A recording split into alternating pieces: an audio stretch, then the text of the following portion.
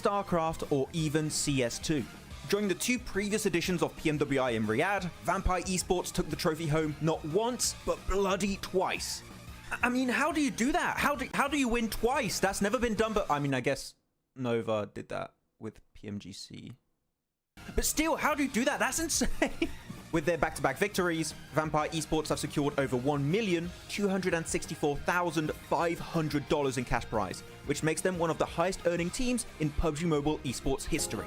Are you looking forward to the Esports World Cup this year? Who do you want to see qualify and secure a portion of that sweet, sweet prize pool? Share your thoughts with us in the comments. Has Alpha 7 finally found a worthy opponent? Finally, worthy opponent.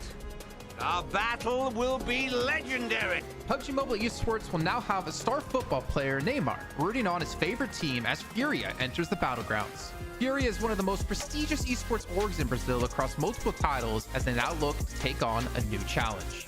Furia consists of players from multiple teams with a depth of experience as they come together to challenge the top. The team consists of Kayovski, the man who has won the last 2 PMPL Americas with Influence Rage. Adrian, coming in hot from a tense game, bringing in experience from multiple PMGC events in the past. Arturzan, who is able to carry Team Queso to PMGC in 2023, looks to do so yet again with Furia. And Becker, loyal to Inco Gaming for 3 years, looks to make his next leap in his career. Furia is already qualified into PMSL Americas, but the real question is, what teams can even stop them? Share your thoughts in the comments. Good Nate could change the tides by doing it. Oh, wait, I take it back. Okay, Yankee. That was pretty good. Again, do it again. One do it more? again, Yankee. Do it again. Oh! Yankee. Yankee! He's got the smoke now. Go on, play around the smoke. He's got DBS. DBS finish. 1v3. 1v3. 1v3. Hit a shot! Hit it! What's happening? Reload, Sinister! You have no ammo! They won it. I can't believe that. Players up. Oh my god, D46 didn't see that coming. Wait, all the jump shots? What? What? 1, 2? No! There's no way! 52 wins it! You must be joking! You have to apologize. You have to apologize, son. Gyanti. No, DBS post range. Oh my god.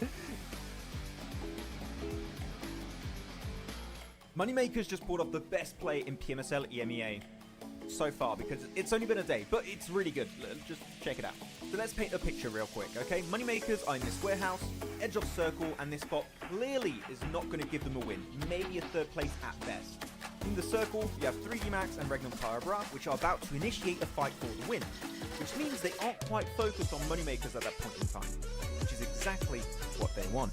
The instant the fight breaks out, they say Moneymakers decide to make a push into the circle, and they are ready to engage by the time the fight ends, which is when the teams are at their weakest.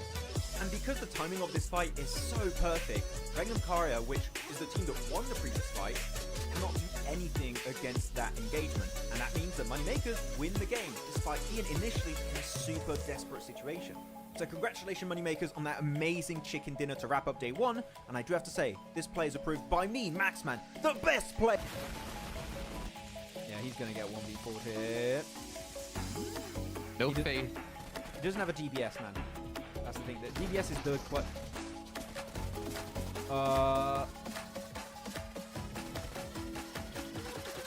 that's a cool UMP skin for the DBS. Stop looking at me like that. PMSL America's NA qualifiers have recently concluded, and we finally know who made the cut. With 27 participating teams, only 3 would advance to the next level of competition. And at the helm is Titan Gaming NA, who is composed of popular players like Redox and Doran from Nexus Gaming. Their crushing victory was thanks to their dominance on Erangel, where they secured 5 chicken dinners on that map. One of those games with an almost record-breaking 26 eliminations in a single game. Heading into PMSL America's spring, they will be joined by 2nd place Taco Lovers and 3rd place Super Lazy Reflex, who qualified in the very last match thanks to a podium finish with 10 eliminations.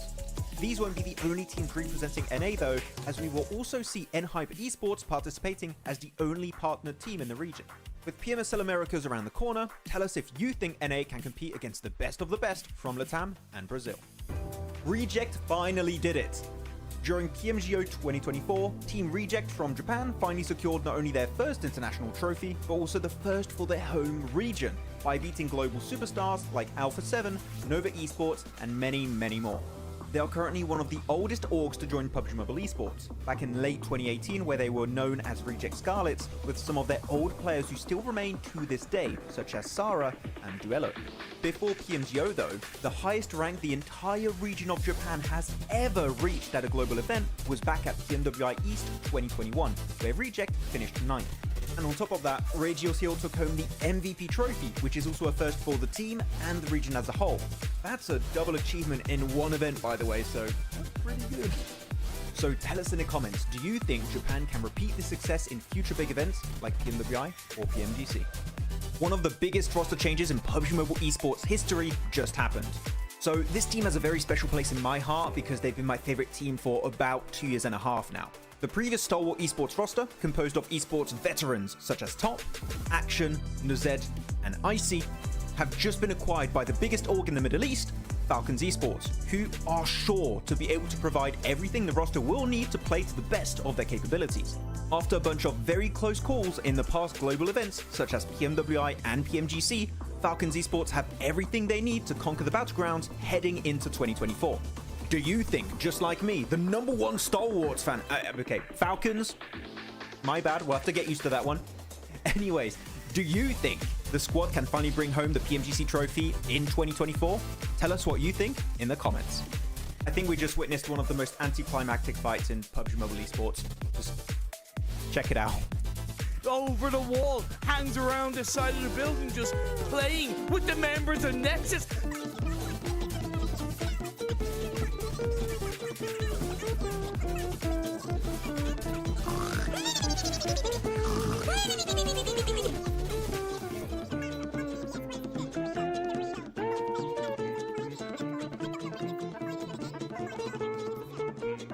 They sure are. I love this from Exo Machina. He's gone out of the house completely. He's trying to get into zone, but Sigma has the same idea, and he is gonna win that because the play zone just hurts too much.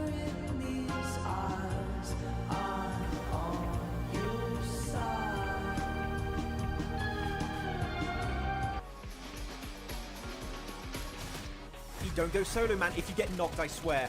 Don't get knocked. Good. Okay. DK, what are you doing here in this match? Come on, Reefus. Redeem it. Redeem it, Refus. Redeem it. Oh, he got... Wait, Refus, he got 2? 1v1. He has 3 nades. He has 3 nades, but he's behind a crate. It's gonna be so... Whoa! Oh, he got it! 4MV. The redemption arc begins. Right side, come on. Oh, Eugene, okay. Eugene's got a great angle here. Oh, good neighbor? Maybe? Oh! This is a very important fight. Oh, that nade. Oh my god! Either. Oh, I didn't see it. I looked away. Doc just threw the nade through that window at the top and it just went perfectly right on top of Mad Balls. That was amazing, Doc. Oh, no. Oh, he's going to destroy him. Oh, nice angle. My god, D46. That was perfect. Hello, everyone, and welcome to Too Lazy Didn't Watch for PMSL CSA Spring. Max and I are here to give you a quick knowledge blast of what went down in the spring season, and of course, get you ready for the summer season kicking off on May 8th. Looking at one of the top contenders of spring, Ultrigo were playing at their peak, especially during the league stage where they qualified with ease. That was in large portion thanks to Rosemary and his dominating presence on the battleground. This enabled him to win 3 out of 4 MVP awards as he went full-on gear second in the finals, eclipsing the entire lobby. Unfortunately, they fell short as they secured 2nd place, but they then put on full display that this team has what it takes to secure a future PMSL title. My only hope for the future is to see the team stick together a little bit more in their games, which will then result in them getting way more chicken dinners in the long run. All eyes were back on BTR as the Twins have rejoined the roster after 207 days. Their league play all boiled down to one word: inconsistent. Whether it was their results or the roster they were fielding, BTR wasn't able to dominate the lobby. Flash forward to the finals, BTR was still one of the few teams to consistently swap around their starting roster. Out of the top 9 teams, only 2 were actively using their 5th player, Ultra Ego, who placed 2nd, and BTR, who placed 9th.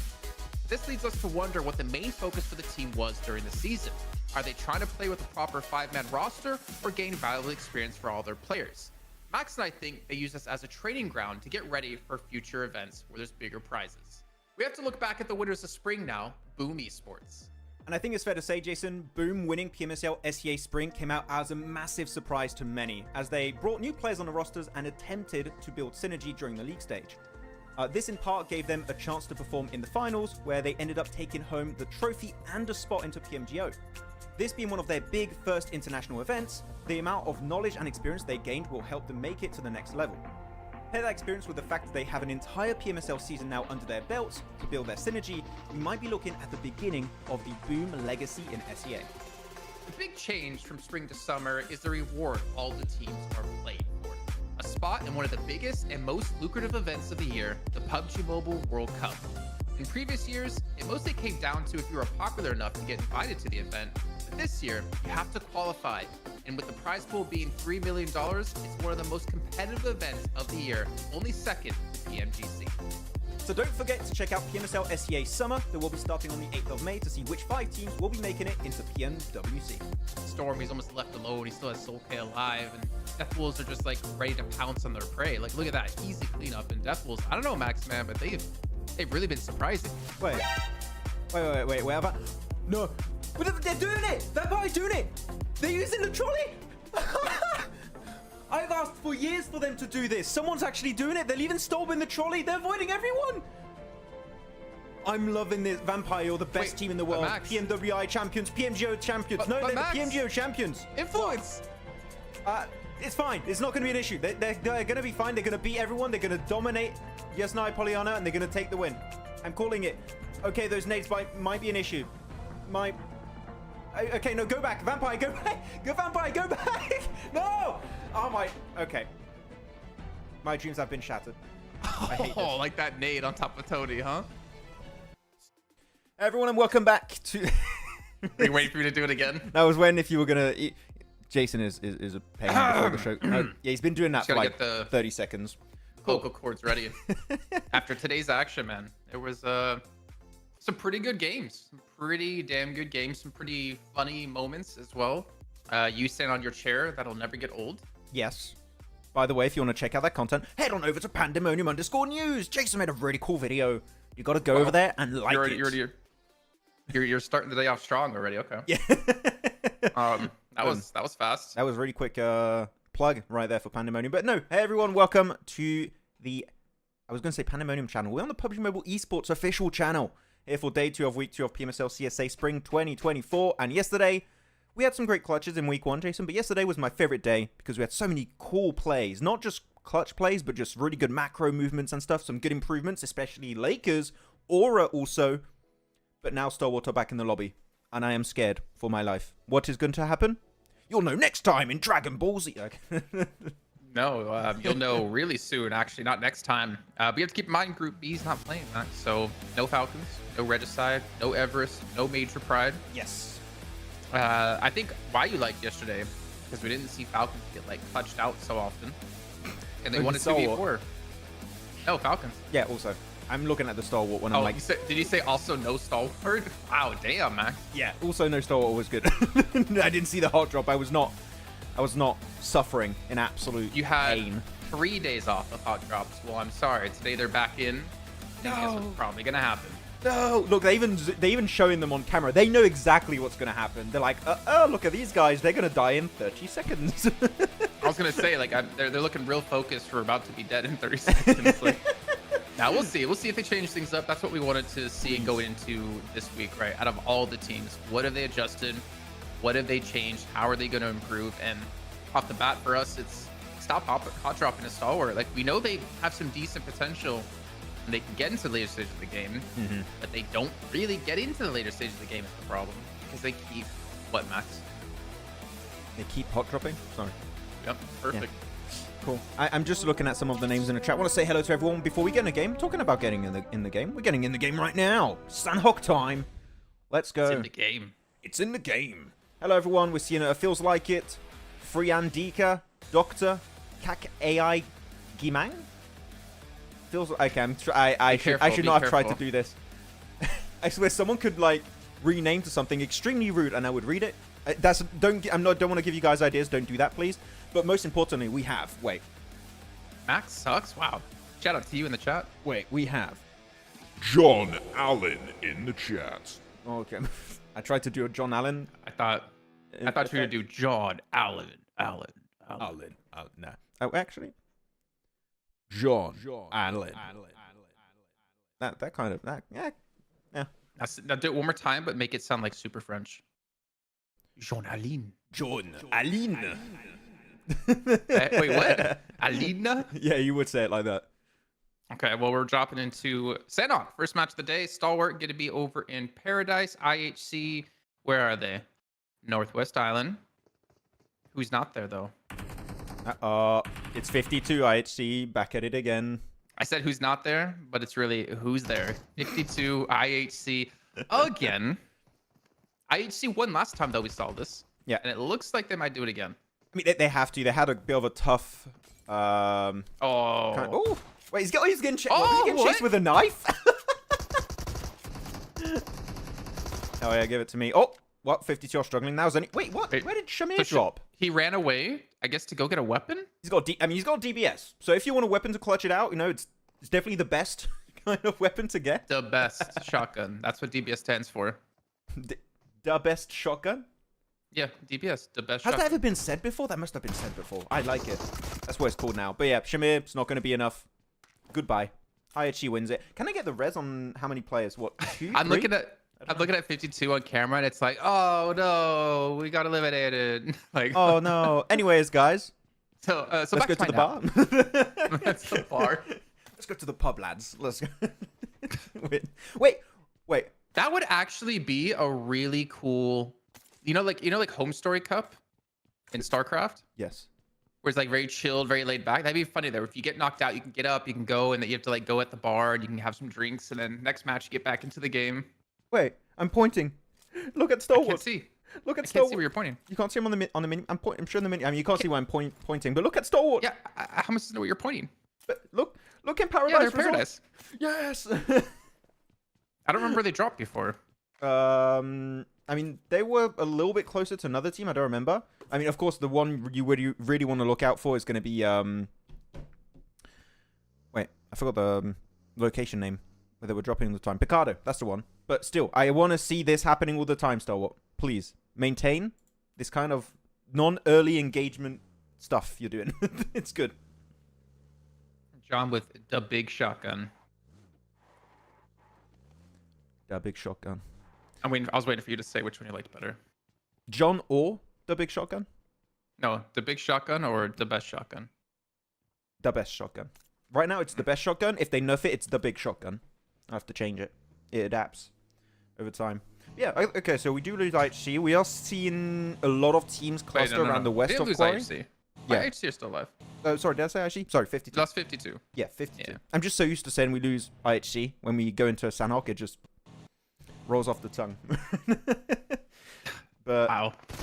I mean, Western Quarry, a lot of teams are want to What? go there early because you don't have too many good spots. Like here, you can have some early crashes off KS Axe, get on Rook, and oh, that's the worst way to get rolled over. Damn. What? Who needs bullets when you can turn them into a human pancake?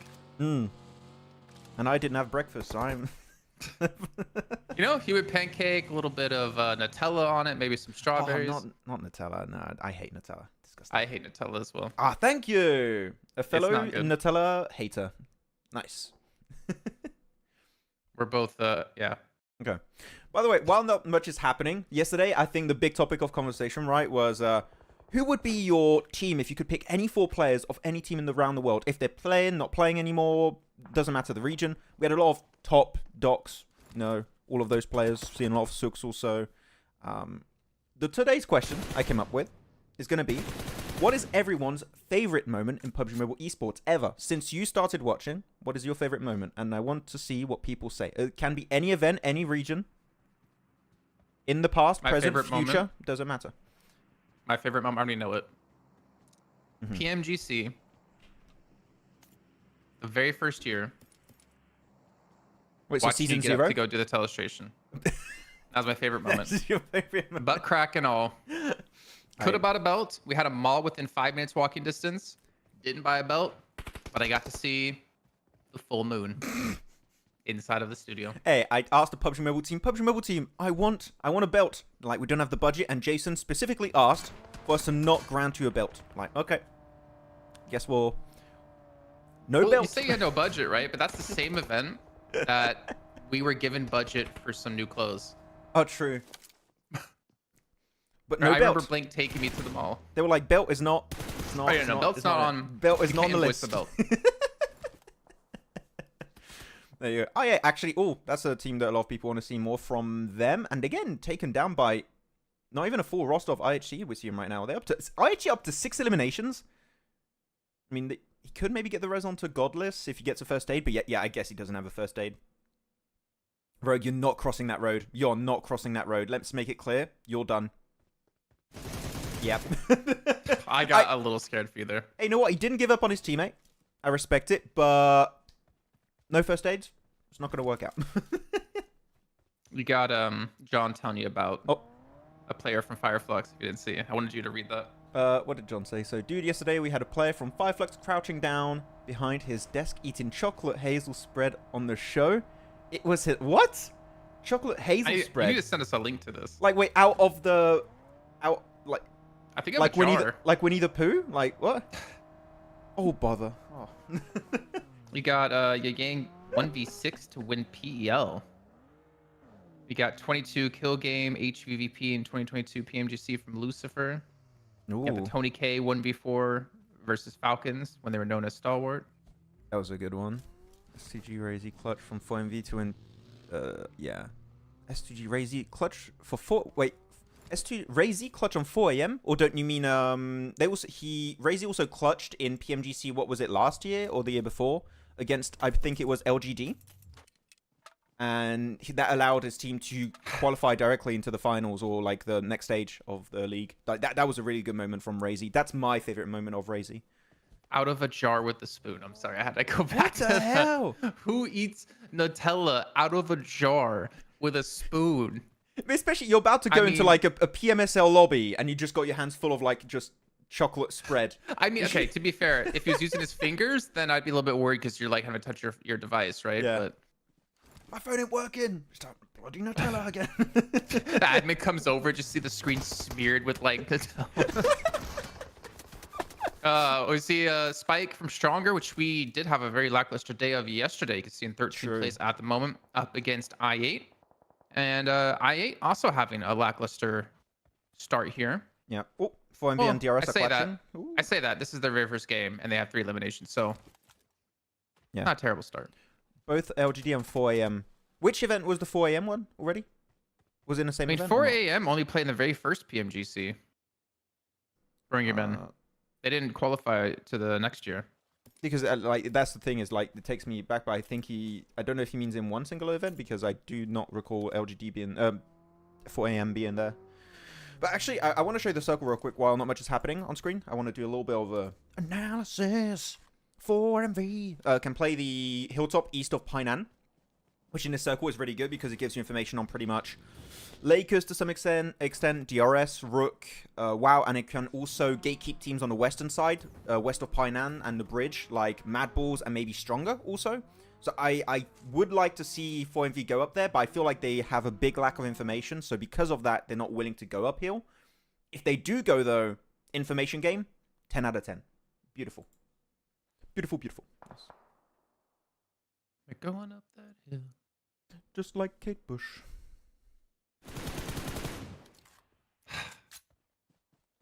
What, Kate Hill? You wanted me to call her? No. That's PMGC 2022 Grand Finals in Indonesia. Game 18, right? Was it? I don't remember exactly which game. Like, you guys are bringing out... Oh, it was game 18 of that damn, like... I remember it happened. Which day exactly? I don't remember. I don't have that good of a memory, but...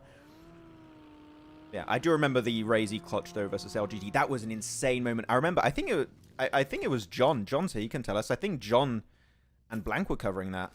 And they just popped off. Because it was one of the best clutches of the entire tournament at that point. That was nutty. Okay, I mean, 4MB have a bunch of cars. Hazelnutty? They're chilling. Max? Hazelnutty?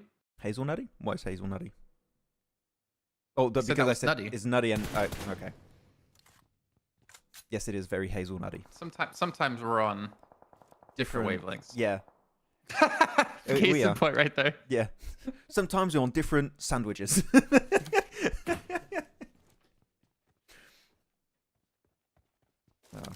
Okay. This is chill for Sanhok though. Sure, we lost 2 teams. We lost 52 and IHC, which we expected to lose IHC. 6 elims though. Still, it's not as bad as it could have been for IHC. It's 1/3 of the points they needed to catch up to Hardbass team, who played 6 matches yesterday. Wait, how many they needed? 18. Yeah. So yeah, they got already a bunch. So that's cool. Yeah. So a third. It is a third. Yeah, but I was just checking. Jason, stop. Okay. I was just checking on Wikipedia. Okay. I like how you say, yeah, they got a good chunk of points against. I don't know. I just set it up for you for 1/3. And you were so unsure that it was 1/3 at first that you had to change the way you said it. I'm just gonna scroll down on Wikipedia to see how many points Hardbass has. Well, it was on the skyscraper in game on the right side. Be done with nuts, Max, please. I'm allergic. Are you? No, I'm not. Oh. That's a lie. We know who's allergic right now. Rowdy is allergic to bullets. I think everyone's allergic to bullets, to be honest. I think it's not very healthy. Well, A1 are going to be losing 1 and 2 players, K9 and Hitman. Yeah. Very far away here on the spread, as I think they tried to crash into Rook or maybe try to gather information. A little bit unfortunate for A1, who did have a pretty good day 1, considering how last week went for them. I think our eyes are looking towards Sora and Lakers, and I'd say A1 as well, in particular, to see how they fare in day 2. So we're wondering about the adjustments being made from week 1 to week 2, but more importantly, how are these teams down towards the bottom of the table are going to be able to change things up, and if they're able to maintain that kind of course. I am still waiting for the I8 comeback, though, Jason. Everyone's hyped up I8. I'm like, okay, you know what? I shall wait for the I8 comeback. I haven't seen it yet, but I shall wait. I'm a patient man. Insert a picture of Max 50 years from now. Still waiting. Hey, that would be 7, but I will wait patiently. We'll see. I mean, currently, Just imagine overall, where are they at overall? Because overall position, I8 are in. Before this week started, they were in 60. Actually, even after yesterday's matches, they're in 16th position. They're on the cutoff point of making it in finals if we stopped now, which not the best position to be in. But okay, got a little bit of a fight here. Stalwart pushing on to Aura, which had a big improvement yesterday, especially on Miramar. For Aura, I want to see more presence on other battlegrounds like Sanhok and especially Erangel. But Leo... I think KSX are actually shooting Leo. They're kind of third party in this. I saw some purple numbers come up. Yeah, Malik got it though. But there are definitely some third parties, which is going to be a big issue when you're fighting around Quarry. You're just going to have a lot of angles that you just don't have a lot of information on. And Kirito drops down and gets knocked. Okay. Not sure how that happened. And the circle goes back over to Quarry after that, I think. From what we've seen. From where and to where? Some people are doubtful of I8, and some people will support I8 until the very end. Which, again, I respect that. I like the fans that never give up on their team, even when they're at their lowest. No? Some people support I8 like indefinitely, and some people hate I8 indefinitely. Yeah. That's fine. That's how very polarizing work. I was going to say, just imagine 750 from years now, or 50 years from now. He's going to be so short because the older you get, the more you shrink. I don't think his forehead is even going to like crest the top of the desk to be on camera. I'm assuming he used some on camera there. Yeah, I didn't. I just hid. I went a bit lower. Look at the west side of the zone, by the way. You got like DRS, Lakers, 4MV, Mad Bull, Stronger, and WoW all in that direction. Yeah. I'll show the minimap real quick for you guys to have a bit of... oh, a few shots taken. Yeah, I'll just show the minimap real quick so you guys have a bit of context what we're looking at. So yeah, as you said, you got Mad Bull, Stronger, WoW, 4MV gonna have to push up. I'm surprised 4MV have just barely started scouting. They sent Doc up the hill trying to get some early info. I thought they would do a little bit earlier, if I had to be honest, but... That's fine. Though right now, you're looking at Rook's position. We've seen so many circles end around here, and Rook's spot is the winning spot a lot of the time. If the circle keeps centering up, which it might not, I mean, but it's really valuable. But Rook are down to 2. That's the one problem. I don't know if they can cover a lot of this area. I said looking more Rook's towards spot Demorte. is the winning spot. I didn't say Oh, their Rook would spot. win. That's a bit different. Hopeless. I don't think he's been spotted, has he? Yep, there it is. There's turns around, misses the shots though, but it doesn't matter. Hopeless gets ran over by his teammate, or by yeah, well, not his teammate. Madball's his teammate. Yeah, this is going to be a bit rough. Yeah, this is a big opportunity for third party for 4MV. I'm telling you, if we see 4MV third party, that would be such a clean play. So I'm expecting to see it. Here you got a big 3-way fight. Not really sure who's going to come out on top. Maybe Ruby. He's got the best position right now. He's against almost 2 fully stacked teams, but this is going to start losing players. And we're going to go into phase 5, so they can't tank the blue for that long. Oh, do I see So 4MV? many limbs. Wait, are 4MV coming in? Yeah, they're close. They're like slowly heading on over. I think they're maybe waiting for some more action to break out. I think they are. At least they're maybe can just gatekeep these teams as well since they're over towards the zone. Oh, Ruby. There you go. Wait, who was it? Nice. Ruby. It was Ruby. I didn't even see. Yeah, Oh, he was prone to the grass. They didn't see him. Outlives 2 teams, gets some extra eliminations. Now, he gives the information over to 4MV, of course. But yeah, I like what we're seeing from 4MV. Again, very methodical approach. Just very passive, yet controlling. I rate it. And extra Ruby elimination. just gonna go down to blue? I think you might want to. If you know this is a full team, which he might expect that to be the case, just try and run away or just die to blue. He And goes down. yeah, there you go. He's picked away. He goes down to 4MV.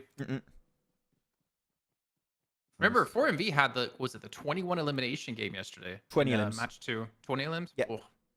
30-point match. Insane. Max taunting? Was I I taunting remember back then? I remember when we used to get 30-point matches out of teams back when chicken dinners were 20 points, and that was still like pretty crazy. But Yeah. now we're getting 30 points with an extra 10 elims for it. I cannot... didn't we have a time where we had 30 points per chicken dinner also? I'm we not had sure. That's before my time. I feel like I recall we had a time where we had 30 points per chicken dinner back in 2019, early 2020s.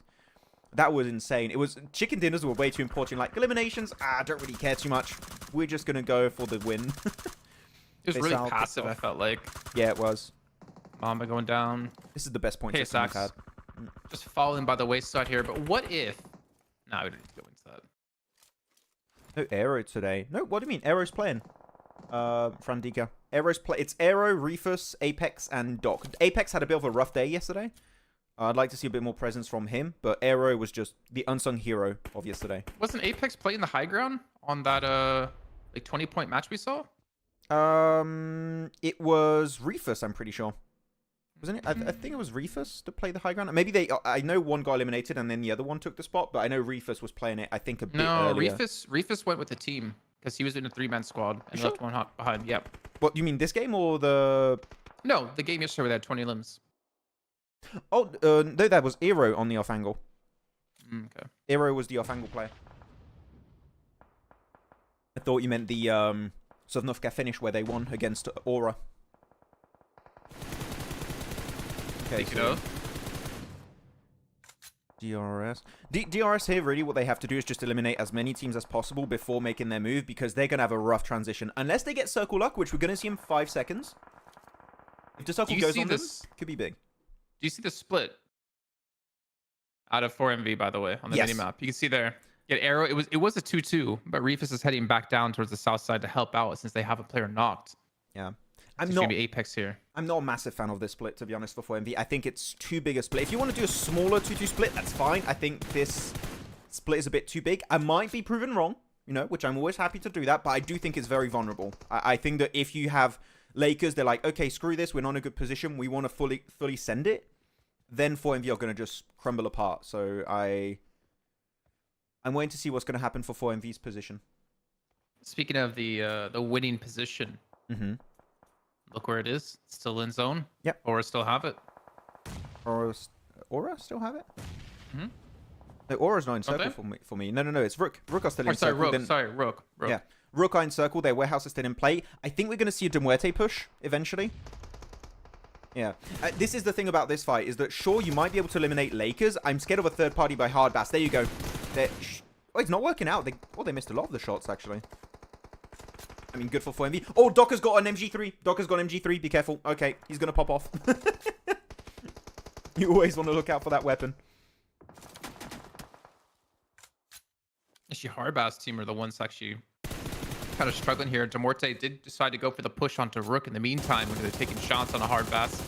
Arrow, does he got Giante out of the car? Yeah, nicely done. Out of the supercar. And right now, what you could do, you just regroup if you're 4MV and you eliminate hard bass. Like, that is your major threat. All the other teams are going to fight each other on the eastern side. If 4MV eliminate all of hard bass, they win this game normally. Oh, the nades. Doc, watch out. Oh, didn't matter. The nades actually got shot down. He's got to be rescued now by his team, but you can still see 4MV putting a lot of pressure on the lobby here from the positions they're in. I think Doc's going to fall, though, from these nades eventually. There it is. So they're going to be playing one man down. The MG3 on the ground to be looted. Only 3 AUG ammo. He's only got 3 bullets. Not the best. But that's the thing. As I said, this is the team you really want to eliminate. Now they're just taking so much free real estate on this, on this hilltop. It's rough. They're coming with vehicles. They're just charging straight into 4MV, and you're going to see Reefus go down from the shot. Apex has some cover from the car behind him, but he needs this elim. He needs this knock on a striker. He's got... Oh, wait. He shot so many shots off that shotgun to get it done. But yeah, that's it for 4MV. Eliminated. Yeah, it makes sense. It makes sense. I still think they were a little bit spread. And Hardbass, I think, saw that. Hardbass saw their position like, okay, they're very vulnerable. We're just going to go for the push, control the high ground. And now that they control the hard ground, this is a Hardbass win normally. Because they have all the information they really want on Himson of Aura and the remnant players of Rook. So they got the res, up to 8 eliminations. They got the extra loot off of 4MV. I don't see how they don't win this game. It's a 4v1v1. There you go. I'm just Himson's looking gone. at you in camera. Just to, when you make bold statements like that. But no, you should be right. No zone either for Vic. Maxi chase with the DBS. Yep. All right, Hardbass. 4-player victory here. GG. 9 eliminations, 1,500 damage. And they were one of the teams that went for that Painan Hill very early on. They were playing in that little dip on the hill. And they just played the long game. Tried to survive, get some information. Push teams away so that they don't get breached earlier on in the match. Yeah, that was a clean execution. I still think 4MV had more potential to win this if they did regroup and get rid of Hardbass a little bit early in the game. If you don't do that, the team's going to start to heal up and they're going to push you eventually. So yeah, good from Hardbass seeing the weakness of 4MV and pushing it. I am a little bit worried, Max. Yes. Why? Because hot drops with Hardbass are very common as well. Yes. Wasn't it them up against DRS on Erangels? We saw it a few times. It's a bit inconsistent. It like sometimes happens, sometimes doesn't. It's especially the Miramar ones, right? That you have against Stalwart. That keeps happening every single Miramar. In Picado. In the Picado drop. Actually, I want to check.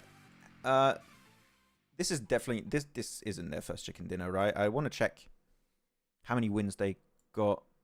They got 1 win last week. So this is their second chicken dinner. So yeah, GG Hardbass. Got a bunch of good points to start off this second day. Very happy about Which one was that actually? Let me look. Which match was it on? It was like in the middle of the week. Erangel. Okay. With Rook and Demorte in the second, third position. They got a ton of limbs that game. Actually taking a look at their like score breakdown last week. 30 placements, 60 limbs. Yeah. Not bad on the limb front, but you want to reach that late game a little bit more. Where's Falcons? Falcons is not playing. I don't think we talked about all. You mentioned at the start. I just remember you saying Falcons. I didn't hear the rest. Falcons were just decided Everest Major Pride not playing today because they're in Group B. Exactly. Group B's sitting out. Yeah, and the They'll team be back tomorrow. Yeah, and the teams that are playing today then that weren't playing yesterday is IHC, Mad Balls, I8, and Stalwart. So we'll see what's going to be happening on Erangel, more specifically. Are we going to see some stuff happening in Rozok? Could be fun to see how things go down. But yeah, man, I still don't get this fight on Northwest Island. We're seeing some of the replays. Why is no one willing to stop the drop? This makes sense to me. I mean, if you're IHC, like, I feel like you shouldn't have to stop the hot drop. Like, they get unlucky, was it one time, maybe twice last week? Yeah, I mean, I don't really it's care. IHC, the reigning world champion. Like, if they won a spot, I would give it up to them, man. I don't really care who changes their drop. I just feel like, as you said, right, out of the two, normally if you're 52, you want to change it because it's the current reigning world champion. They're really good when it comes to early fights in general. They've had a few L's last week, but in general, they're a very strong fragging team. I feel like if one team had to change, it would have to be 52. It's the one that makes the most sense currently. Yeah, by far. So, yeah, I think there's a lot of options. It's like that Picardo drop, Jason, where you can still have the advantages that a Picardo drop provides you by going for trash loot over to the west. And yet they're still committing to it. Here, you can drop, if you want, northwest of the hilltop. There's a few decent trash loot locations you can loot up for, or you can just go somewhere else. It's Sanhok. You got it once a day. It's not that impactful. I don't think it's worth dying on that hill of committing to a drop like that all the time. But yeah. Anyways, again, if you guys have any questions in the chat for us, feel free to tag me, Maxman30, or Pandemonium_news if you want us to directly answer questions, or if you have some comments you'd like to make, feel free to send it over to us. Oh, John's talking about... I mean, looking... What? Yeah? Thinking about, like, if we're talking about IHC and 52, like, 52 most likely should be the team. If you just look at, like, rankings-wise and obviously past accomplishments. And then you go into the Mikado drop with Hard Bass and Stalwart, and I don't know who I would say needs to stop. Like, I feel like Stalwart are the ones forcing the engagements because Hard Bass get inside those, like, apartment buildings, and then Stalwart go for the chase onto him. That's true. So maybe Hard Bass is actually like wanting to, okay, no, let's just loot half of this, you loot the other half, and Stalwart the one that keep taking the fight to him. Yeah. For me, Stalwart is the one that's displaying the most ego in that fight. There's like, we want to claim this position, we want to scare them off. And Hard Bass is just not giving up. But yeah, if any team, I think that Hard Bass is showing them more restraint in those fights, so I would like to see them move, possibly. Like, Stalwart is never going to change from what I'm seeing, unless we get a big surprise today, which I would love to see. It is week 2, so we don't know what changes happened in the background for the team. But I do think that that would be the change that makes the most sense, is for Hard Bass to leave. And go for the trash loot on the west. Again, I think it's super valid. I've seen it in so many tournaments, a hot drop happen, and they would change it in the next few days where they would go for the trash loot. It's a very, very good option. Why are we stealing 50% of the team's bonus points? We got to get paid somehow. Yeah, that's it. They get the bonus points, and we turn that. We give it to the bank. They're like, oh, thank you for the bonus points. Here's money. And that's how we get paid. What's the conversion rate in France for the bonus points to euro? 1 point equal 76.59 euros. Damn. Yep. Per bonus point. So, we're getting a bunch of those. Hell yeah. That's it? In Italy, I get 153 euros to the 1 bonus point. I'm moving to Milan. Let's go. Please no. Please don't come anywhere near me. Like, don't come closer. Oh, okay. Rude. IHG must get some chickens because they are #1 team from PMGC 2023. Yeah, I mean, how many wins did they get last week? Did you say #1 team? Yeah, I did say the hashtag. I did say the hashtag. Hey, the hashtag was there. I had to read it. How many wins did they get last week, IHG? Let me go through it. So IHG had 1... They only had 1 chicken dinner last week, actually. Which we've known them from PMGC, right? They're not a chicken dinner centric team. They don't really care too much about getting those wins. All they care is reaching the late game and getting situations where they can get a bunch of eliminations. If you look at their breakdown of placement points to eliminations, it's one of the biggest discrepancies between placements and eliminations. Last week, IHG had 59 placement points for 124 eliminations. 1 win, by the way. So that is insane. Is that the biggest ratio we have? Because what I'm seeing for other teams, it's 76 to 113. I'd imagine so. 63 to 135. 4MV is pretty close. 68 to 136 with DRS. How much? Wait, 68 to 136. 68 to 136. Yeah. Yeah. Okay, actually, the teams at the top are kind of following the same kind of ratio as IHG. Yeah. I think you said, was it yesterday, you generally want to see like 50% of your points from placements, 50% of your points from eliminations, but it's not the case anymore. I don't agree with that. Yeah, because I feel like it's more maybe closer to 75% eliminations. It is now. I think the meta has changed pretty significantly on that side, because if you look at the lower teams, actually, I want to see what's their ratio. Yeah, when you get low, it's still like about overalls at the same time, by the way. Oh yeah, just true. To let you know. Yep, let's go overalls. We're about a 2-to-1 ratio, so that has really changed. It goes to show the meta has changed a lot. Ow! Oh, what did you do? I put my fist into my cactus. Good job. Nice. I got things sticking out of me. Okay. Well, yeah, I'll look at the rankings while you take care of yourself, Jason. I'm good now. Ow, man. Why do I have a cactus on my desk in range of my hand? Yeah, that seems like really bad forward thinking. But look at Hardbass, plus 9 positions in the rankings. Up to 7th, 37 points. Again, we said it yesterday, right? At the end of the show. It's only 6 matches that were played. One really good game, like a chicken dinner for Hardbass, is going to push you up the rankings quite a fair bit. So, yeah, that's really good stuff for them. Because who's not going to be playing today then? I mean, Falcons then, as we said, is not playing. So we're going to see Falcons drop off a little bit. Well, Everest, you can see Falcons on the front page. Those two teams will be continuing to go down the leaderboards throughout the day. But if we get onto the second page, then we can see where all the other teams stand. We do have the technology. We have the capability. We don't have to stay on this graphic for only 5 seconds because that's how long is allotted. We can move on and we can pause. Regicide, you see they're 13th, they're going to go down. Major Pride, they're going to continue to go down as well. But you're seeing like IHC, Mad Bulls, I8, and Stalwart first game. Not really able to move up the leaderboards just yet until we get some more games under their belt. Yeah.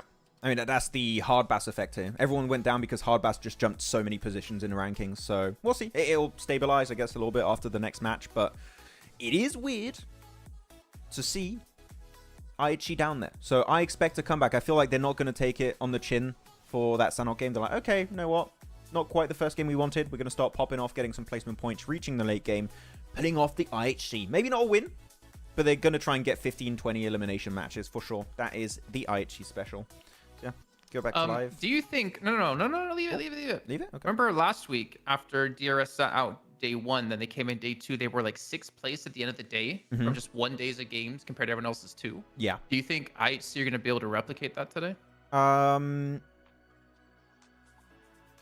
I want to say yes, but I'm going to say no. I think it's going to happen not today. Okay. What do you think?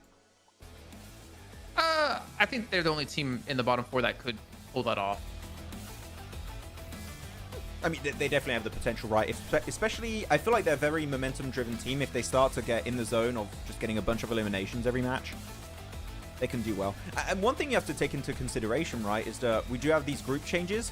Sure, they did watch what was happening yesterday, but it might also take a bit of time for them to adapt to the different drops and also the different rotations you're having in these group changes. So, yeah, we're getting ready for this next game very soon. First Erangel. We'll see what's going to be happening on the hot drop front of things. And I do have a question for everyone, and also for you, Jason, while we're waiting. PMSL CSA is entering finals tomorrow, right? Who do you guys in the chat, feel free to tag us if you want us to see your answer. Who do you think is going to be winning PMSL CSA Summer 2024? Okay? Or who would you like to see win? Okay? Depending on who you're a fan of. I'd like to know. Who do you think, Jason? What's your prediction? Mine is Alter Ego. There you go. Give it mine. Alter Ego? Yeah. Do you mean Alter Ego, Jason? Or do you mean Rosemary? Come on. You really gonna ask that question? Come on. I mean, like, I think one thing, taking a look at the league standings, I am surprised about is Bigatron finishing off 2nd. Week 1, they had a really underwhelming performance, finishing towards the bottom of the table. But they were able to step up actually week 2 and week 3, so they're continuing to grow into the event. Which whereas team Alter Egos is playing consistent. Bigatron? Bigatron? Okay. They got 29 points week 1, 46 points week 2, 60 points week 3. So they've been building up in the event. So I think Bigatron do have a chance, especially with the twins. But Alter Ego has just been so consistent throughout the 3 weeks. 58, 42, 63. Like that's still gonna be a tough team to beat. I mean, you mentioned the twins, right? Lepar was MVP of week 3, I believe, right? Which is, I'm really happy to see a newer name. Even newer name. He's been on BTR for a while, but Lepar was MVP of week 3. Rose Carry. I love that name. No, Vesh, that is a great name. I love that.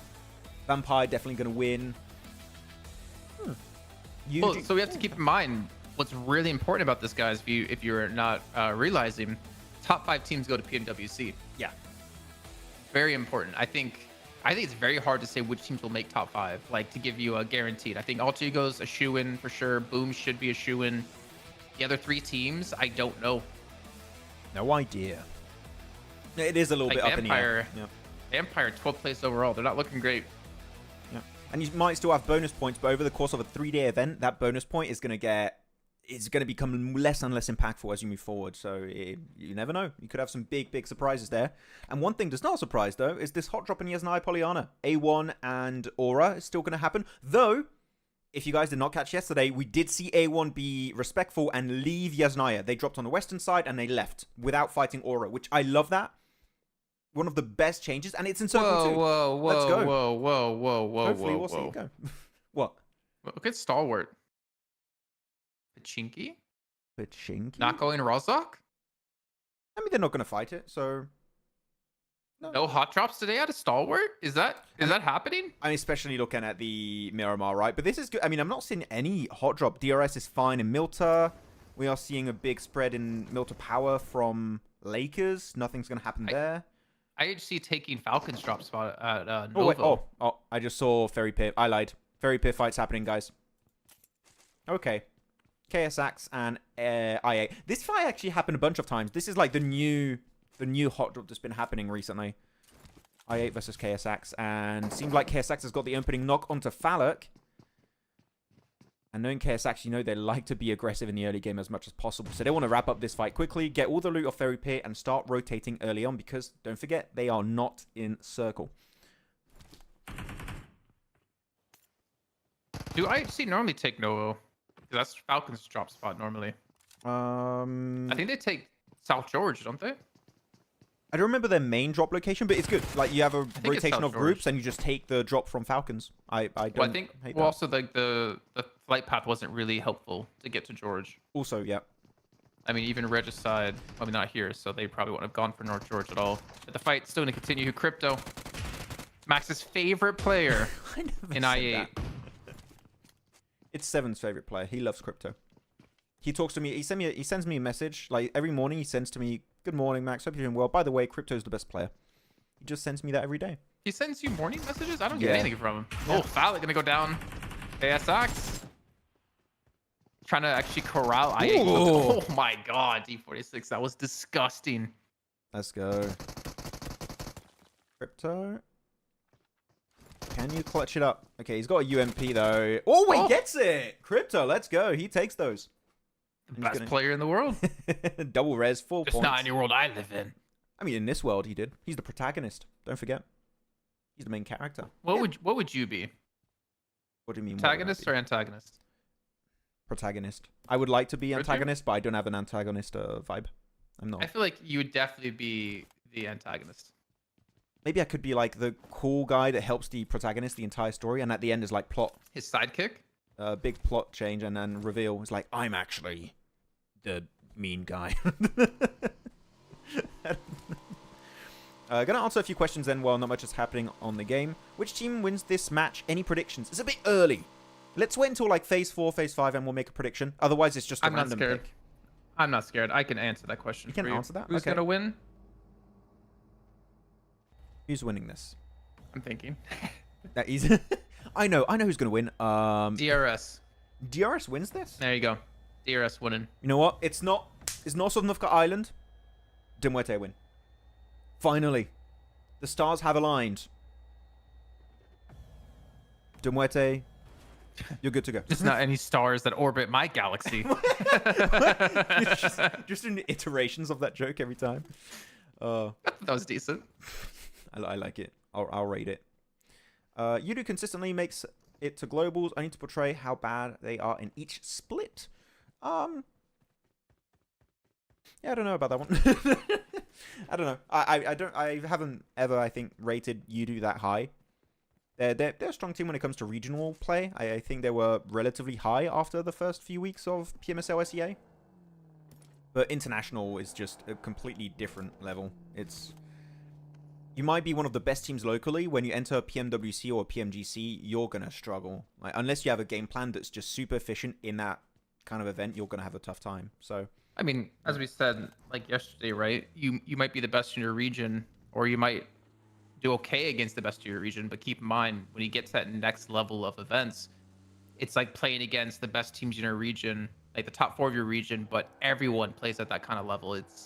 There's no easy points to get the higher up you go in the tier of events. So you have way less feeder teams, right? That would just falter in any kind of team fight. Here, just going to be have everyone. Everyone is the best level of your region and more, and with different metas, which is super hard to adapt to. And a lot of times also teams don't have that much time between their qualification and global events. I think this year is actually good because we changed to PMSL format. So you have a lot more time, which actually, I'm really excited about that. I think we have about a month between the end of these PMSLs and PMWC, which last year and the year before, you had only a few weeks. So the amount of time that teams are going to have to train, scrim, prepare their rotations and drops gets me very excited. So we're going to see peak gameplay in Riyadh. Let's go.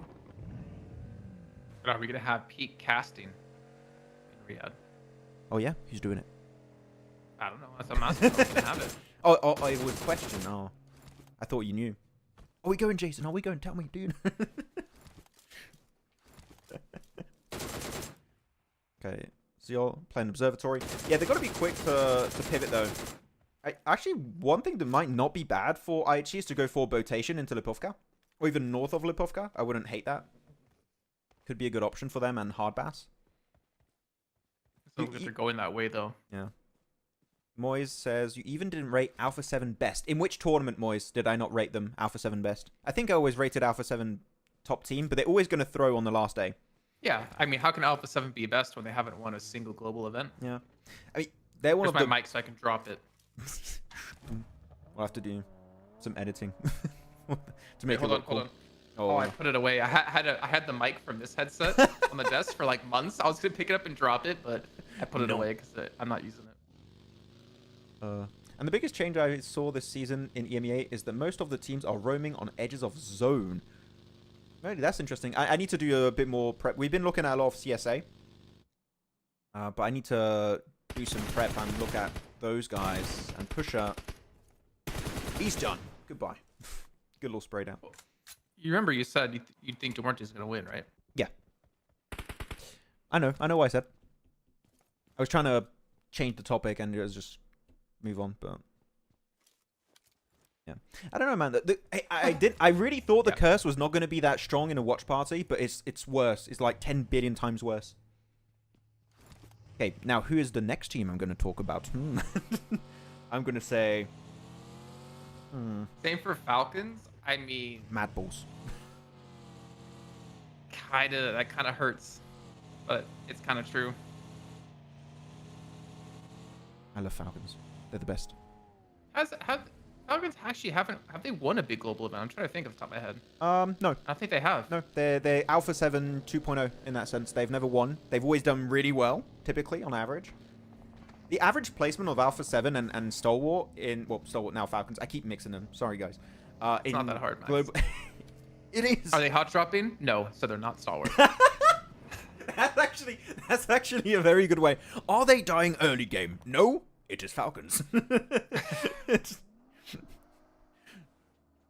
Is the team in Picardo? It is Stalwart. Yeah. A quick little flow chart to figure out who's who. Yeah.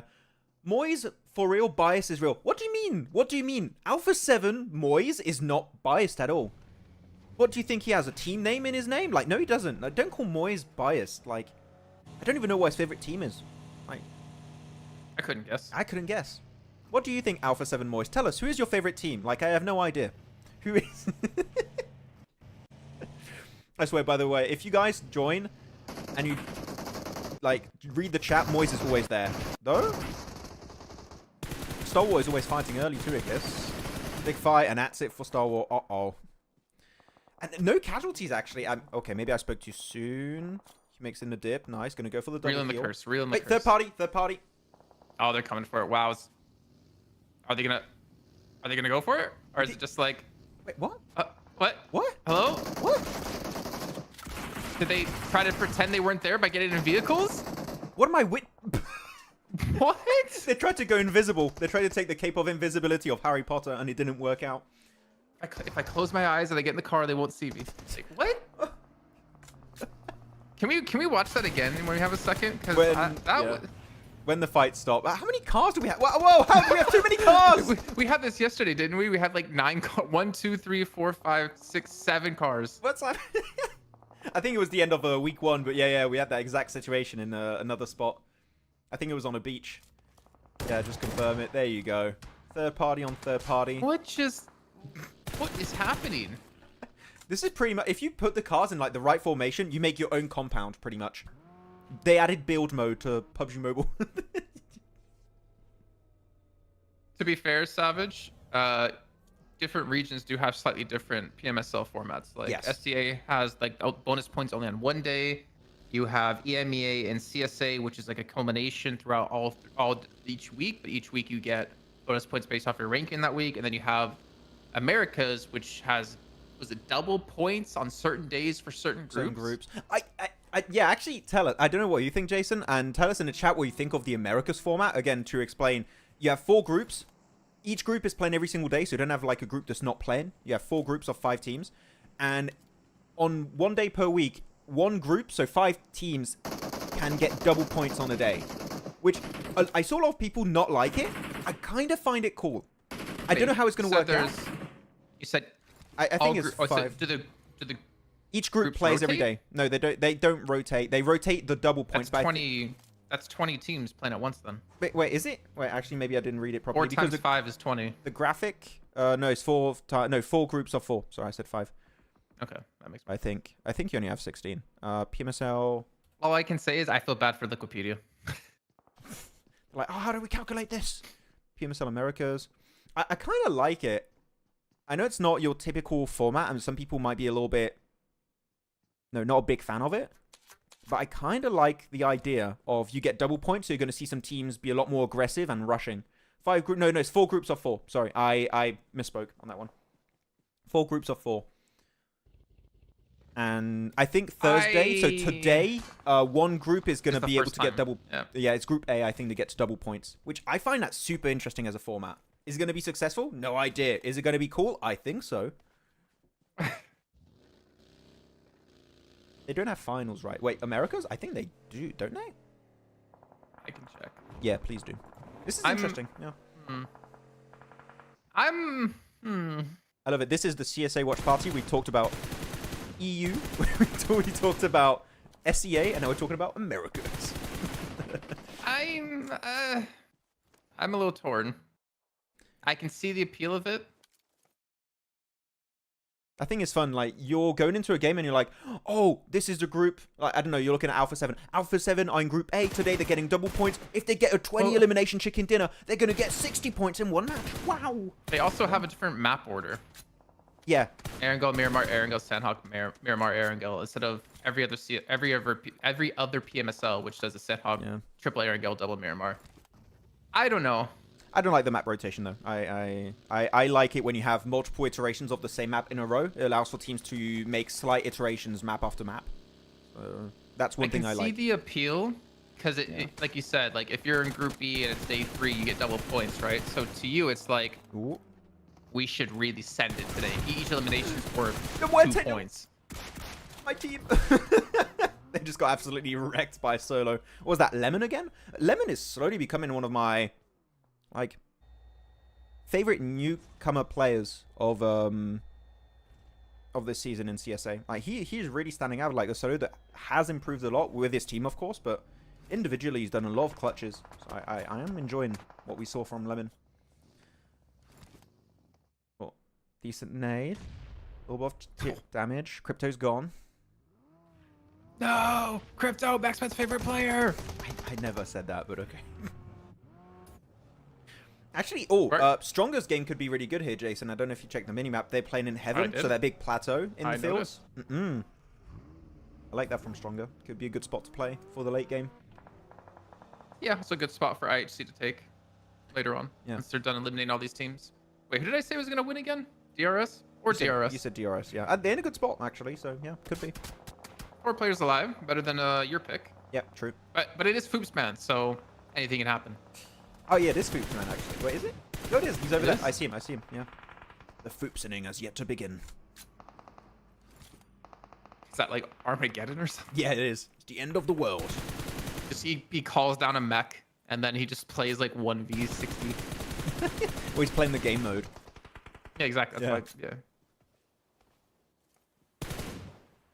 I think we're going to lose a lot of teams in the very near future here. Once the circle's moved in, you don't have a lot of playable spots. You got where IHC are.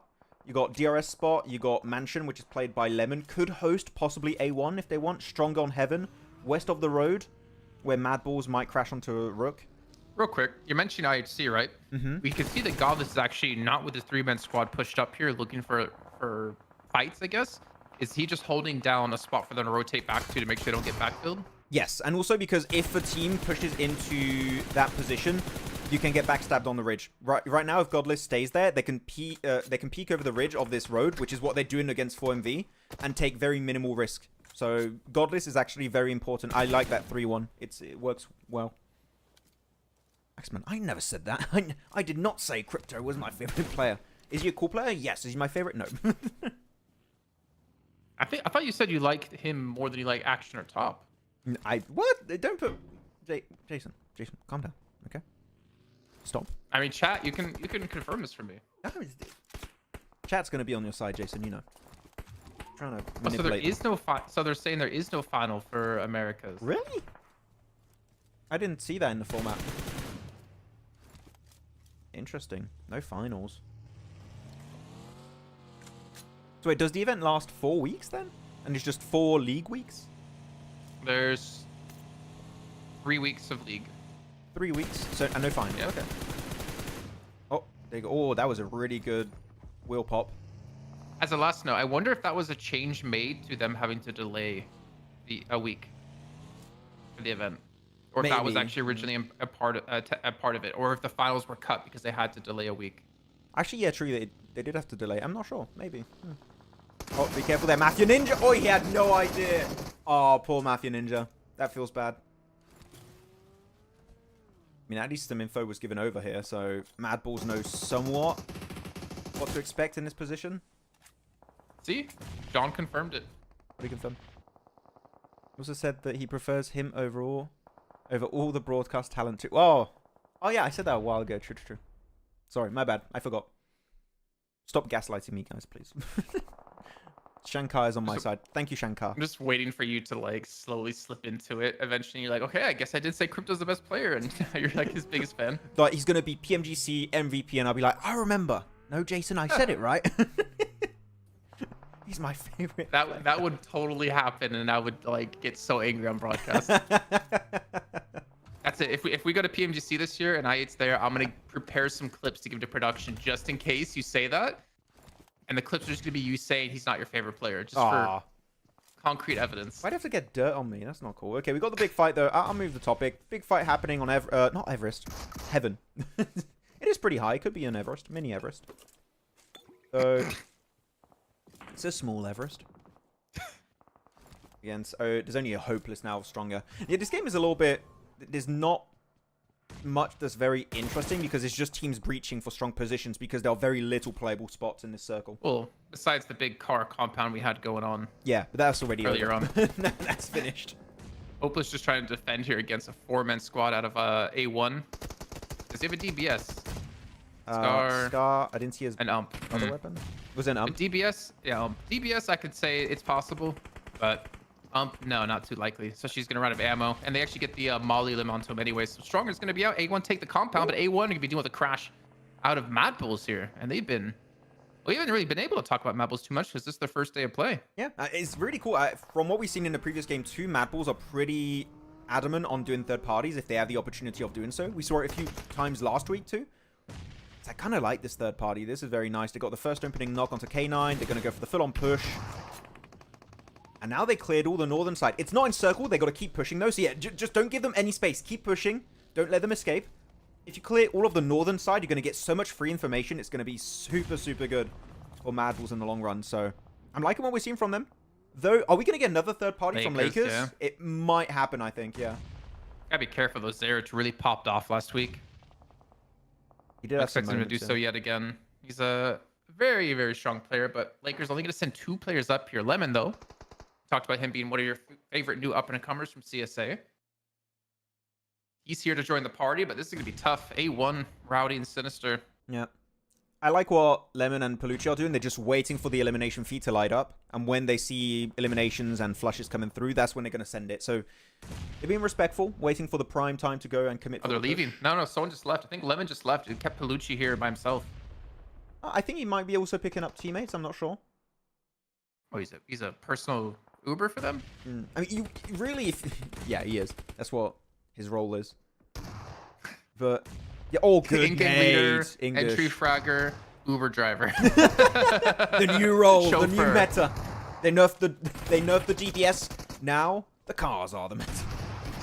Oh, Yeah, there, good A1's gonna push. go down. Zerich gets knocked there, but he's gonna be picked back up. So Mad Bull's coming out relatively cleanly. And it looks like Lakers weren't there to pounce on it though. Again, Lemon. Actually, I don't know where Lemon is. I think It's he only went back to Palucci. pick up Tresley. Yeah, Palucci's there. I wonder why they left one player there though, if they didn't intend to actually.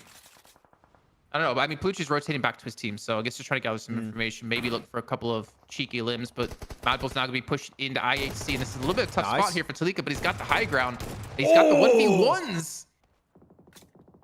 Talika, let's go. That's a really good clear again. I like the approach from IHC, trying to get themselves a little bit ahead of the fight, but man, you just cannot deal. So with while all these these guys. teams have been fighting, by the way, Max, you know who hasn't been fighting? DRS, I know. DRS. I've been looking. One elimination, Yeah. 4 players alive. They're straight just chilling, letting all these teams fight it out. Yeah, they're just going to win that position. The thing is, it's a very bad spot where DRS are if you have to leave it. If you have to stay there, it's super hard to breach. It's super nadeable around the walls. So I do rate DRS if they keep getting circle luck. If it moves away, I don't expect them to win this game unless their cars are in good shape, which I currently don't know. I would imagine so. I don't think they've had much action their way. It's not easy to hide cars in that position. If a team has a high ground angle on DRS, which you do have a few of those south, their car might not be good. Actually, no, I can see a car. I can see 2 cars for DRS. Okay, they might be okay. They might be fine. Just shut up, Max. Just let me do all the talking. I'm kidding, Okay, I'm kidding. I'm muting. Oh, it's so nice. Do you guys hear that? The silence? No more annoying Frenchman in my ears? Oh, come back, Max. Come back. Rook. Nading on top of Mad Bulls here. Max, please. I have to start the stream to see if he's still there. I am. Oh, damn. Yeah, the third party happening for DRS, which is good. In terms of timing, they move in circle, abandon Oh, the the nade's, compound on the nade's time. behind him. Yeah, For Rook. This is out of DRS. yeah, exactly. That's what I'm saying. This Oh. third party, in terms of timing, this is what you want to do. You want to do it and then apply full pressure onto Rook.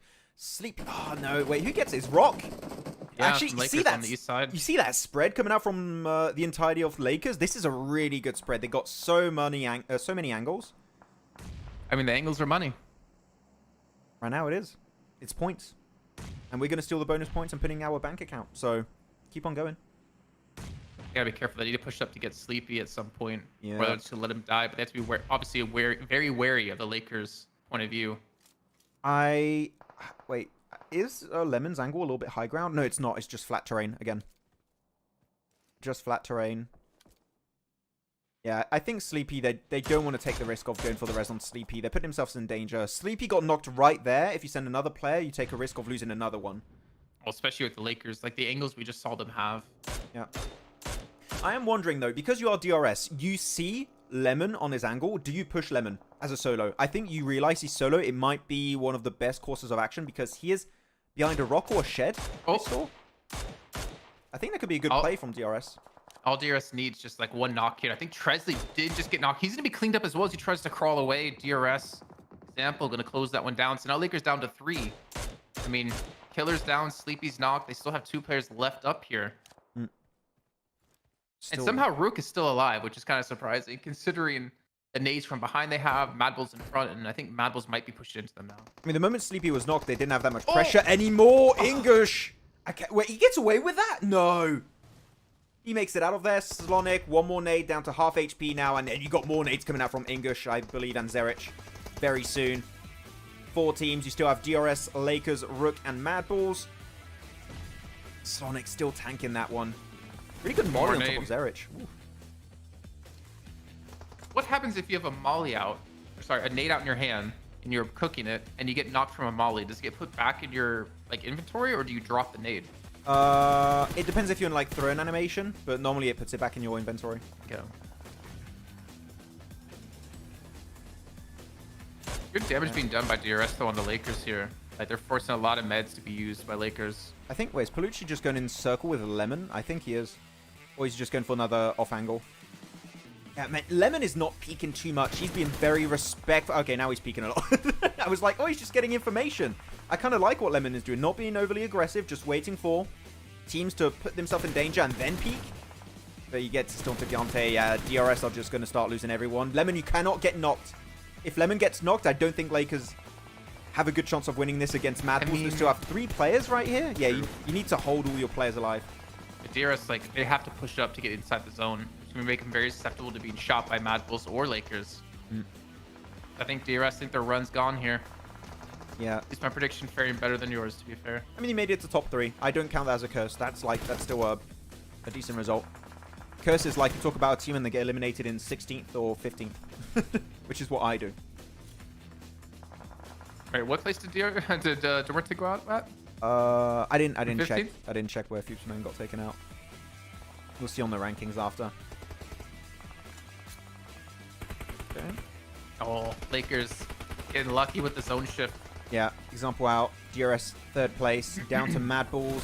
3v3 versus Lakers, and now Lemon's got to make a run for it. He's not in circle. Everyone else is in circle except for one player of Mad Bulls, I believe. So he needs to make a run for it. Well, Lemon's done this game. He's got a car. I wonder how much damage he's done this match, because it's been pretty ridiculous. Like, the pressure's applying onto DRS, trying to hide in the compound, and also, more importantly, not getting knocked, as you mentioned. I think it must be 1,000 something. He's been sniping for a bit. He was almost out of ammo at one point, I believe. But I think he maybe looted a bit extra. For Flicker, yeah. If you can get close enough, could be really impactful. They have anything to hide behind. I mean, I think Zarich isn't in, so he's gonna have to move up, and he doesn't have any cover. Lemon, I think, is in. He's gonna just take free shots, and they have to use a lot of smokes here to gain some ground. Yeah, it should be Lakers win. Like, it should be. I mean, right now Lemon still has the best angle because it goes somewhat on a downward slope from Flicker towards Lemon, which means that if they're trying to get a bit more central on the circle, he might get an angle on them. So again, Lemon's angle is so important. You cannot lose him. If you lose him, this should be a Mad Bulls win. If he stays alive, it's pretty close. I cannot predict. It's really tough, but Lemon's angle is just too important. If they can maintain it a bit longer, it might result in a win for them. What's so nice, though, is that he has a smoke to use still. Like, he uses the smoke to give him extra vision. Yeah, he's been... Make it even harder for him to get shot at. He's been using smokes for so long, I'm actually surprised he still has smokes. Yeah, Wow, Apples are gonna make it up here just by like crouch, or sorry, by prone. Yeah. By the way, 13 eliminations for Mad Bulls is insane. They could be looking for 16 elimination chicken dinner if they get every single elim. Oh, car strat. Oh, not car strat. Okay. I jumped the gun on that one. Well, who's most center now? It looks like Lakers. But Lemon has to move up because he was on the edge, or he's gonna be pushed by Blue.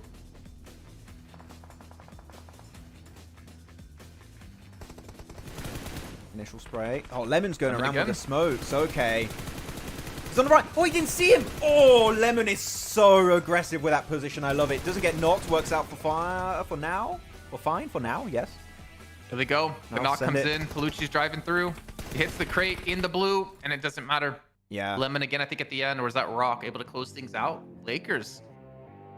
Definitely showing some good things. I mean, you can't really argue with what you saw in this match. The positions they were playing were perfect. They were using the angles extremely well, as you pointed out. Like, Lemon, good work out of him. Really good. I think the only real reason they won that game was because of Lemon in his position.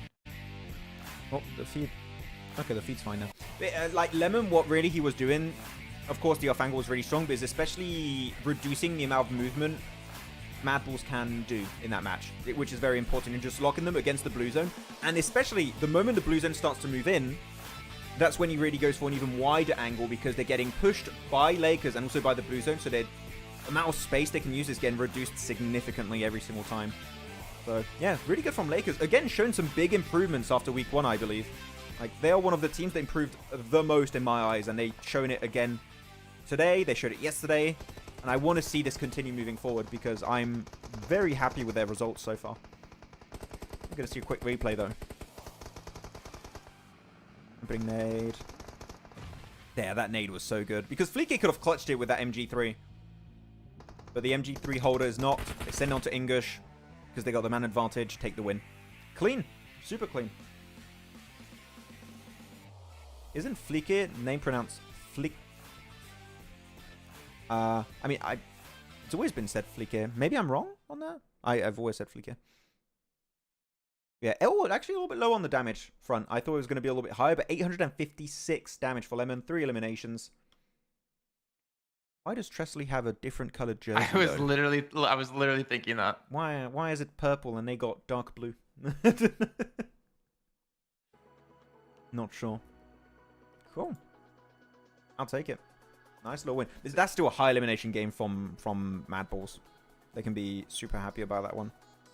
What's security scanning for when they come off the stage? I don't know. Like they have a metal detector. Why are they checking DRS? Is after you talked about them, they're like, oh, we got to check if you've been cursed. It's a curse machine. Yeah. I'm actually really wondering what they're checking for.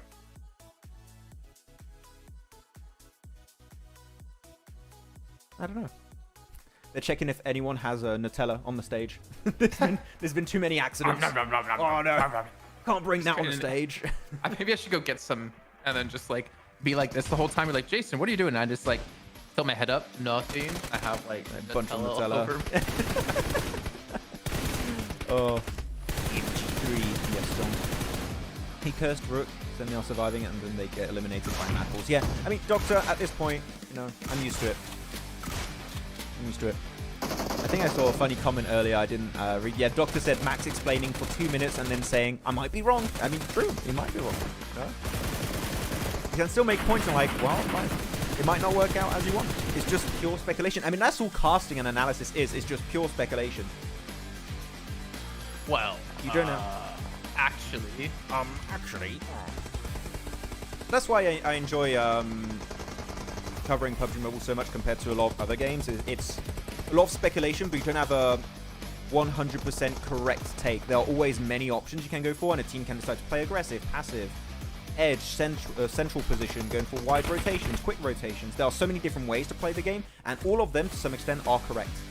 And that's why it's so fun to be an analyst, is because you might have one strat, and another team thinks of another strat, and their strat is actually more efficient, and I just find it very fun. Okay, so all players are scanned before they can leave the stage. Yeah, look at that. Got it. Because there is a 10-minute break coming up since it is in a match 2. Oh, we've never seen this, so. That's fun. I mean, I don't know about fun, but it's interesting.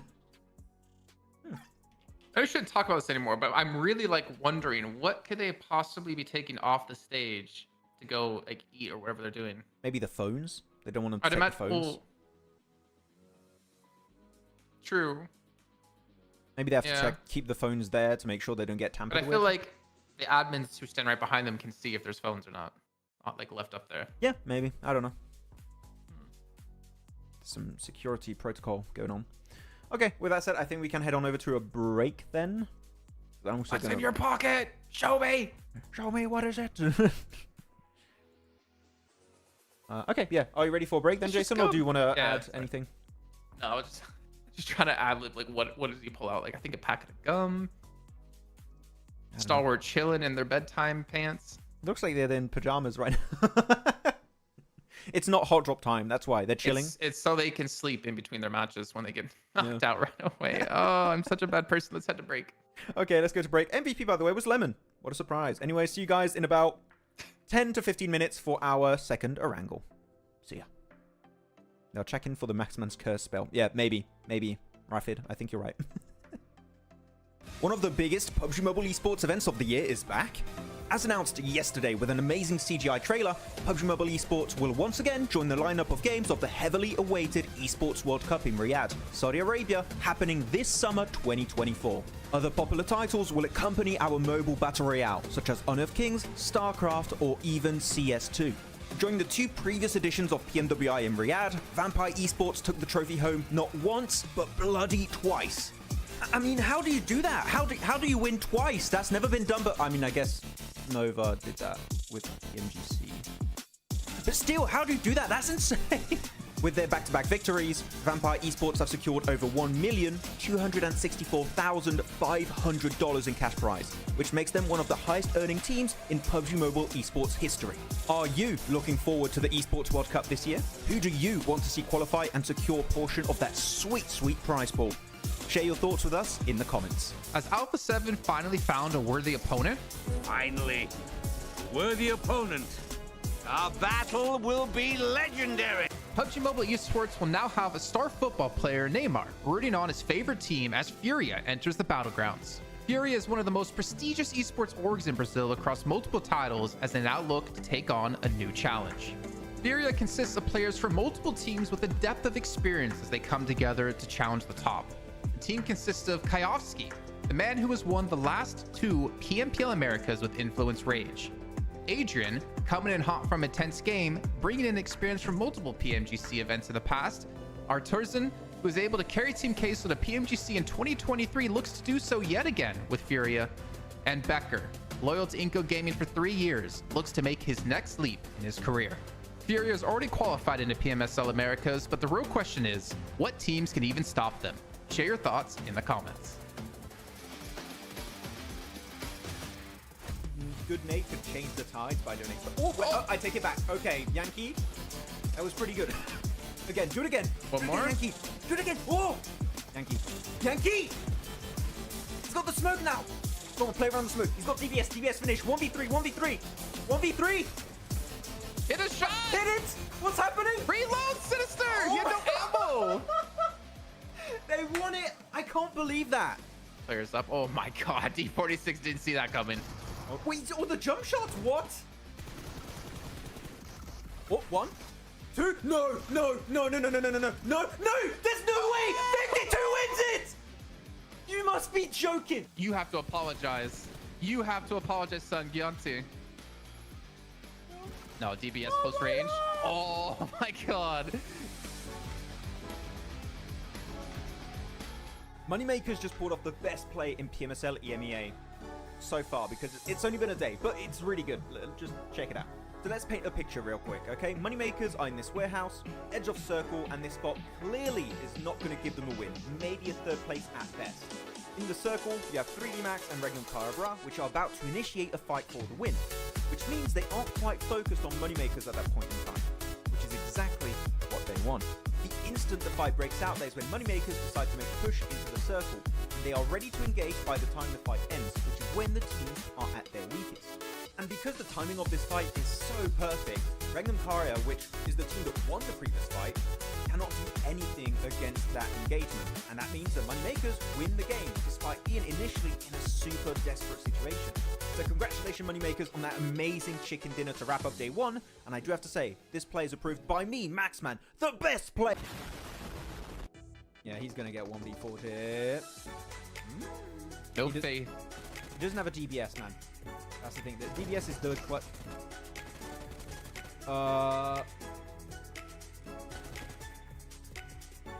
That's a cool UMP skin for the DBS? Stop looking at me like that, Jesus. PMSL America's NA qualifiers have recently concluded, and you finally know who made the cut. With 27 participating teams, only 3 would advance to the next level of competition. And at their helm is Titan Gaming NA, who is composed of popular players like Redox and Doran from Nexus Gaming. Their crushing victory was thanks to their dominance on Erangel, where they secured 5 chicken dinners on that map. One of those games with an almost record-breaking 26 eliminations in a single game. Heading into PMSL America's spring, they will be joined by 2nd place Taco Lovers and 3rd place Super Lays Reflex, who qualified in the very last match thanks to a podium finish with 10 eliminations.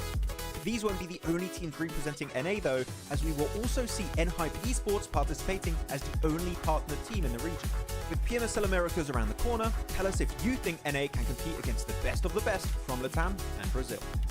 Reject finally did it! During PMGO 2024, Team Reject from Japan finally secured not only their first international trophy, but also the first for their home region, by beating global superstars like Alpha 7, Nova Esports, and many, many more. They are currently one of the oldest orgs to join PUBG Mobile Esports, back in late 2018 where they were known as Reject Scarlets, with some of their old players who still remain to this day, such as Sara and Duello. Before PMGO though, the highest rank the entire region of Japan has ever reached at a global event was back at PMWI East 2021, where Reject finished 9th. And on top of that, Regios Hill took home the MVP trophy, which is also a first for the team and the region as a whole. That's a double achievement in one event, by the way, so pretty good. So tell us in the comments, do you think Japan can repeat this success in future big events like PMWI or PMGC? One of the biggest roster changes in PUBG Mobile Esports history just happened. So this team has a very special place in my heart because they've been my favorite team for about 2.5 years now. The previous Stalwart Esports roster, composed of esports veterans such as Top, Action, Nuzed, and Icy, have just been acquired by the biggest org in the Middle East, FALCONS Esports, who are sure to be able to provide everything the roster will need to play to the best of their capabilities. After a bunch of very close calls in the past global events, such as PMWI and PMGC, FALCONS Esports have everything they need to conquer the battlegrounds heading into 2024. Do you think, just like me, the #1 Stalwarts fan... okay, FALCONS... My bad, we'll have to get used to that one. Anyways, do you think the squad can finally bring home the PMGC trophy in 2024? Tell us what you think in the comments. I think we just witnessed one of the most anticlimactic fights in PUBG Mobile Esports. Just check it out. Over the wall, hangs around the side of the building, just playing with the members of Nexus.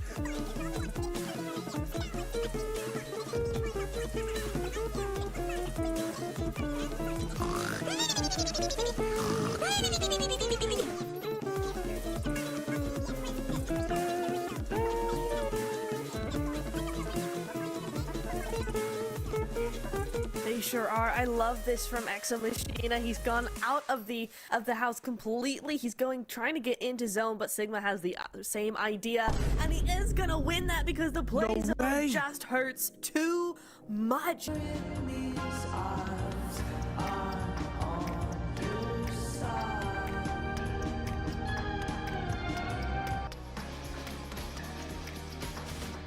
Don't go solo, man. If you get knocked, I swear. Don't get knocked. Good. Okay. DK, what are you doing here in this match? Come on, Reefus. Redeem it. Redeem it, Refus. Redeem it. Oh, he got... Wait, Refus, he got 2? 1v1. He has 3 nades. He has 3 nades, but he's behind a crate. It's gonna be so... Whoa! Oh, he got it! Why me? The redemption arc begins. Right side, come on. Oh, Eugene, okay. Eugene's got a great angle here. Oh, good nade though? Maybe? Oh! This is a very important fight. Oh, that nade. Oh, yeah, oh like my no god! Either. Oh, I didn't see it. I looked away. Doc just threw the nade through that window at the top and it just went perfectly right on top of Mad Balls. That was amazing, Doc. Oh, no. Oh, he's going to destroy him. Nice angle. My god, D46. That was perfect. Hello, everyone, and welcome to Too Lazy Didn't Watch for PMSL CSA Spring. Max and I are here to give you a quick knowledge blast of what went down in the spring season, and of course, get you ready for the summer season kicking off on May 8th. Looking at one of the top contenders of spring, Ultrigo were playing at their peak, especially during the league stage where they qualified with ease. That was in large portion thanks to Rosemary and his dominating presence on the battlegrounds. This enabled him to win 3 out of 4 MVP awards as he went full-on gear second in the finals, eclipsing the entire lobby. Unfortunately, they fell short as they secured second place, but they then put on full display that this team has what it takes to secure a future PMSL title. My only hope for the future is to see the team stick together a little bit more in their games, which will then result in them getting way more chicken dinners in the long run. All eyes were back on BTR as the Twins have rejoined the roster after 207 days. Their league play all boiled down to one word: inconsistent. Whether it was the results or the roster they were fielding, BTR was able to dominate the lobby. Flash forward to the finals, BTR was still one of the few teams to consistently swap around their starting roster. Out of the top 9 teams, only 2 were actively using their 5th player, Alter Ego, who placed 2nd, and BTR, who placed 9th. This leads us to wonder what the main focus for the team was during the season. Are they trying to play with a proper 5-man roster or gain valuable experience for all their players? Max and I think they use this as a training ground to get ready for future events where there's bigger prizes. We have to look back at the winners of spring now, Boom Esports. And I think it's fair to say, Jason, Boom winning PMSL CSA Spring came out as a massive surprise to many, as they brought new players on the rosters and attempted to build synergy during the league stage. This in part gave them a chance to perform in the finals, where they ended up taking home the trophy and a spot into PMGO. This being one of their big first international events, the amount of knowledge and experience they gained will help them make it to the next level. Pair that experience with the fact that they have an entire PMSL season now under their belts to build their synergy, we might be looking at the beginning of the Boom legacy in SEA. The big change from spring to summer is the reward all the teams are playing for. A spot in one of the biggest and most lucrative events of the year, the PUBG Mobile World Cup. In previous years, it mostly came down to if you were popular enough to get invited to the event, but this year, you have to qualify. And with the prize pool being $3 million, it's one of the most competitive events of the year, only second to PMGC. So don't forget to check out PMSL CSA Summer that will be starting on the 8th of May to see which 5 teams will be making it into PMWC. Storm, he's almost left alone. He still has Soul K alive, and Death Wolves are just like ready to pounce on their prey. Like, look at that, easy cleanup. And Death Wolves, I don't know, Maxman, but they've really been surprising. Wait, have I? No, they're doing it. Vampire doing it. They're using the trolley. I've asked for years for them to do this. Someone's actually doing it. They're leaving Storm in the trolley. They're avoiding everyone. I'm loving this. Vampire, you're the best team in the world. Max. PMWI champions, PMGO champions. No, they're Max. the PMGO champions. Influence. It's fine. It's not going to be an issue. They're going to be fine. They're going to beat everyone. They're going to dominate Yasnai Pollyanna, and they're going to take the win. I'm calling it. Okay, those nades might be an issue. Okay, no, go back. Vampire, go back. Go, Vampire, go back. No. Oh, my. Okay. My dreams have been shattered. I hate this. Like that nade on top of Tony, huh? Skip it up. Hands down, Jason Rosemary for sure. To Max is gonna be happy. MVP title. Yeah. Off-season or the third-party tournament still showing his beast side and also a very complete player. You know, like when it comes to a very good close combat player, they tend to use like UMP, DDS, or weapon like that. But Rosemary is kind of evolving. Not only that, he also can fight long range really good. He can also giving a momentum for his teammate, because right now the composition of weapon Rosemary always use is M4 and also Mini 14. So that way I think this guy is a really complete player when it comes to Southeast Asia player. Yeah. Oh man, good junior. Okay, so let's kind of wrap this up now, right? 75% chance of winning this game, in my opinion. They've taken out Mabatex. The 3 remaining other teams are all on this eastern coastline once again. Shockwave moving on forward, first person perspective, pushing in 2-on-1 play. Kisune tries to find it, Bazoo Blues on fire through. He gets one. He's got a swap. Kitsune! Kitsune! Kitsune! Team Spirit, take down Shockwave!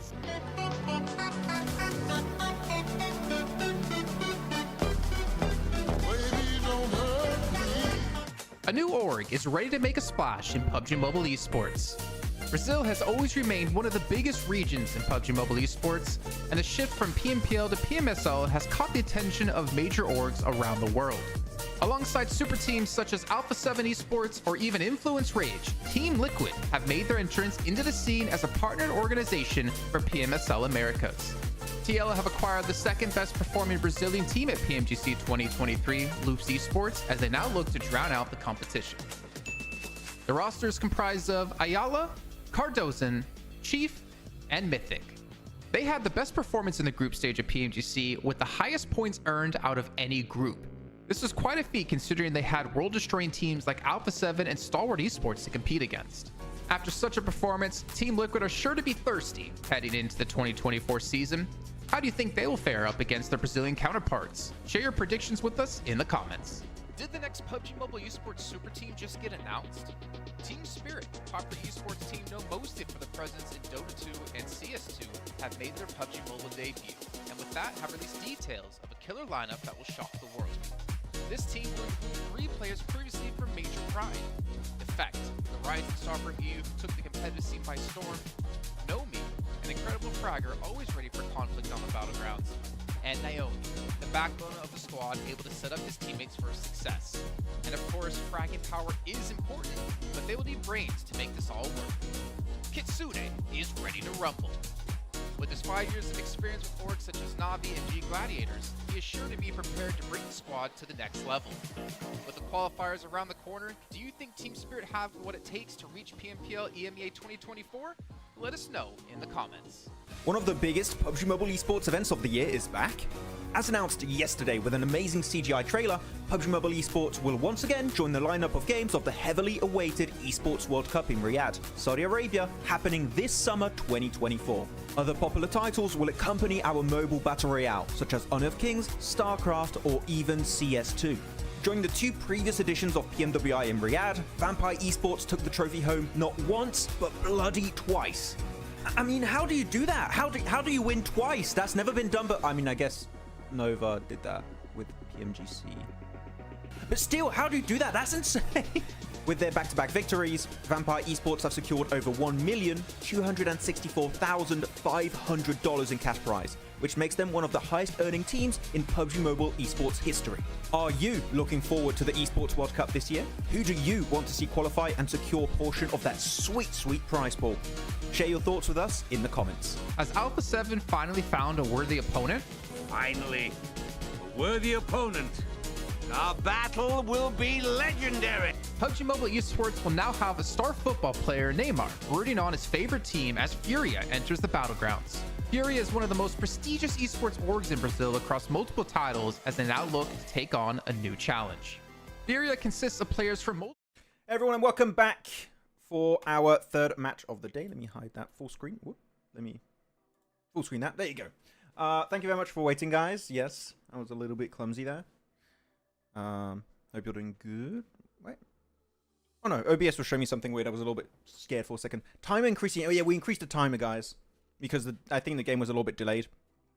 We have to make it through security again. Don't know. Zoom 2025. Hey Max, did you happen to see the video I sent in the Tour server? I tagged you in it. I did, but we were preparing for this stream, so I will answer you after the watch party ends. Zoom, but I will reply. And if he doesn't reply, let me know. I'm gonna go over to France and beat him up with whoa. With croissants though. I'll eat them at lightning speed. Okay, next match. I am seeing the plane path already. It is very southern. I am a little bit spooked for the I8 KSX fight again happening in Ferry Pier. I wonder if it's going to happen again. I would like to see a change on that. Not sure if we'll see it though. Here we go. Erangel. I do kind of like the music intro. Not bad. But I like your beatbox intro better. You never did the other one, remember? Which one? With your nose? Yeah. I'm not doing that one again. Well, you didn't even do it. Yeah, I did do it in Riyadh once. But no, we're not going back to those days. It's embarrassing. Anmol Sharma says, I remember watching Max's first time in PMWL. Great to see you greatly improve in both game knowledge and commentating. Oh, well, thank you. I mean, we're not really casting here. This is not serious casting. But I appreciate the comment, Anmol. Thank you very much. Now, say something nice about Jason. Difficulty level, hard.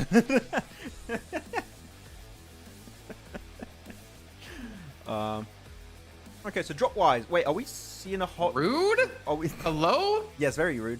Are we seeing a hot drop in Novo? Wait, is that A1 I'm seeing? A1, you're not dropping in Yasnaya Poliana, and you're hot dropping IHC in Novo? What is the... We have not seen this yet, right? I don't recall ever seeing a hot drop in Novo. We've got 3 teams? We got Stronger, A1? I see Lakers. What? Wait, no. So A1 is drop... Wait, what? Yeah, Novo. Look, we got 3 teams. Okay. What? What? I am confusion, right? I don't understand. This is worse. It should be getting better week after week normally. You should be seeing less hot drops. But, okay. I mean, this is really bad for Stronger because they only have 2... Where are the 2 other players? Oh, okay, they're behind. I didn't see them. Okay, you got Fahad and East. And then you got the entirety of IHC. And then you have 2 other players of Stronger. And then you have the entirety of A1. So this is really bad if you're Stronger in particular. Because you're split. Your forces are split. And you're fighting 2 fully stacked teams. Okay, Jason. And also everyone in the chat. Who wins this fight in Novo? IHC? Stronger? Or A1? Tell us. Due to plane path. Yeah, but 3 teams is a lot. I know it's due to plane path. It's very southern. This plane path was really, really bad. But seeing 3 teams in Novo, when you know this is a typical like Falcon spot, and we just saw IHC drop there the previous game, unless teams didn't know and didn't watch the map feed on the previous game after the match happened, then they just didn't know. But this is very unfortunate. for everyone, especially I don't know how I IG. feel about this. Yeah.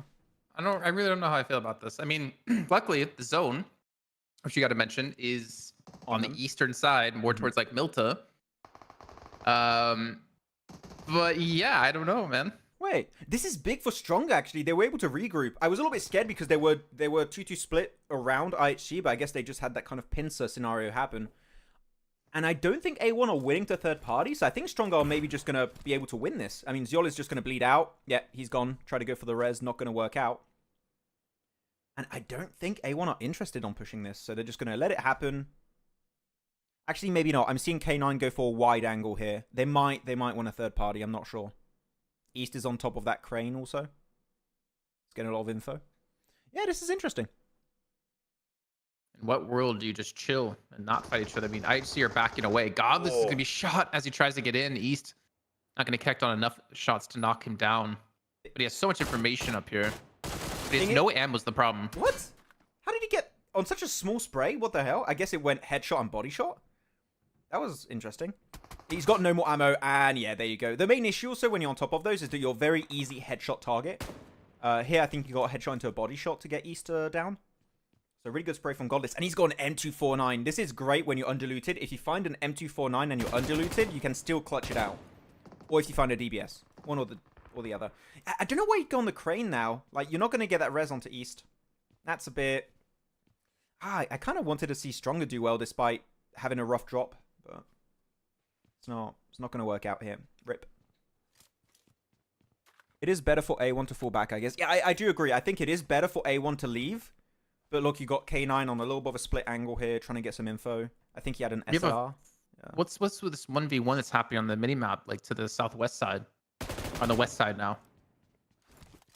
I can't... Wait, where? Look at the minimap. Stronger versus A1. Or is it Ruby? Oh, there. Okay, I thought you meant like on the west of Erangel, like George Pole, Gapka area. Poor Demorte as well, still going into Saverna here. Had to drive all the way up there from their drop. And there's still even potentially, 52 and DRS maybe fighting. Yeah, possibly. Near like Farm Milta. Yeah, the entire area around Milta is again getting a little bit clustered with teams. Aura's having a great time though. They don't have to deal with A1 and Yasnaya Polyana anymore with this drop. They just stretched their drop the entire way and took Yasnaya again. Stalwart going Pachinki again, so no Rozok fight against Mad Bulls. True. That hasn't been happening recently, so I feel like we can just put a cross on that hot drop. I don't think we're going to see it ever again. Well, I'm hoping we're not done completely because I'm looking towards Miramar. Yes, that's the big one. Like, to be honest, my main focus for today was going to be the Miramar hot drop. If we see that change, I'm going to praise the social media guy on Instagram. Say thank you so much. You know, he's the coach and social media guy. No, it's because of your complaints. I was promoted to coach of the team. Yes. And I told the team, if you go there, you're fired. Done. Okay, that's the owner of the team. It is. I don't know, man. I don't know how this is going to develop. Hitman has been able to get a very off angle here on the high ground to gather a lot of information. ITC are continuing, it looks like, to back off though and kind of avoid the fight after they lost one player. Or Joel maybe going to go take a little nap like Top did yesterday. Yeah, I'm just going to sleep. 2v4. 2v4 clutch. I was actually thinking I should have maybe spliced together some really hype music of his teammates playing and getting real serious and clutching, and then it just cuts to him just sleeping almost. Yeah. That would have been a good edit, actually. Yeah.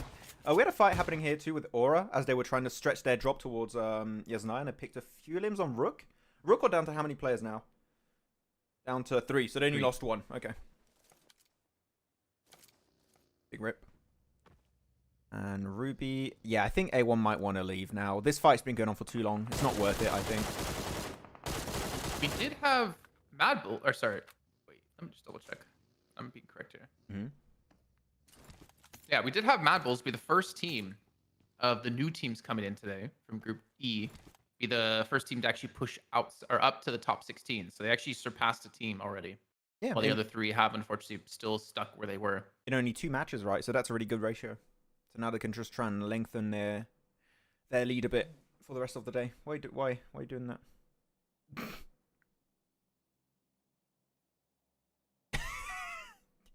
How high can you go on your desk, Chase? Higher than this. I have a walking treadmill behind me. Oh. That I'm tempted to like hook up, but I don't want to like be exercising while I'm watching the game. Yeah, maybe don't do that. Yeah, they got 2 Could be cars fun. now for A1. Where's the circle gonna go? It's gonna pop very soon. No, normally it should go back to the mainland. It could be a hard shift on Milta. Or Milta Power, like on the coastal line, which would be a rough circle. We haven't seen that circle happen too often, but they're very interesting. IHC came back. I guess they just went and got looted. Ruby's kind of stuck by himself. There's no support for him, no help at all. Yeah. Hopeless has completely left him hung to dry. And this should be in a limb for IHC. There's some good damage done by Ruby with that nade coming in.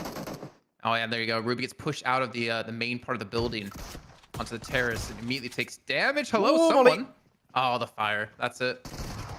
Yeah, not going to work out. Godless gets the knock with that molly, and that's going to be God. the end. Did you see the zone shift? I did now. Yeah, I just saw it. Oh, Goes on Milta. The coast south of Milta, Power / Milta. In terms of terrain, it's all about terrain knowledge. As I mentioned earlier, you got some really, really good spots. You got Mini Milta, which is a really good angle in this circle. I think we could see Aura go there, maybe De Muerte, even KSX if they speed up their rotation. Though, a team that loves their hot drops is going to go for an early fight here onto DRS, and DRS are taking the L already, it seems. Sleepy's out, having a rough day today, it seems. Now the entirety of Stalwart just going to keep sending it, utility in hand. That was a smoke, I believe. Not going to do too much. But now you got a third party. Also, who's shooting at them? I can't even see. I can't tell. There's too much hecticness happening right now. Isn't it 52? I think 52 are third partying from a distance. Could be. Yeah. Show a zone, please. I mean, You got the zone up there, guys, if you want. Picture in An picture. A1 running into 4MV on the Eastern Bridge at the same time. Yeah, you got a I'm lot not happening. quite sure what's going to happen there. This circle is tough for a lot of teams. I mean, you still have a lot of positions in circle you could go into, but the longer you take to rotate now, the higher the chance you're going to have to fight for a good position. Especially next circle if it's another bad shift. So, Come on, Stalwart. We're praising you. You've changed your drop locations. You're no longer getting early skirmishes, though this is technically an early skirmish. yeah. And they got Pachinki loot. They should be looted out of their bloody minds. They should be good to go to fight DRS. And I like Example's position. It's a little bit vulnerable to, I don't know, a 52 or even a Rook on the eastern side. Just got to be careful. You don't overstep your welcome. Oh, good nade from Critter there onto Sleep. Man, Sleepy cannot catch a break. What a... Oh. You can catch a nade, though. Yeah, you can catch one. You catch many of those. Yeah, and there you go. That's it for DRS. They're losing 1, 2, 3 now down to a single player. It's going to be Killer. And he's going for the first Who got an but example on the outside, then?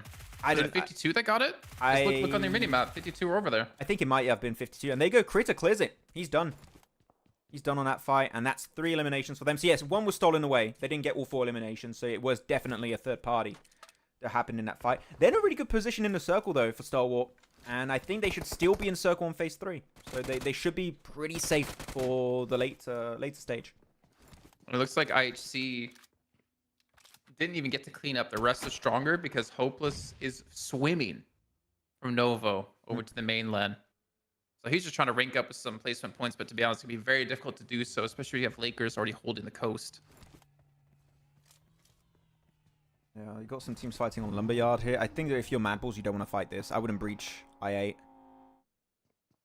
Is he going to go? I think he's going for it, or is he going to wrap around? It's not going to be in the next circle. I don't think the worth is there just yet. Unless you get a really big northern shift, and even if that happens, I still don't think it's valuable, so I would just leave it. Well, they disagree, Max. Philica's coming in with the nade. I think he saw his teammates starting to rotate in as well. He's going to have some backup here. I mean, look, These smokes, though. Who threw these smokes? Was it I8? I think it's I8 because they don't want to get mollied. Oh, wait, actually, why are they behind the building? I just realized. What? I don't know. Maybe they're scared of an off angle being set up by Mad Balls. I'm not quite sure. Those smokes were a little bit odd, unless they were thrown by English. Completely given up that first building. And are looking to actually... Are they driving away? Are they just ditching this? They don't want the fight? They are? Like okay, it. so... Yeah, so like you said, right? Most likely not going to be in the zone, so you might as well just avoid the fight. Yeah. That Mapples are trying to push to you. I kind of like what we've seen from I8. It's just not worth it. I thought Mad Balls would be the one being more respectful, but they just don't care. So I like, okay, we're not willing to die for this kind of a position. Let's just leave, move away. And Hardbass are going to rotate too. There's actually a lot of compounds southeast, like exactly where you're seeing Hardbass going. These are really good compounds. I think you can host maybe 2 teams in these kind of compounds. One where you're seeing Reikage going, and you got one southeast of that compound also across the road. You can see over there in the distance. So actually, the I8 could go there too if they want. Mad Balls could rotate into those positions. There's still a lot of space for those northern teams to go into some really solid compounds that could get them to reach the late game. I remember we had I think we had a chicken dinner from here. I don't remember if you were in the matches, but with the boys, like with Colaris, Blank, I think Mini was in that. I think I Had was a in pretty that sick game over there. Were you in that game? Yeah, and I Pretty threw. sick. Yeah. Is that the cheek pad game? Yeah. No. No. I don't think it was the cheek pad game. That's gonna be forever remembered. Map. Yeah. In the meantime, 4MV and IHC gonna be fighting Arrow. We just have the rest of his teammates here as well. This is gonna be a really tough battle for IHC. And again, it's on the edge of the zone, so you have to question: is this a battle really worth taking? The thing is, I think IHC want to avoid the fight, but you can't. You're forced in a straight line right through the side of 4MV. I don't think you can avoid it. I think you have to pick it up. You have to pick up that fight. But all of the players of 4MV are being super silent, hiding their location, not making any footsteps. They just want to make sure they can get that opening knock to create an advantage. I mean, they already have the man advantage because IHC lost a player early, right? But 4MV don't know that yet, so they want to be very careful how they play it. At least IHC know a team is there. That's good. I wasn't sure if they were aware, but they're throwing nades out and utility, so they are aware. They are fighting a team. At least they're still in circle, so they have a minute to work with before the circle starts to push them. So they need to start fighting now because you don't want to be at risk of getting pushed by the blue zone and making mistakes as you push forward. So I mean, the tough part is, even if they win this fight against 4MV, they still have Stalwart who are ahead of them. Yeah. And they have I8, I believe that's ahead of them. Like, and the circle's really far away from them, right? So, yeah, you have just constant teams. There's A1 that was ahead of them to fight. But luckily, as we can see on the mini-map there, they are starting to shift in further. So hopefully for IHC or 4MV, however this outcome goes, you got to come out kind of healthy here to be able to quickly transition. I wonder if 4MV have cars on their side of Milta. If they do, they could actually do a rotate, or IHC could steal them. But I didn't see any cars. That's the thing. They came from military, so they should have something over here somewhere. Yeah, you can see one car next to Reefus on the left. Oh, you're right. Is that a Lambo or something? I'm not good at. And there's one next to IHC. Good road. Speaking of. Hey, he's got a DBS. Oh, no. Don't nade your teammates, please. Godless. What the hell? What the hell, man? Don't do that, please. At least I like it. They're trying to get multiple angles here. Demo's pushing the northern side. Southern side is pushed by 2 players. DBS in hand again for Rogue. And Godless, yeah, there you go. The thing is, because they're split, your entire position is gonna lose value if you lose a player or two, and they just lose players really quickly. 4MV clear out IHC. That's it for the Mongolian team, and now they have all of Milta. And you said they have cars, right? Just how many? I don't know, but they need to move like right now. No time to waste.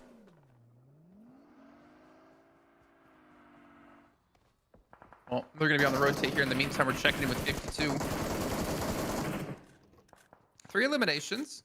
You know, I feel like we haven't really seen T24 Goku Bot pop off. Do you remember the DBS play from Goku? That was quite clutch. Yeah, they have quite high clutch factor between those 2 players, but I feel like we haven't seen it just yet this week. I think we talked a lot about the difference between week 1 and week 2 is that week 2 teams are rotating a lot faster, and it's not enabling 52 to go for that big central rotation early game. They do struggle a bit. Team Lakers, man, I'm digging the Team Lakers we're seeing. They're winning a lot more fights now because they're in better positions. They engage a lot more decisively. Like, they're just playing together really well. I dig what we are seeing from these guys.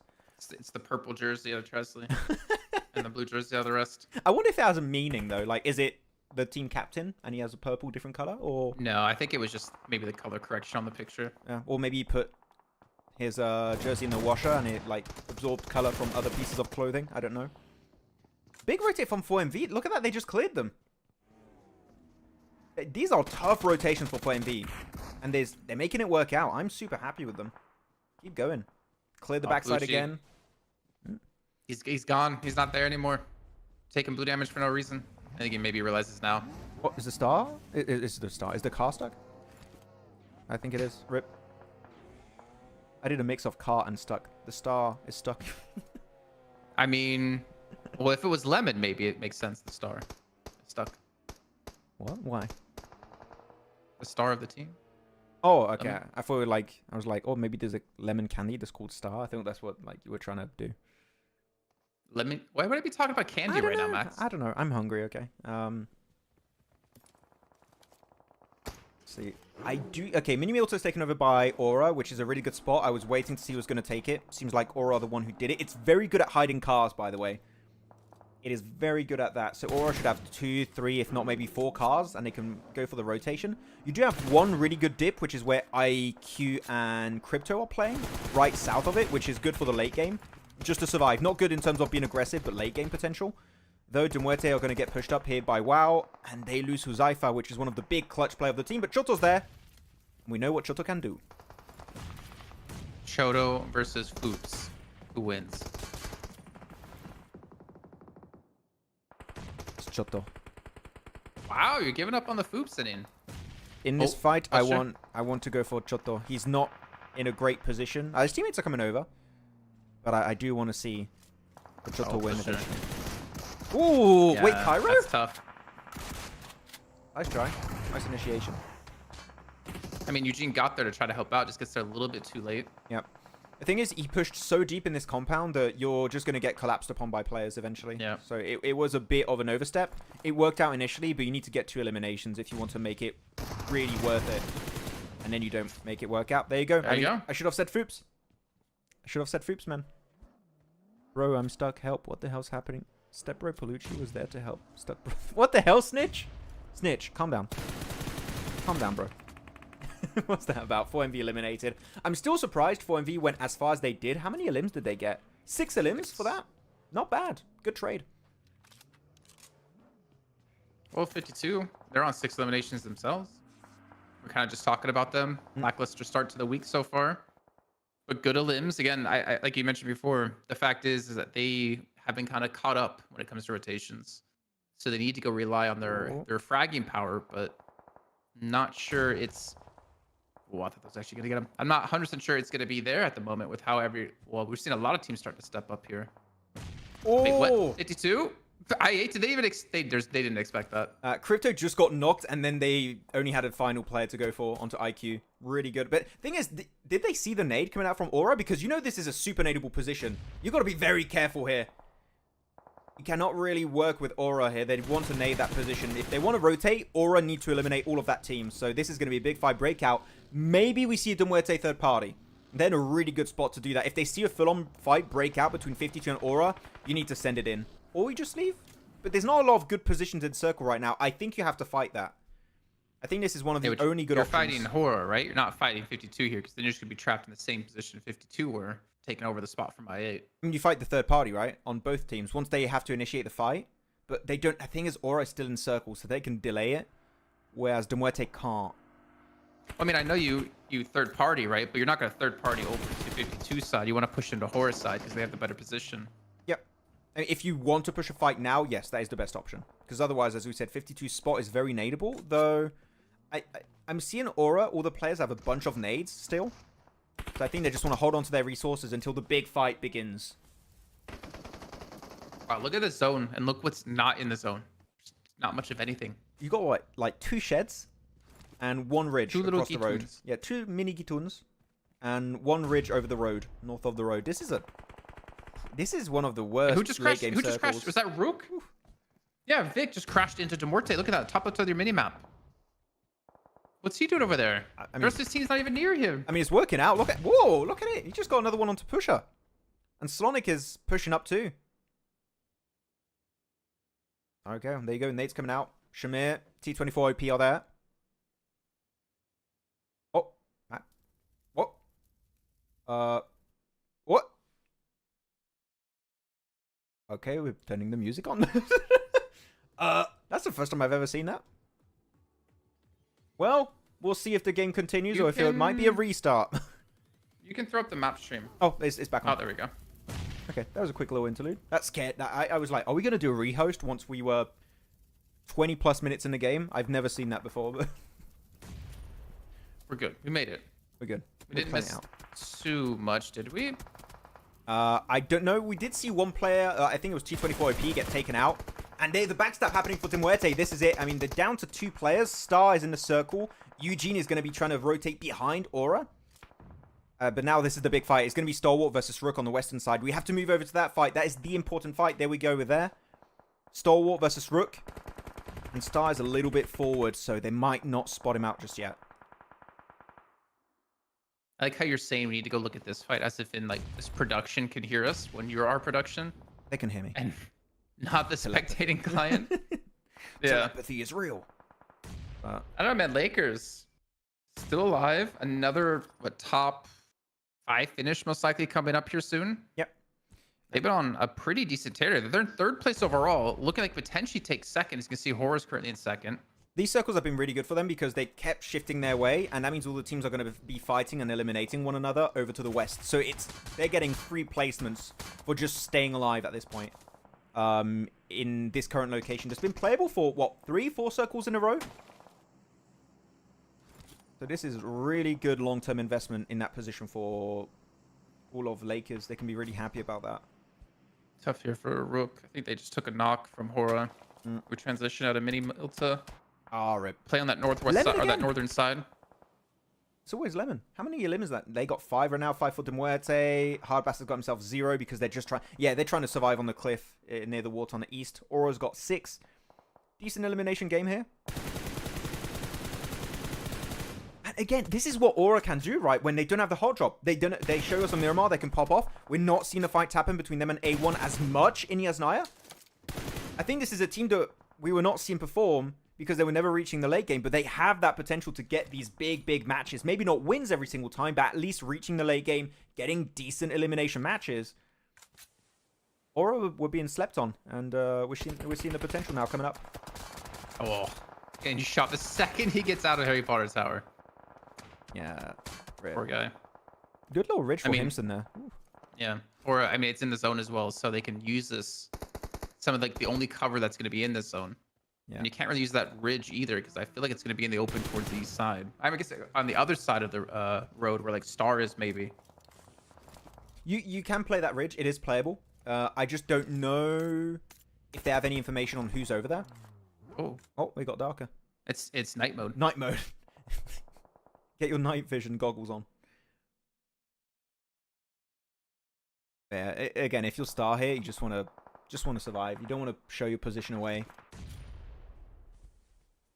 Just gotta reach top 3, and that would be a win. If you can outlive another team, that would be pretty nice for Star.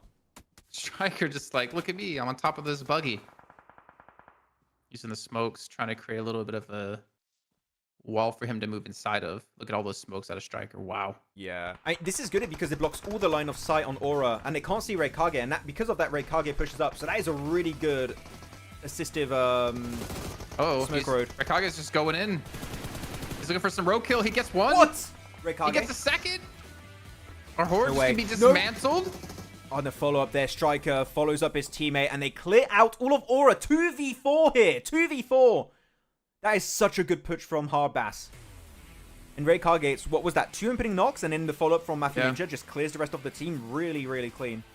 Well, Lakers knew. I think Lakers had to res someone themselves and pick him right back up, or they could have potentially went for the push, but they still have 4 alive here on a 4-on-2. Yeah. This could be the back-to-back Laker win. And you talked about the side above the road, right? This is where Palucci and Rocco go in, and they're doing the typical Lakers play of going for all of these angles, oppressing their enemies to make sure they get a very easy win. He's got the ridge under play now. They're just going to chuck all the utility they have. This guy has 3 nades, 4 nades now. They're just going to throw everything they have in their arsenal to secure that win. How many nades are they throwing? Some had 5 on them. They're just trying to hope to get a knock here so they don't have to deal with anything. But we do see Hardbass trying to respond. Rock's good. Pushing up, though. Yeah. Good off angle. I like what Rock is doing. Yeah, he sees the buggy. I didn't get anything. They got a ton of amateur. I mean, so far, this little ridge is not that bad. They're getting some decent information. They get Lemon. Information lost. Confirm it. Flushed out. That's an extra point here for Hardbass. And they have nades still. They still have nades. Oh, knock onto Striker. Okay, you know that was going to happen eventually. Jumps over onto Palucci. And that's going to be the game going the way of Lakers. Again, such strong angles to wrap up the game. Super passive, but decide to switch it up a level when they know they have that opportunity to go the entire way, go for the win. And another big elimination chicken dinner too here, Jason. Wow.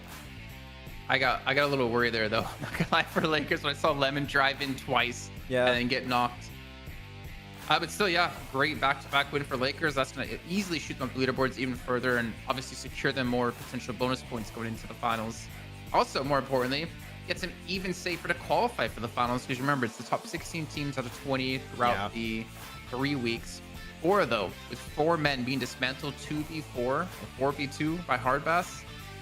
Unfortunate. That kind of hurts, but we mentioned the smoke wall, which allowed them to get the vehicle up. Right, Kage was able to take complete advantage of that situation. Yeah, this driving at a limit, I don't know if I agree with. No, the moment you do it multiple times, you become very predictable, is the issue. I feel like you can do it once and then just move around and get some information. Trying to drive them over multiple times is... I could understand gonna be rough if every one of his teammates were pushing at the same time, because then it's like, if you don't pay attention to the car, you're gonna get ran over, or the car's gonna stop and you're gonna get shot at. Yeah. And then you have 3 people coming over the ridge at the same time. Then I can understand. Maybe there's miscommunication, because then you're like causing such a disruption. But I mean, in the end, you can't knock it too hard. At least at the moment, they still get the win. But if you're going into the likes of like PMWC, that's going to be punished more heavily. Yeah, you have to be careful. I saw some stuff was happening on the feed there for a sec. Okay, we're back to music. We'll be okay. But yeah, that's a back-to-back win for Lakers then. Back-to-back win for Lakers. 2 Erangels in a row. And we're seeing Aura performing really well. This is the redemption arc for a lot of the teams that we were seeing struggle in that first week, which, of course, you still want to look at your Falcons, you want to look at your 4MVs, you want to look at all those big teams. But it is cool to see some teams that are improving significantly, taking lessons from previous weeks, adapting their playstyle, and doing better. Like, not going to lie, if you're telling me with this kind of playstyle that Lakers, the Aura, might be in the top 5 in the finals, I know it's a very early thing to say, but there's potential there that if they keep improving at this kind of pace, that they can rival the best teams in the lobby, which is one of the best storylines you could ask for in esports. An underdog team that improves and they just pop off in the finals. And this might be the beginning of that kind of storyline we're witnessing. It's early to call, but yeah. I think that's a little preemptive. I respect the building of the story, but a little preemptive. Jason, just press to agree with everything I say. I can't. Just remember who they're competing up against. Your IHCs, which obviously having a bad day today. Your Falcons, your 4MVs. Like, 1 day of improvement, maybe 2 days of improvement, it's great. I don't want to take that away from them, but to say like this might be a team that can contend against these top teams is definitely a little bit too hasty. That's why I said but maybe. It is a start though, and if we continue to see this growth out of the team and improvements out of the team, then I can start to agree with you and you know, get on board with this. But yeah, there's still a lot of work ahead of them. At least the work they've been doing is paying off and it's been showing positive results. So I hope that just kind of reinforces to keep doing this, keep going the way they're going, keep like rotating the way they're rotating, keep playing these off angles like they are, like with Rock here. Lemon did it previously in the last match. It's a good start. Yeah, but they got to keep going. Hey, that's the thing, right? That's what I do on desk. I stop building storylines early, just like this could happen. No, that's what I do. It's hard to say. I build them too. Like, come on. I build them. No, well, calm down. Okay. I bring up the questions to build them. But I have my points. Okay, whatever. But what do you guys think? What? I'm looking at Crypto in the back, and he's like, I wish we could get a win. What's it like but to we win? keep fighting for Fairy Bear. But what do you guys think of Lakers and Aura in the chat? And also like the teams that are just improving in terms of average points in this second week? Shankar. Too early to say, Maxman. Yeah, Alexa, I agree with Jason. I do agree. Suck it, Max. Suck it. No, take the L. I do agree. It's early to say, but we're seeing the start of something that could be cool. I don't care what you guys think. I'm going to say, no, my piece. And I think that we are seeing improvements. And that's what we want to see from teams that want to try and compete with the best teams in the lobby. Okay? Did you hear that, all these viewers? Max says he doesn't care what you guys say. I care. Yeah. You know what you can do? Is go follow me at Pandemonium_news. We missed it on the break going into, or the break before this, so I'm bringing it up now. We create content over on Instagram, put up content week. We put a new video out today. Well, it's a small little video. It's top yesterday, which if you missed out, you're gonna see it and wonder what happened. But luckily, you can go back and look at the video we posted yesterday and see why he was doing that. Let's make sure to check us out. Yeah. Over on all socials, by the way. We're on TikTok, we're on Insta, we're on YouTube. Feel free to go. You see Aura losing multiple times, multiple times with a full 4-man squad. We did see a lot of those in a hot drop in week 1. Do you mean also in week 2? We saw that way less often. We did see a little bit on Erangel yesterday. But since the hot drop has stopped happening, we've seen big improvements from Aura in particular.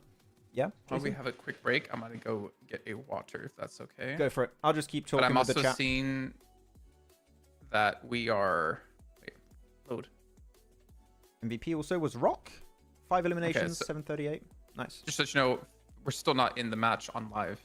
Okay. On the map stream, so do with it what you want. I will talk to the chat. Chat, do you guys have any questions? Any Do you want to statements you'd talk like to make? Max chat? That's the real question. Come, why are you against me today, Jason? What's going on? Go get your water.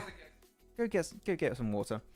Advice as an IHC fan: they never qualify for the next round easy. Just look at their last year journey to PMGC trophy. What you mean the league stage for PMGC 2023? Let me look back because there's a lot to remember. So PMGC 2023.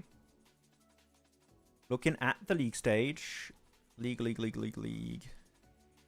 Right, let me go on the league stage itself. So group stage for IHC.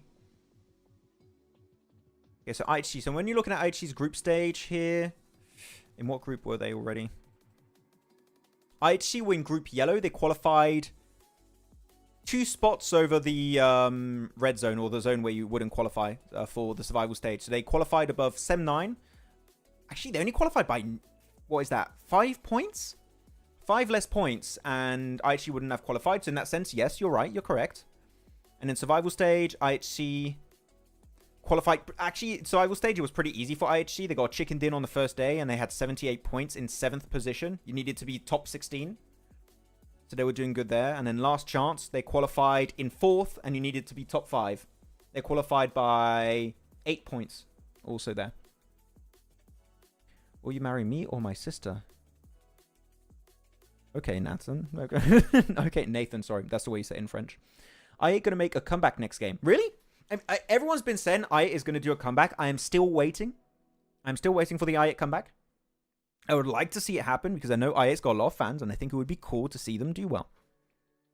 But the hot drop in Fairy Pier against, what is it, KSX is not working out. So we need to see a change in terms of drops for them. Tomorrow is SEA Grand Final. Predict the winner and top 5. Predict the winner and top 5. Let me check PMSL SEA. I think it's harder to predict the top 5 of SEA than CSA. I feel like CSA, you can tell top 5 pretty easily right now. There's maybe 1 or 2 spots that will change. But SEA.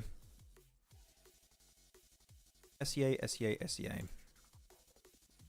am I in the right season? Am I on summer season? I am on summer season. So Nice. who would you marry? I'm not saying. It's a secret. Yeah, so SEA top 5. So you already talked about it a little bit earlier, right, Jason? I think you said Alter Ego, Boom. You think should be chilling to go into that one? For what? Winning? For top 5 and also who would be the champions. What the heck? What is this? Oh, damn. What is this, Max? That's too much headset while you're gaming. What the heck? No, so, I mean, the teams that I would expect to win, I would expect Alter Ego to win. I think that's pretty much a given to see Alter Ego win from how they performed. I mean, they had such a big lead after all of their weeks. So, yeah, Alter Ego would be my prediction there. BTR, we saw some improvements, especially in week 3. That was a very, very good week 3 from them. They had 60 points in week 3. That's the total points added up in the finals of Super Sunday. Xavier. Now, I would expect Alter Ego and DX Boom also. BTR has been a bit topsy-turvy. If they maintain their momentum of week 3, I would expect BTR to win. They've been improving. Yeah. I don't know what you think, you guys. I remember I was watching it, and we were watching it, Jason, right, with Niptura, just watching SEA for the first week and a bit. I think... No, we were watching EMEA. That was you and I watching SCA. Yeah. But we... Oh, yeah, sorry. We did do that viewer party on EMEA. I do think Team Flash could be a big surprise. On a similar level to what we've seen from Lakers and Aura this tournament for CSA, I think Team Flash has real potential to be a team that shocks a lot of people at the end and make it into top 5, maybe in 4th, maybe in 5th. I do like those kind of storylines of seeing teams that are maybe not rated as high performing in the finals. So I would put Flash Day as my underdog or dark horse team. But yeah, that would be... after picking 5 teams, that's rough. So who did I say? Alter Ego, DX, Boom, Team Flash. I got 4 and 1 more team. Yeah, I'd like to see BTR. You know what? I'd like to see BTR in PMWC. So yeah, there you go. I'm a bit of a basic guy. I'll go BTR. And to win, Alter Ego. Yeah. There's a different phrase I want to say. Yes, I know which phrase. Overall, it's Lakers second place. They overtook Aura, and they're not far behind 4MV. There you go. Paused. 78 Lakers. Yeah, big jump up from Lakers and Aura. I'm liking it. They are just looking for Lakers in particular. Aura, I think, is mostly because they can actually just play their game, which they couldn't do in the first week because of the hot drop situations and all the weird stuff happening there. Lakers, it's not just a hot drop because they are not really involved in a hot drop. It really is a change of their approach to the game at its core, which is the moment we have an opportunity to go for a win, we're going to go guns blazing. We're going to go for these wide angles to apply pressure on teams and win it. They've done it twice in a row now. They got 2 wins in a row, 3 wins total this second week. So it is a bigger change from Aura, and it has been a lot more successful also when they get to those late game scenarios. So I'm really happy with the Lakers. You guys might think it's a bit early to say it, which is fair. I'm worried though. Out of their 34, I mean, same for 4MV. Out of their 34 placement points, only 4 points did not come from a chicken dinner in 6 matches. That's true. That's fair criticism. Like, you want to see their bad games, and I think we've said it many times, right, Jason? That a good team is heavily represented by their bad performances. Like, if it's a bad performance, it's 4 or 5 eliminations, you're still doing relatively well on that front. So that's true. That's fair criticism. IHC, I8, Stalwart, all in the bottom 3 still. I'm actually kind of surprised they haven't been able to leapfrog any teams just yet. I mean, again, Madball's the only team to be able to do it so far. Major Pride, they're not playing today, and yet they're still holding a 17th position. Yeah. I don't know. IHC is a little bit weird because you expect more out of the PMGC global champion. Yeah. And yet they're in 18th place. I mean, it's 3 matches. I'm not going to judge too harshly. Maybe at the end of the week, if they're still down there, then I can talk a little bit more smack.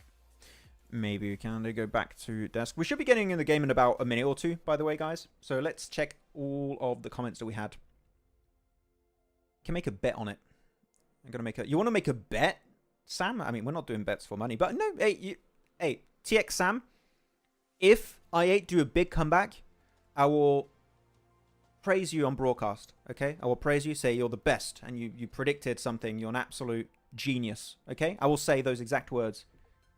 If I8 start a comeback, okay? I would like to see it happen. But they've had a few roster changes. I feel like they lost some really strong players like Blade, Ghost. Cryptos went a little bit all over the place. So it does hurt a team to its core when you get rid of those years of synergy and experience and trying to rebuild a roster. It takes time also. How about Udru Alliance? I don't really rate Udru Alliance too much.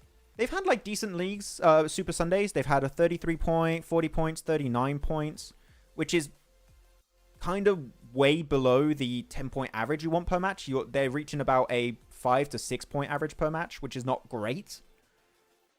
But just being consistent sometimes is enough to rank pretty high. So it might be enough to qualify. To win, though, I don't see Udru Alliance winning currently with how they're playing. I don't know if you have any thoughts on Udru Alliance, Jason. But no. Dumorte claiming their drop spot, I think. They're showing South George. They're just showing, please circle, go up there.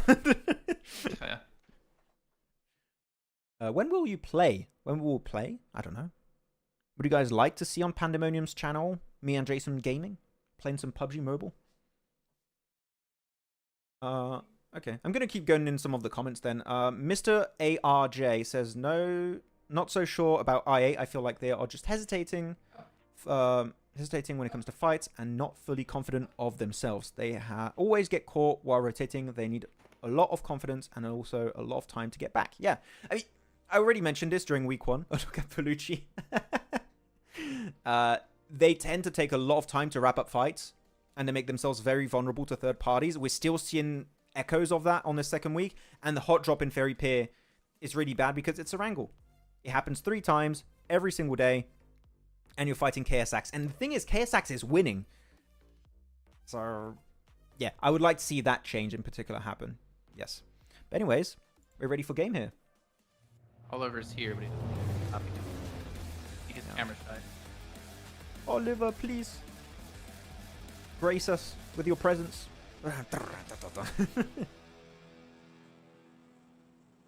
From PMPL Like, South. you don't pay me enough treat. I love this guitar, man.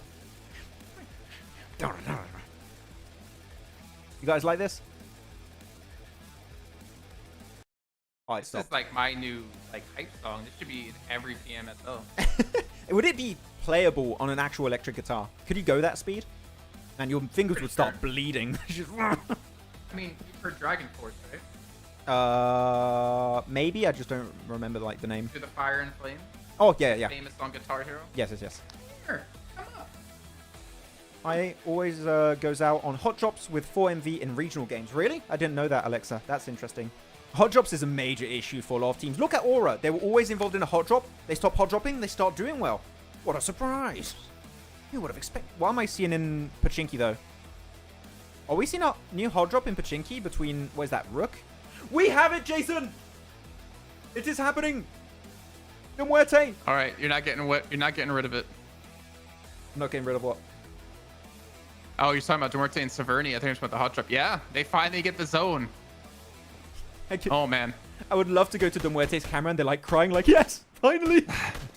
Not a Sovnovka finish.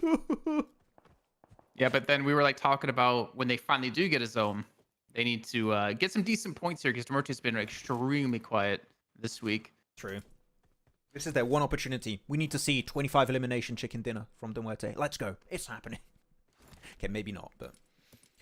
Shankar says, what kind of announcement from PUBG Mobile do you expect tomorrow? Tomorrow? There's an announcement tomorrow? Oh, yeah, didn't they say they're going to do one during PMSL SEA finals? I think I remember an announcement happening on some event. Is it? I don't remember if it's SEA, though. Is it SEA? Okay.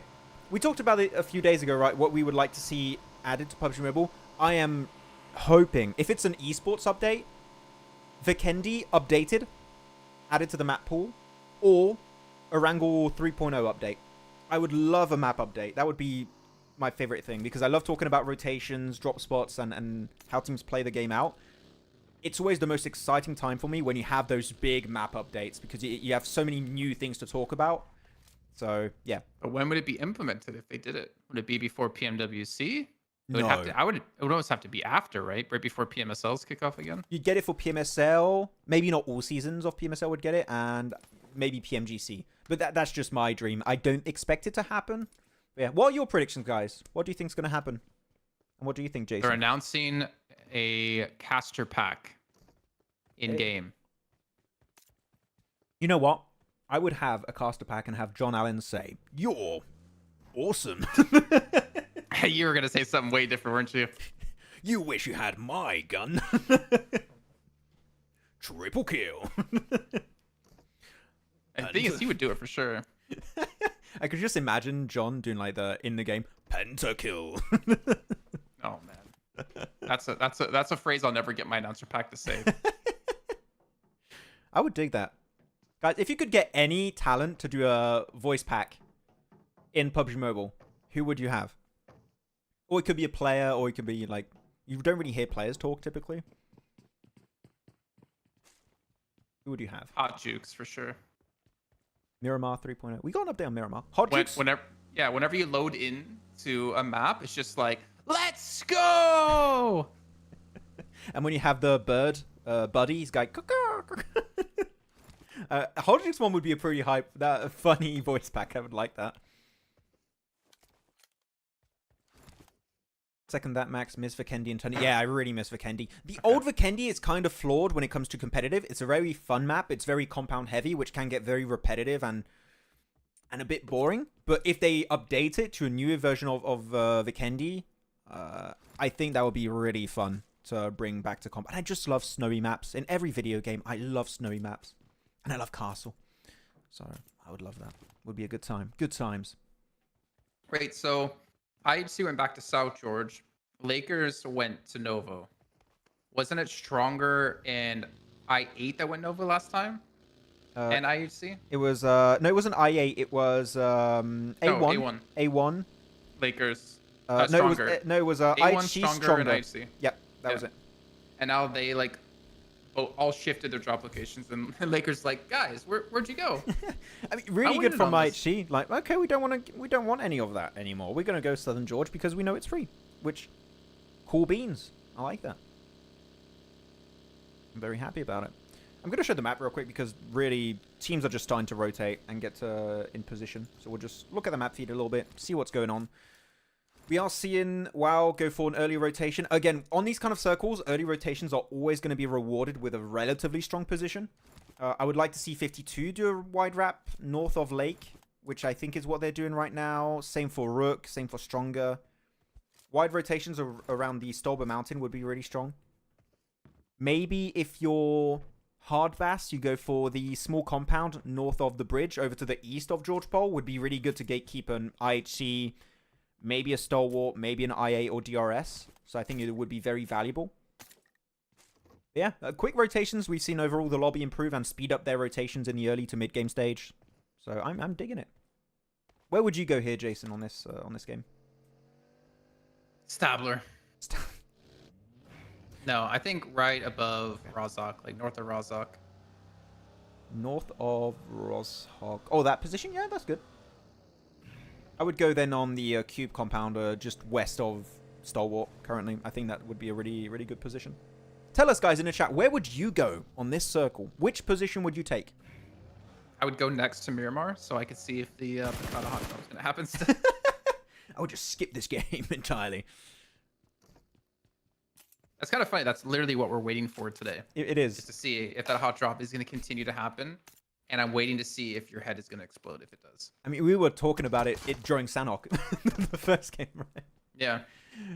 We want to see Miramar.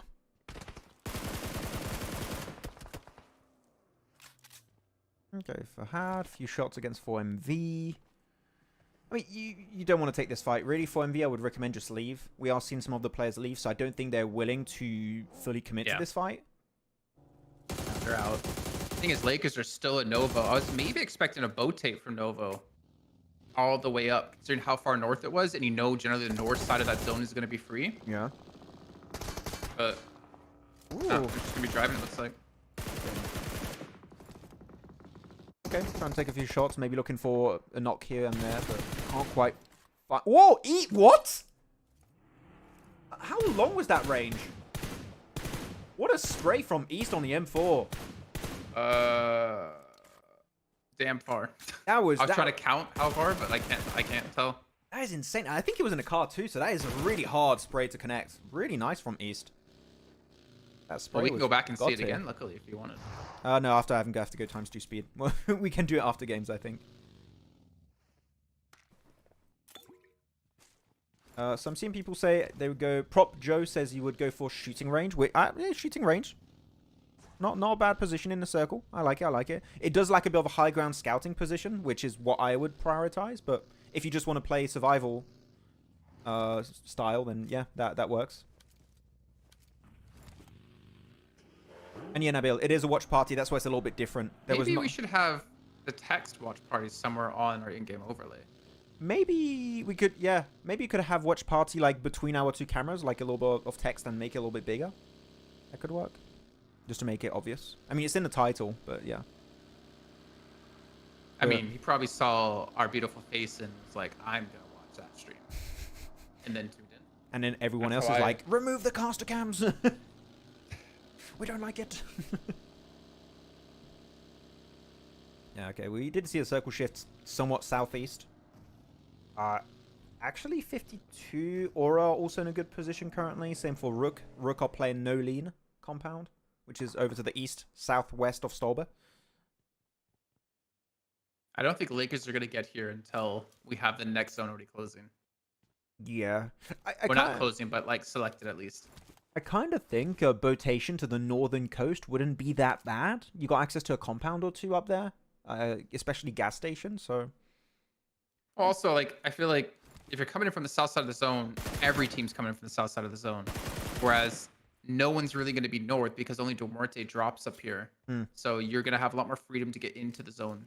Yeah. In that position. And it keeps going down the path of what I say, right? You have multiple circles going the same direction. Teams are going to be concentrated on the southern edge. So if you read this and you know how the masses are going to respond to it, you would know where some positions would tend to be free, which is exactly where he said, right? Be north because you only have Duarte there.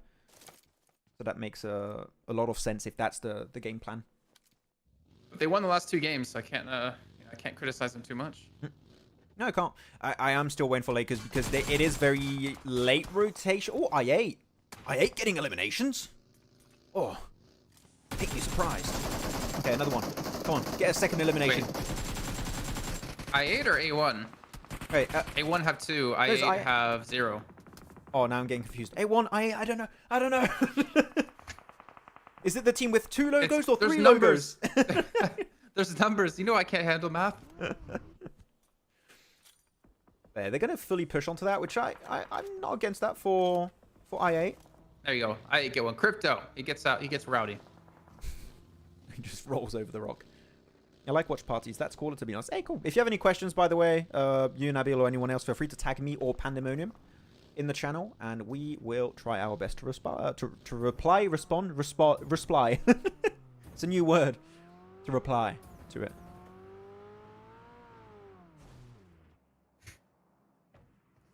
We're chilling now. IQ's getting the high ground here. I like it. I dig it. They're in the zone. Lakers did go around, actually, as Naya. So the east side. They're about to make their way in out of the blue for now. But they have Stronger pretty much directly in front of them. I'm going to show the map feed real quick while not much is happening to highlight what you're talking about for Lakers. There you go. You can see they're going for a wide wrap Stolber side. And actually, I think there are a few little ridges and individual buildings that are playable here, Jason. So there's still options for them and Stronger, but you might have to start fighting for positions very soon because you don't have that many good available spots right now. Oh, good nade, though. If Duarte doesn't win this game, I don't know what, man. Because it's literally centering to like Severny or near Severny. They've had to move not at all for the zone. This is their game, man. This is their time. I mean, they're going to have the cars hidden inside the city. So in terms of rotations, they can do it. It's just there are stronger positions than Severny in the circle. And if it moves away from Severny, I don't know. I think it's a bit early to call them out as like winning based on this current circle. I mean, they can survive at least, right? But I think we have to wait and see if they want to play it passive, aggressive, which I think you have to play aggressive soon. Because again, most of the good spots are taken. Use it, M. Who called out the comeback of I8 earlier in the chat? Alright, chill. It's 2 eliminations, okay? Like, no, I just want to make sure they're here. 15 teams. Just make sure he's here. That's it. I can tell you who it was. Oh, yeah, you have to go back.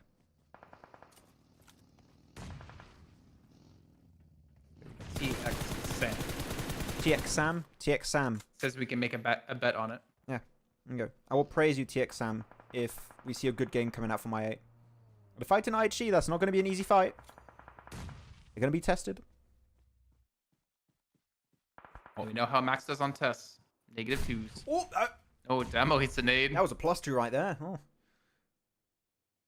Okay, follow up. You gotta be careful. Was it Godless lost pretty much up here? Gilles like on very low HP. Look at Crypto's angle, though. Comes in. Oh. I love Crypto's angle. This is a really good spot. You have a few little dirt piles you can hide behind.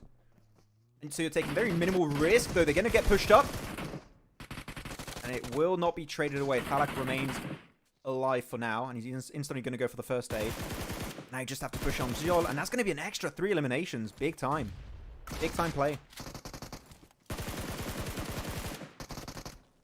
On. I'm kind of holding my breath here because they still need to close this out. Clean UCM's out of Scar ammo, I believe I just saw. Clean. Oh, they'll still get it either way. 5 eliminations. Yeah, they cleared IHG. Back up here. They clear IHG. That's a big statement going into this one. Circle did shift, though. Are they in play? No, they are not. But they do have a nice entry point, and they have that one building south, west of A1, which is playable. It's high ground, so really good for scouting. There is potential here. I do think we might see a DRS or even a hard bass breach if they want to go that direction, but there is a good position in circle available for I8. We'll see how it's going to go, though. Bad day for IHG. What does 4MV have up? 4MV have, I can see, I think 2? Yeah. Yeah, 2 players for 4MV. Yep, in the center. In that one little shed in the middle of the map. Demorte sent out a scout party with Pusher and Foops.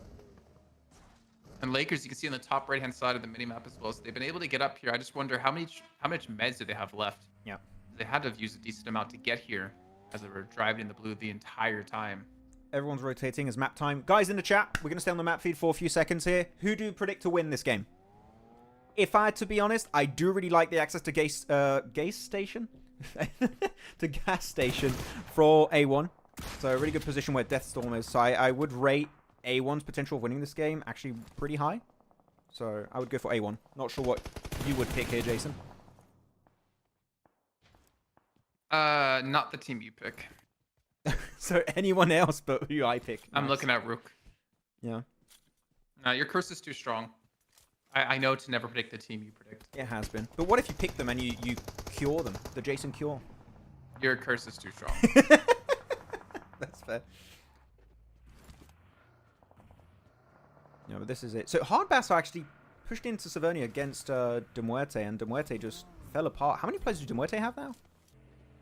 Only 2? Or more? Yeah, so Pusher's knocked in the front. Stars rotating. I can tell you in a second when it should. Or they have 2. Only 2.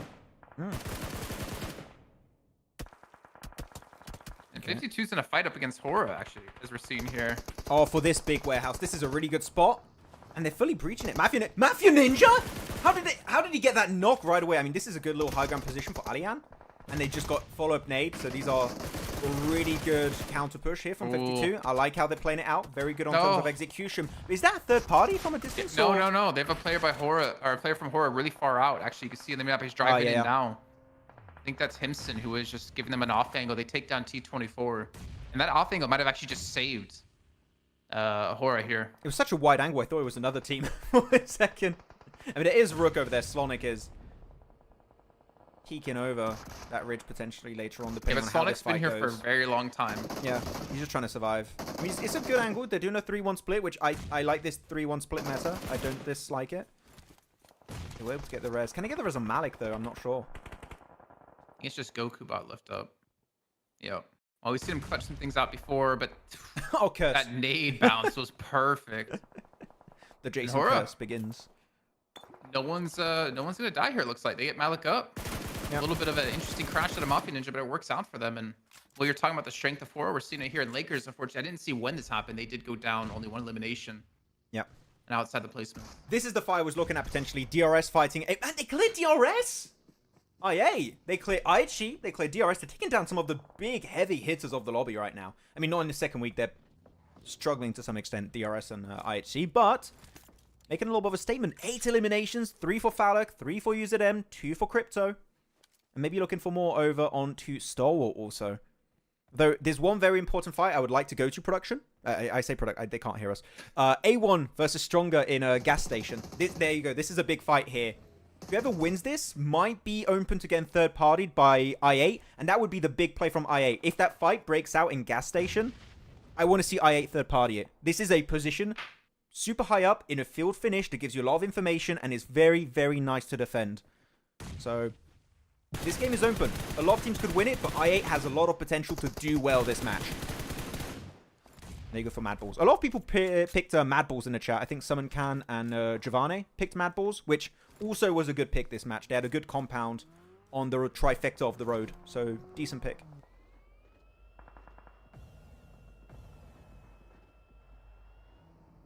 Oh, big fight. Gas station fight again. A1 rocking up this time. All right, so A1 going to get some eliminations, probably like about 5 here, considering the way they've been playing. They didn't have circle. If those go in the gas station, this could be huge. So many nades being thrown, and Hitman gets eliminated. There you go. A1 down. They don't even take a lick of damage in that fight. They just chuck, what was that? 3-4 nades, cleared the entire fight, cleared the entire well, not compound, gas station. But the thing is, now you make yourself a little bit vulnerable to a third party, which is what was scaring me. But they didn't really have a choice. They had to go for the push because the blue zone was not very friendly to their location. So there you go. They lost 2. It's down to Crypto. Crypto, it's time to clutch it up. Let's go, Gad. Let's go, guys. Guys, I can't speak today. I don't know, this might be too much. Yeah, they still come up with some good eliminations, though. I should be proud of that. 10 limbs on the match here. Getting up to 21 points, which won't ladder them up, but it is a start for them. Yeah, I think this is one of the best games, execution-wise at least. Maybe not point-wise, but in terms of execution and game plan, one of their best games. So I want to see a continuation of that, hopefully. Yeah, Stalwart, World of Trouble. Now already the only teams that can really compete for this win is Stronger if they can get the res onto Hopeless. You're going to need 3 players. Rook or Mad Balls. I don't see Stalwart surviving this. They're just clustered in a very small amount of terrain, which makes them very easy to take down if you have an angle. Oh, wait, what? Fearless? Nice spray.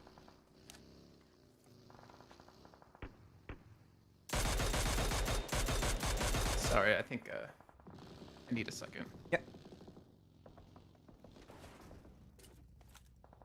Happening here for Stalwart, though. Send it over. Critter's taking it so low. He's in nade range. If he has 5 nades, he can chuck it behind that wall. This could be a big play from Critter to clear some space and maybe take even this position for the entirety of Stalwart. So it's a bit risky, but it could work out for Critter. Garito's there to help out. Yeah. I mean, we just saw what happened with the team inside a gas station here. Yeah. Very brave nadeable. for East to do so. Yeah, very nadeable. Not to mention, you can shoot under that fence too, so your feet are very shootable. Yeah, it is a bit of a weakness. You got oh, that car was just flying away for a sec. I think Stronger know that, so they're playing outside the building, which is a very respectful position to play. And you see the circle move away. Maybe you just want to leave.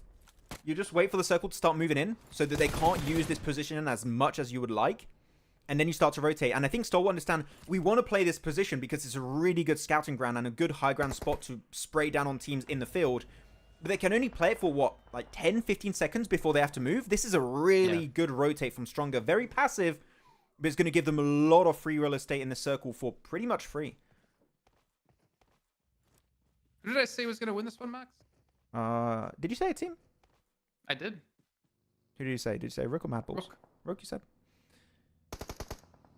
I mean, right now, my prediction went out. You guys picked Mad Balls in the chat. A few people picked Mad Balls, and you picked Rook. Yeah, I can't compete on the prediction game. Even KVNG in chat, he was with me, picked Rook as well. Make me A little proud, bit later guys. than I picked it. But we'll see. He pulled They're it on actually Allen. taking a fight at the Mad Bulls. And they do have a split too, like Yankee, Vic are kind of separated from the team, holding some angles here. They have Overwatch over the Stronger versus Stalwart fight. And they're also fighting against Mad Bulls at the same time. So there's a lot of information being gathered and a lot of damage they're being able to put in here. Oh, they have one knock though. That's not good. Okay. I want to see some more insane sprays from East, like he did earlier. Versus 4MV. There you go. Nice little spray down onto Phil. I am genuinely surprised we are seeing Stalwart survive as long as they have this game. I thought they were going to be picked off super easily when they were Northwest. Good spray, though, from Critter. Gets onto East. He might get res, though. He's pretty hard to confirm in that position. I mean, he's got to move because of the zone, right? And no one's actually crossed over to go res him yet. And he actually might be going for it himself. Well, he spots out at least Hopeless, who knows where the last player from Stronger is going to be. Or at least one of the last players. And actually, that's it. They're going to get knocked out. He worked as bait. He went out there as bait, pushed him out from that tree because he wanted to get pushed by the opposing player, and his teammates just cleared it up. So, man, Critter's been going for some ballsy play, but it worked out great in those 2 pushes, initially onto Stronger, then to finish the entirety of Stronger in the field. But again, you talked about it earlier, right? These angles from Rook are very oppressive, but also vulnerable. You get one player knocked, the entire kind of angles you try and hold just falls apart. Well, they pushed up even further. Look at the minimap. You got Slonic there with Vic. And I think they need to be a little bit careful because if Stalwart send it into him, I'm not 100% sure that the angles are... They should be covered, I would imagine, but I can't tell. Yeah. Critter didn't knock East. It was Slonic did it from... Oh, really? I didn't see the elimination feed. Nice catch, Doctor. Thanks. Yeah, but it goes to show again that Rook is just very, very aware of where everyone is, and they have so many angles. But you do have in this circle, it's very hard to tell like this while moving around quickly. You do have some very small dips that are kind of spread throughout this field. If you know where they are, you can survive very far in a match. But again, with the angles of Rook, it seems very hard to execute and to get to those spots in the first place. What doctor didn't tell you is his mastery or his master's, his degree is actually in PUBG Mobile. I thought you were going to say elimination feed degree. He just knows Works what's out as well. happening. Yeah. Yankee. What? Okay. Yankee? I think he was trying to get some free info in the buggy with third person, but he just got spotted. Rip. Is he going to confirm it? I mean, steal that point. Hell yeah, take it, take it. No, you can't. He's hiding in between the wheels. He had enough. He's like, okay, screw you, Yankee. I want this point. Yeah, so Mad Balls, Rook, or Stalwart. Who wins this? Like Stalwart might be biting off too much. Look at the spread they have. I guess they have the high ground to play around with here, but like they're trying to fight almost Mad Bulls and Rook at the same time.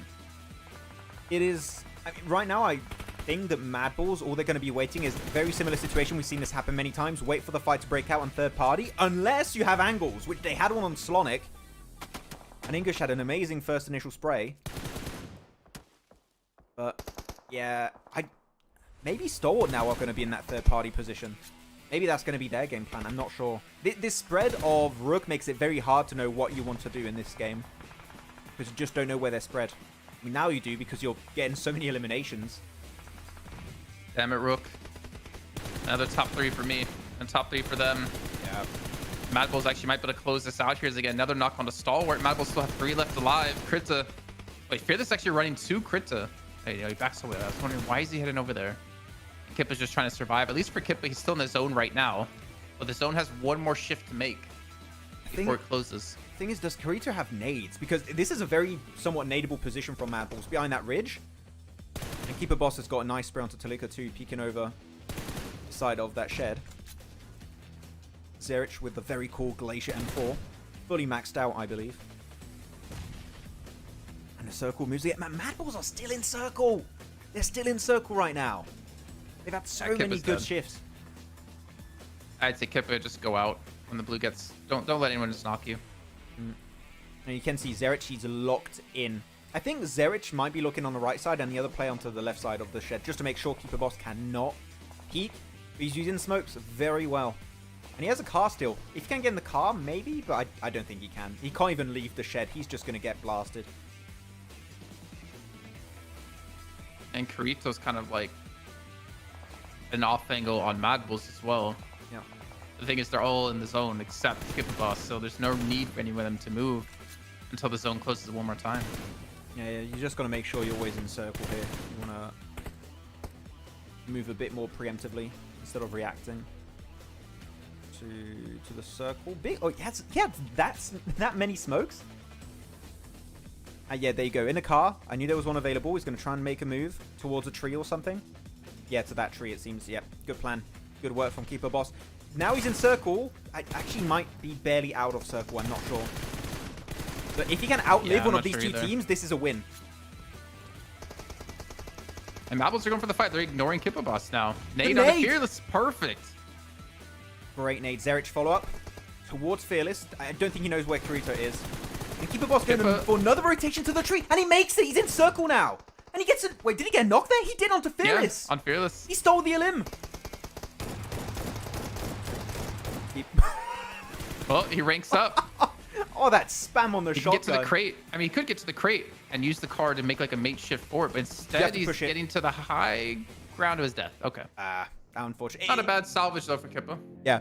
The buggy is a little bit vulnerable in that sense that unless you picked up a lot of speed, you're going to be pretty easy to spray down. But yeah, Mad Balls. Hey, whoever picked Mad Balls in the chat earlier, GG, you win. And that's a 10 elimination chicken dinner. I am surprised that their ridge was in circle for as long as it was.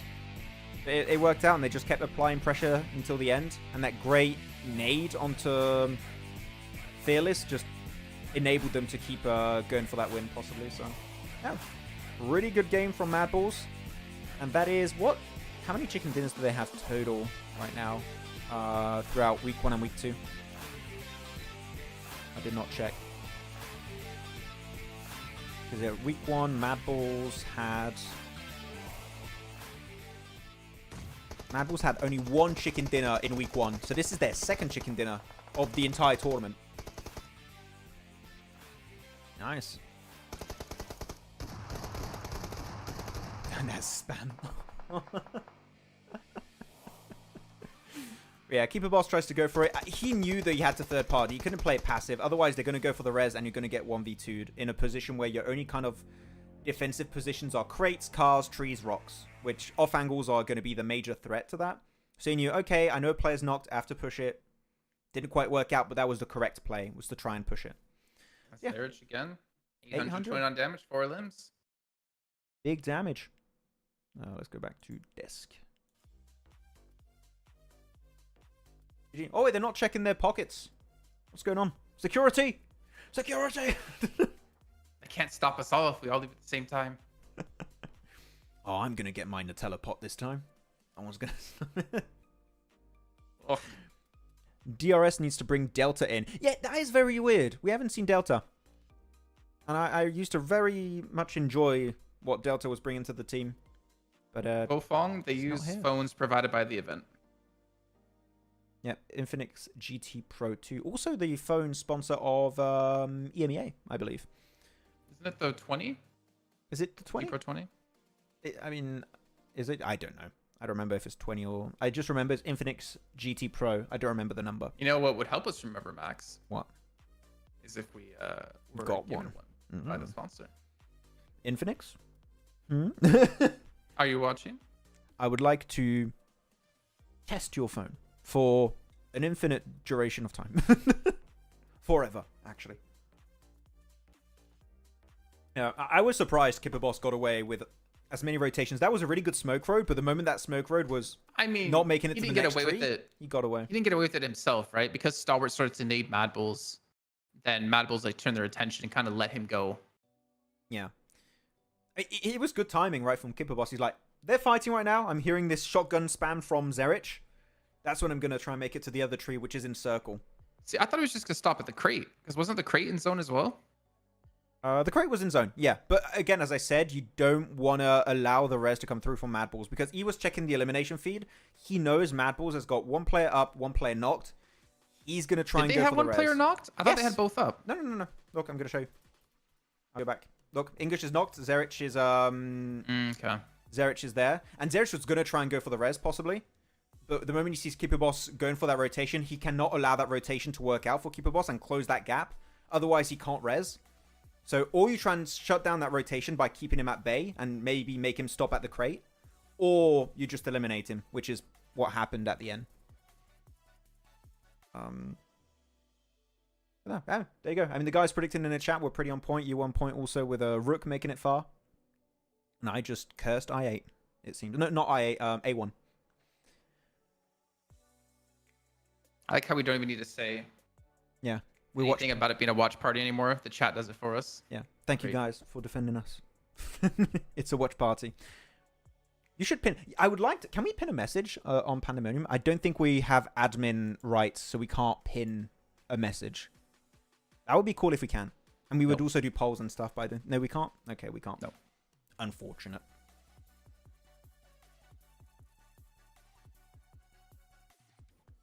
Yeah, and MVP Zerich. What a shocking revelation. What a surprise. Yeah, what a surprise. Zerich up there. 5 knocks, 1 assist, 4 eliminations, 829 damage. Well, Max. You know what this means, right? What?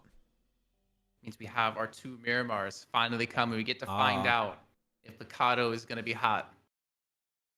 But we do have to wait about 10-15 minutes because all the players are going to be on break. Yeah, I would like to see it stop because, again, look at this match, right? No big early game altercation. They got 3 players in the top 5 list. And to be honest, I really expected them to get eliminated super early in that later stage scenario. But they just kept surviving, went for a really good push onto Stronger.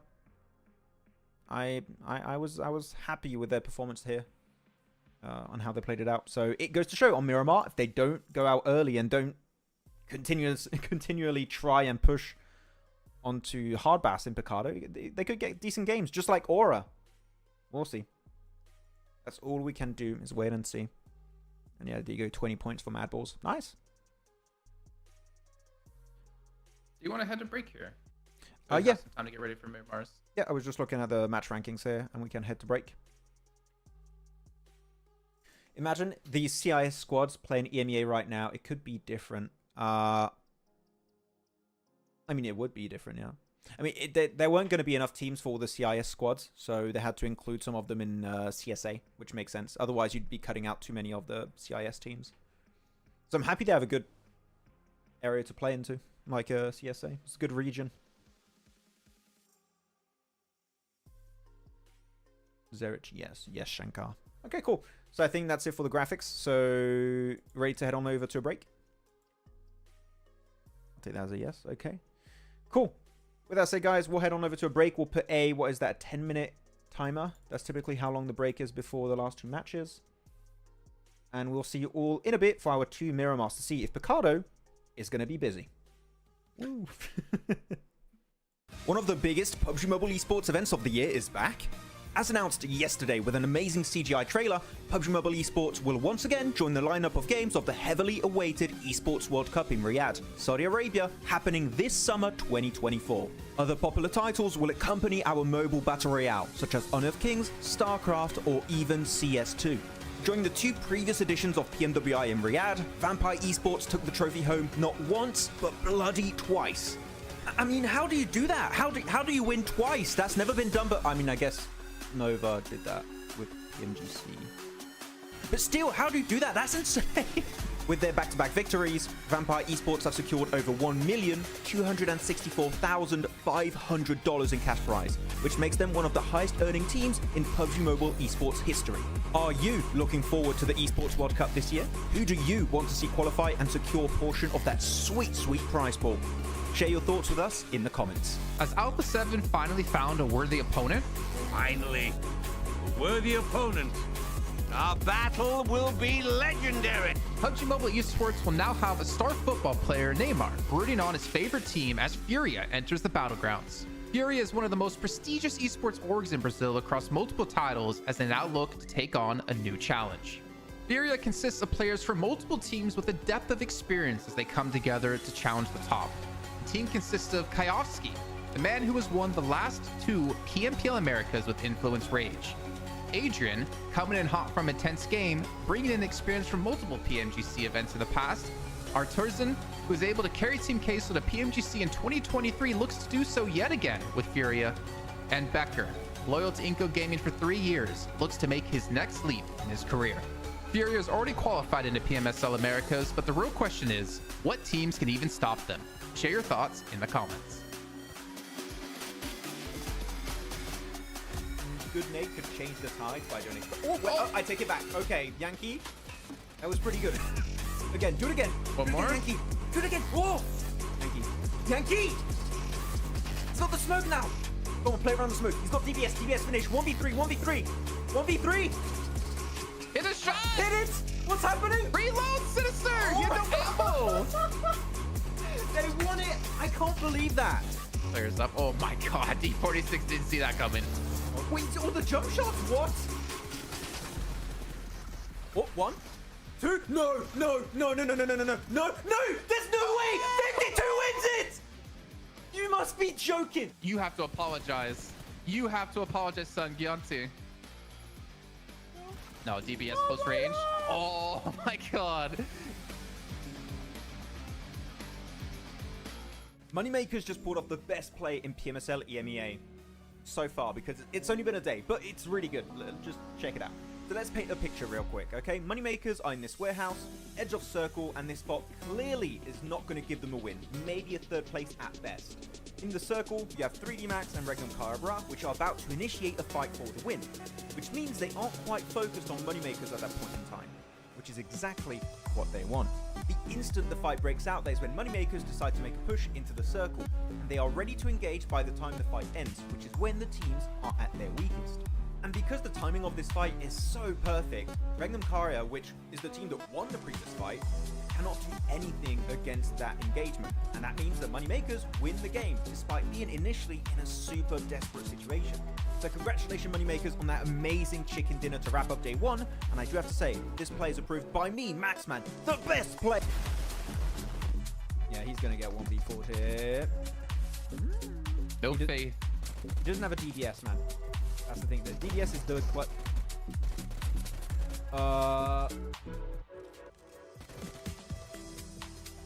That's a cool UMP skin for the DBS? Stop looking at me like that. PMSL America's NA qualifiers have recently concluded, and we finally know who made the cut. With 27 participating teams, only 3 would advance to the next level of competition. And at their helm is Titan Gaming NA, who is composed of popular players like Redox and Doran from Nexus Gaming.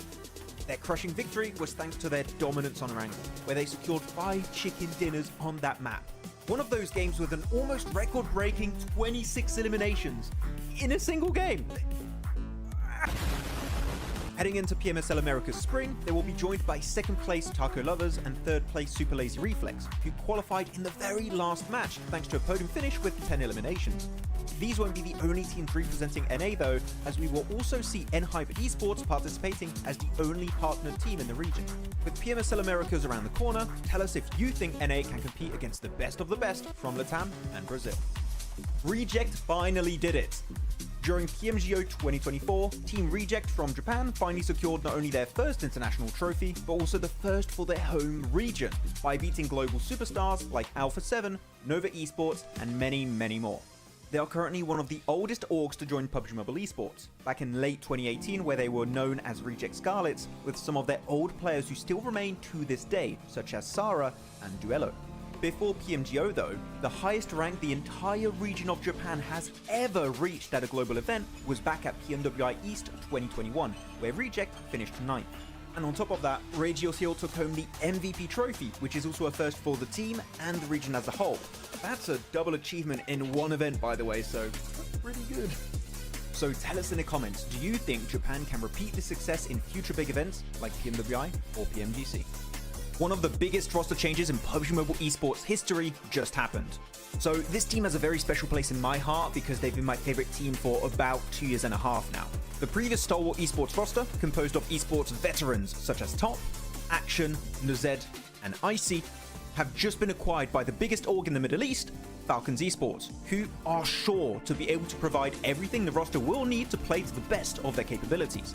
After a bunch of very close calls in the past global events, such as PMWI and PMGC, FALCONS Esports have everything they need to conquer the battlegrounds heading into 2024. Do you think, just like me, the #1 Stalwarts fan... okay, FALCONS... My bad, we'll have to get used to that one. Anyways, do you think the squad can finally bring home the PMGC trophy in 2024? Tell us what you think in the comments. I think we just witnessed one of the most anticlimactic fights in PUBG Mobile Esports. Just check it out. Over the wall, hangs around the side of the building, just playing with the members of Nexus.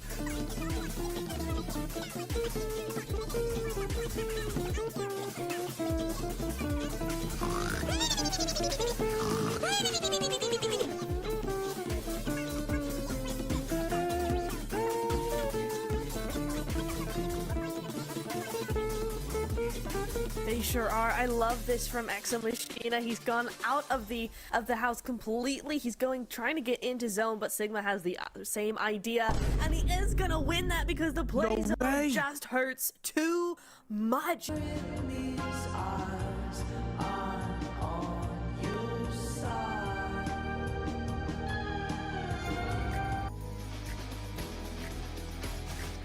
Don't go solo, man. If you get knocked, I swear.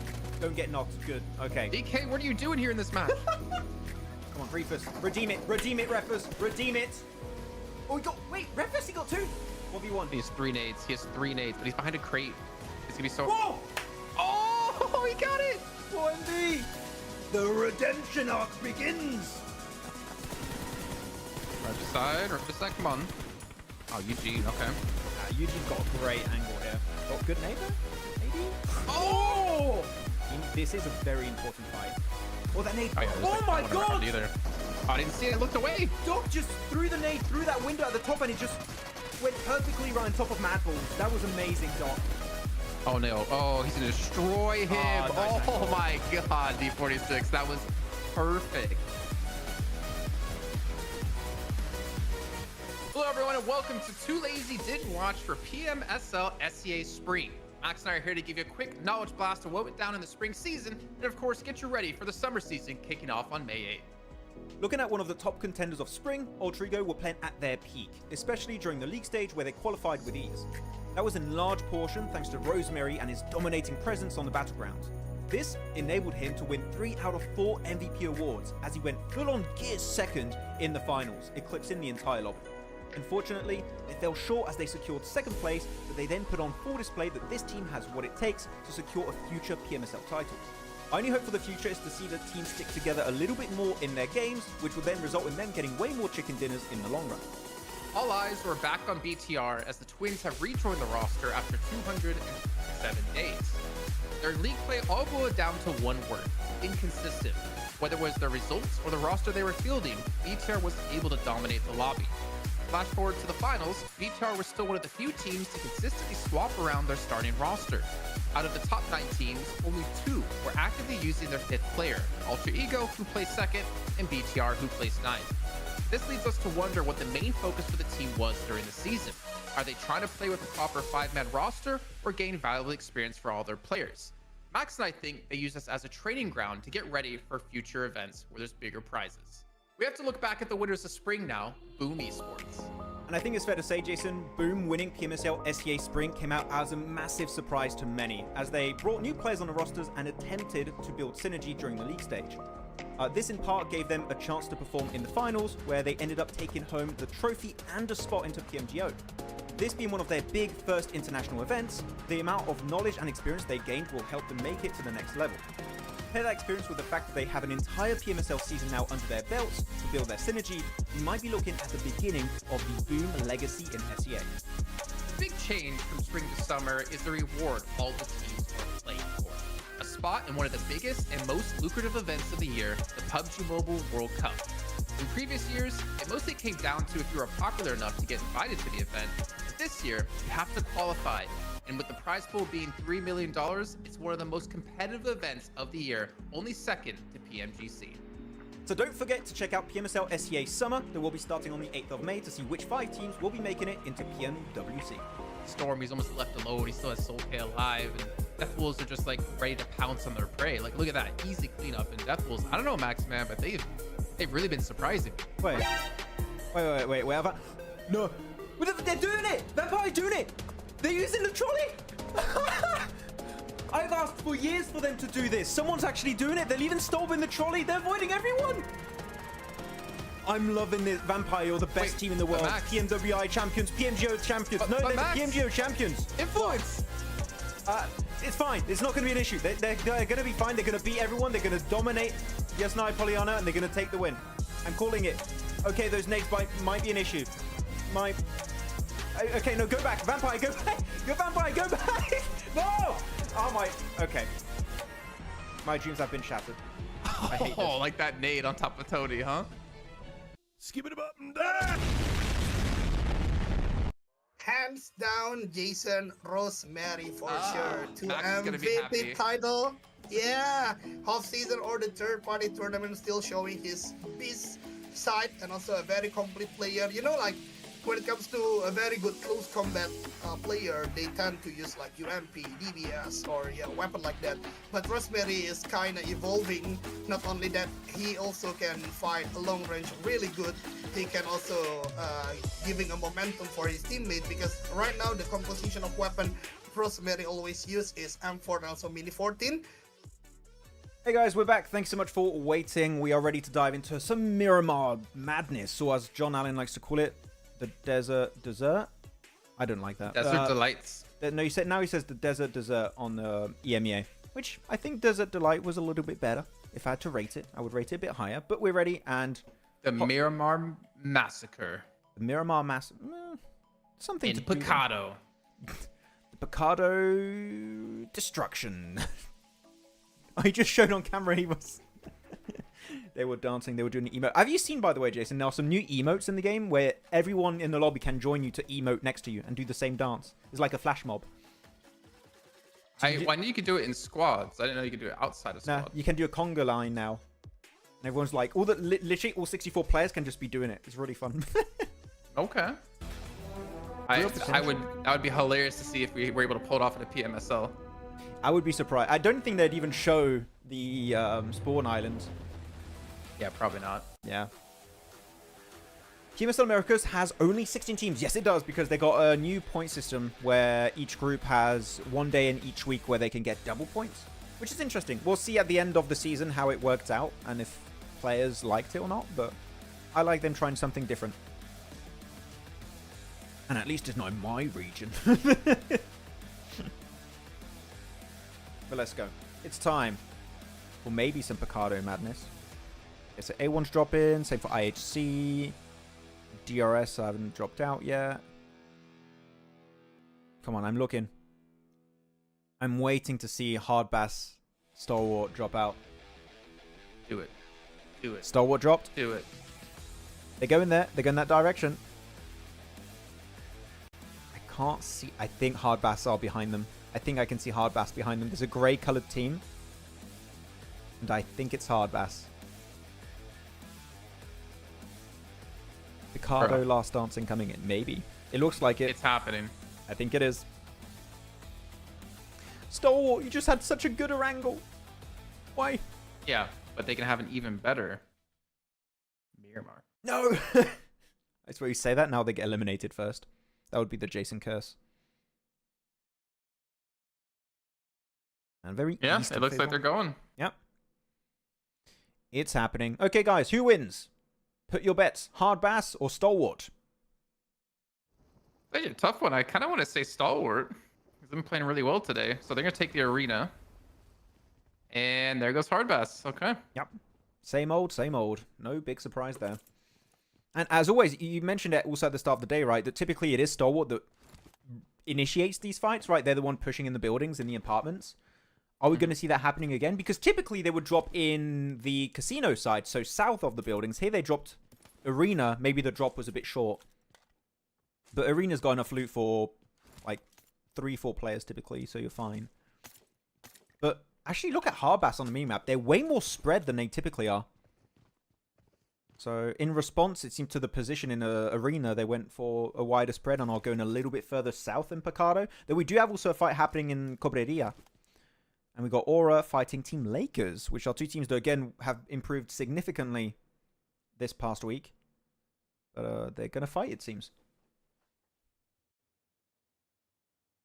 I don't know who to favor here. Both teams have been playing really well today and this week. I think it's a battle of like second and third place. Is it? Wikipedia's not been updated in a while. I'm not sure. Yeah, they still haven't added after round 6. Okay, level of utility. Striker get the first knock onto Stalwart, and Kirito's going to be flushed out. So Striker's got already the first elimination of this game. Stalwart don't quite have the advantage in Picardo from what it seems. I mean, I feel like it's gone both ways too often to ever favor one team. Oh, for sure. Yeah.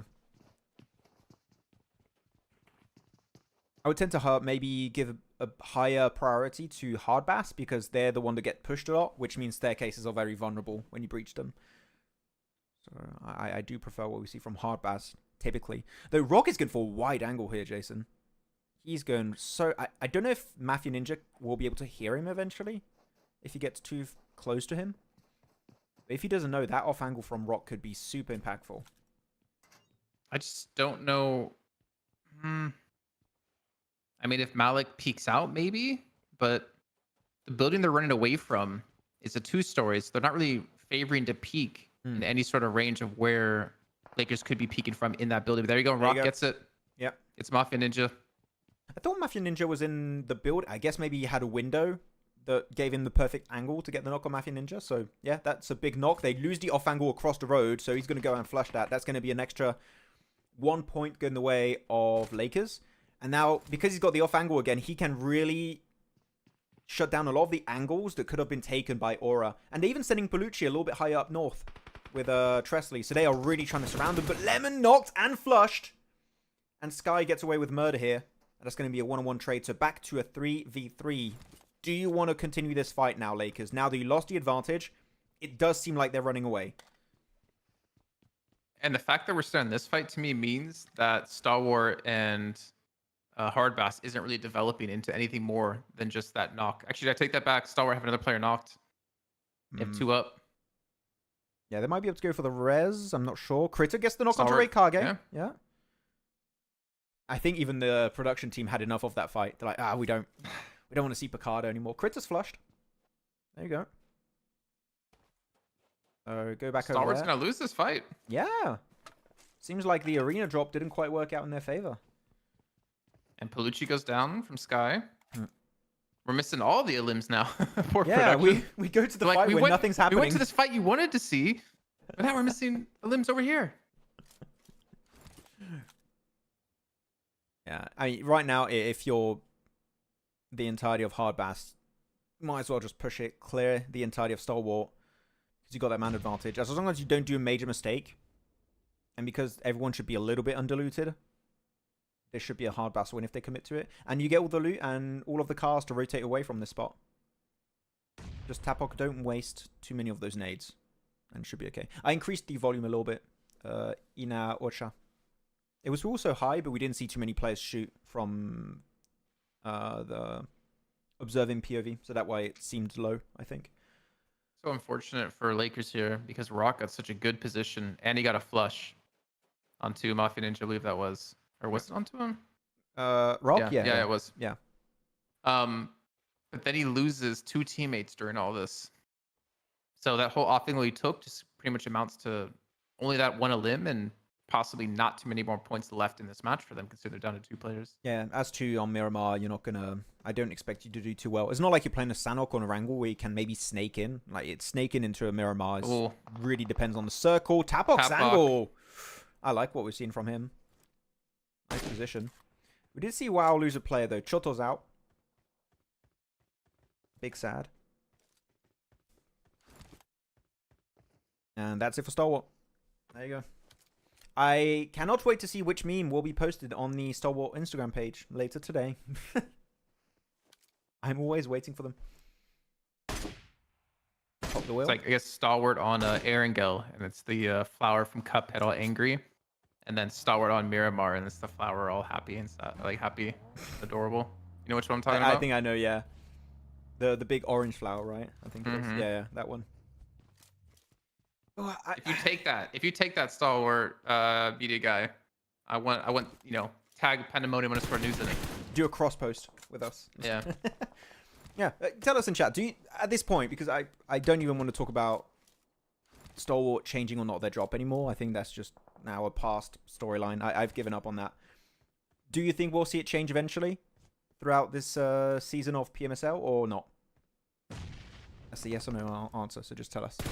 Which other team aside from Falcon are not playing today? So teams that aren't playing today are Falcons, Regicide, EVEREST Gaming, and Major Pride. Those are the teams not playing today. And tomorrow, who's not playing tomorrow? Might as well check. Tomorrow, Group D is not playing, which means tomorrow Rook, Stronger, A1, and WoW aren't playing. So Lakers just got a knock and a confirm onto Horror here. Look at Rock and Tresley's position. They're completely opposite sides of each other. They're the bread in the Horror sandwich.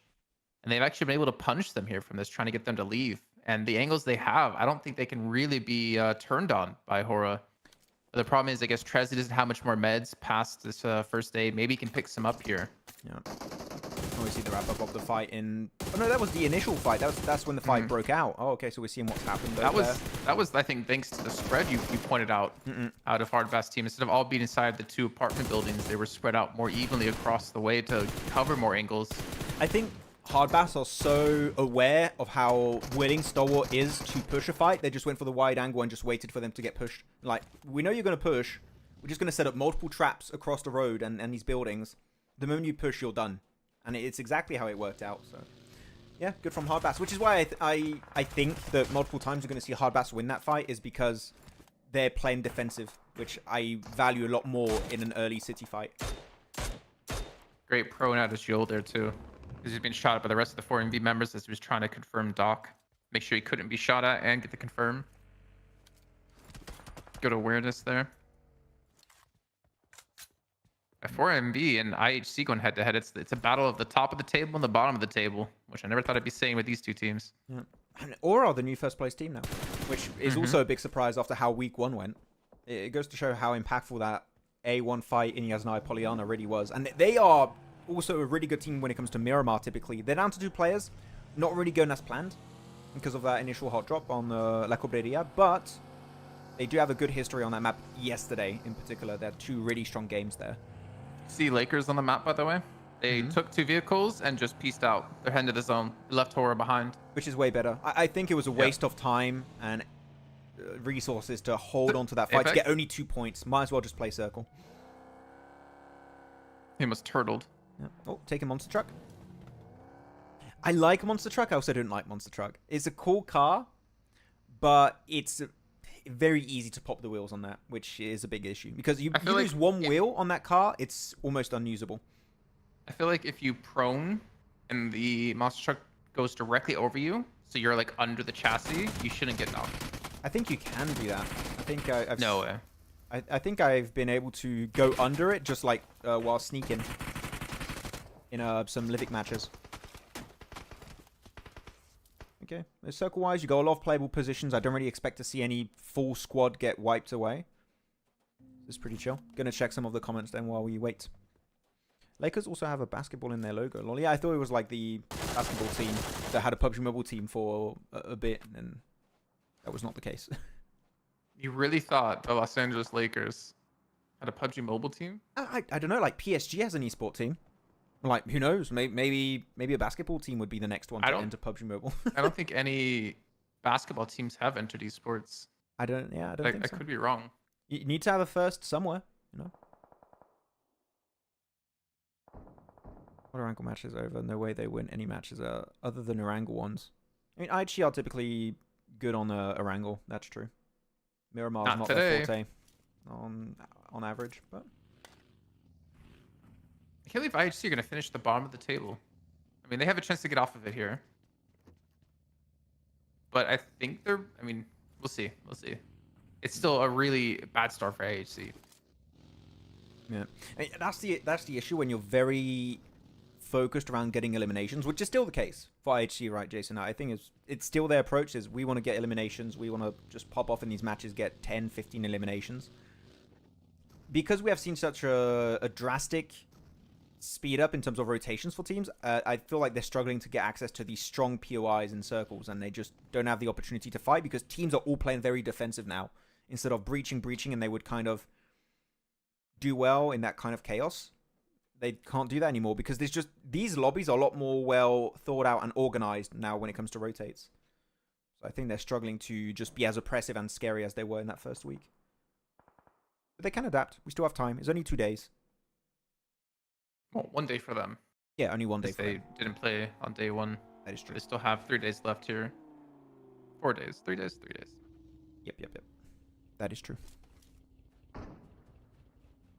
So Demorte going for a wide wrap, actually, it looks like.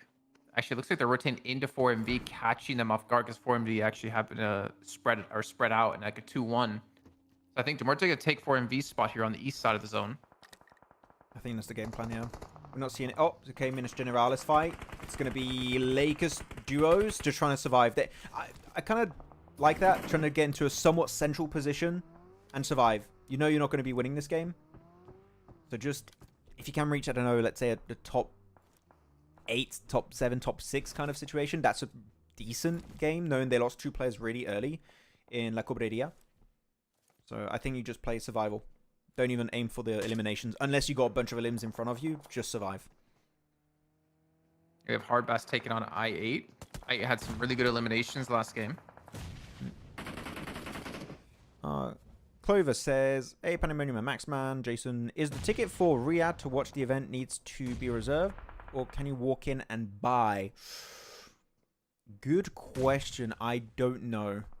I have no idea how that works. I have no clue. Yeah. Typically they always have some kind of announcement in game. You have a page if you go to an esports center and they tell you how to like go watch it physically. So I would say check out the esports center. I don't think you need a ticket. You need a ticket for Gamers 8 / now Esports World Cup to enter the area. It's not. I thought people were just walking around in like the. No. Like we always went into the back entrance, which is you have security and stuff. But there's a main. Well, I mean, entrance. I walked through the main area and I didn't think you needed a ticket to get in there, but I'm not. I guess I'm wrong. No. I'm pretty sure you have to. The Boulevard. There we go. Do that. Yeah, the Boulevard. Can I ask you a question about another region? Sure, someone can. No. What is your question? No. No. Flint said no. Sure, you can ask us questions. Feel free to ask questions when you want, guys. We're trying to answer them when not much is happening. There's going to be maybe a big fight happening here. You got De Muerte, you mentioned earlier, that took 4MB. Yeah, they cleaned up. Yeah. They cleaned up the 2 players, but Apex is still alive though for 4MB, who was playing kind of by himself. So I guess they kind of punished this. Slonic behind you. Oh, I tried to flush it and didn't work out. Again, you got that half second of invincibility after you get knocked. So Hopeless was able to tank a few shots. Big circle shift again. So we're going to have a outskirts on the west of La Bandita finish, which is very good for WoW Esports. They only got 3 players, I believe. I think they lost one earlier. They lost Choto, I believe it was. But WoW have currently the best position alongside Madballs. Both of them are pretty good. Need to be sure. Yeah, I don't know. Unfortunately. Clover. Thing here. Come on, Sleepy. You've been asleep today. I want to see something. Wake up. So is 52, to be fair. Yes! Sleepy! Needs a mini, man. Yeah. Mini and high ground and some ammo. Instead of He'll be having happy. a DBS short range, just give him a SLR or Mini 14 and just spam. Spam and pray. Oh, there you go. Knocks down Pusher as well at the same time. Fighting 2 different battles here. Fighting against 52 and De Muerte. I don't think De Muerte are going to fully push this. Okay, maybe they'll have to do something though, because Push is knocked. Eugene's going to try and go for the res. And also DRS getting the res at the same time here. So 52, they're starting to cook some nades. Oh, Alien. Oh, they have mollies though. Mollies again on long building. These long buildings, very strong. It spreads on... It can spread in 2 buildings if you put it down in a really good angle in the middle of the central corridor. It spreads in the 2 little rooms in the back. Oh, and De Muerte. So Alien goes outside, and De Muerte is waiting. And remember, DRS Sleepy knocked Pusher before, and DRS will still use this angle to advantage to help out DRS indirectly. And Gyante's gonna light himself on fire, but that shouldn't be too big of a deal. See? T24, he gets caught with the Molotov. Yeah, mollies are too good for long building. They are so powerful. If you have like 2 to 3 mollies, you can literally put fire on the entire building if you put it in a good spot, at least for the first floor. Well, with De Muerte holding the high ground, DRS are forced to go inside the building unless they want to fight 2 different fronts. You can play Clean up north these of eliminations. it somewhat, but I get your point. Yeah, you're not sure you're safe just yet because they do have multiple angles, and that's it for 52 eliminated by DRS. 3 eliminations. The circle's about to pop, so this is the perfect time here for them to wrap up this fight because they can already start thinking about what their next move is going to be. Though, I don't know if they have cars. That's the thing. De Muerte might have popped the wheels of their cars if they were not hidden away. So, that might be an issue, but I am hearing cars. They're fine. They can use them. Nice. Nice. Lakers still keeping Tresley and Rock alive, though.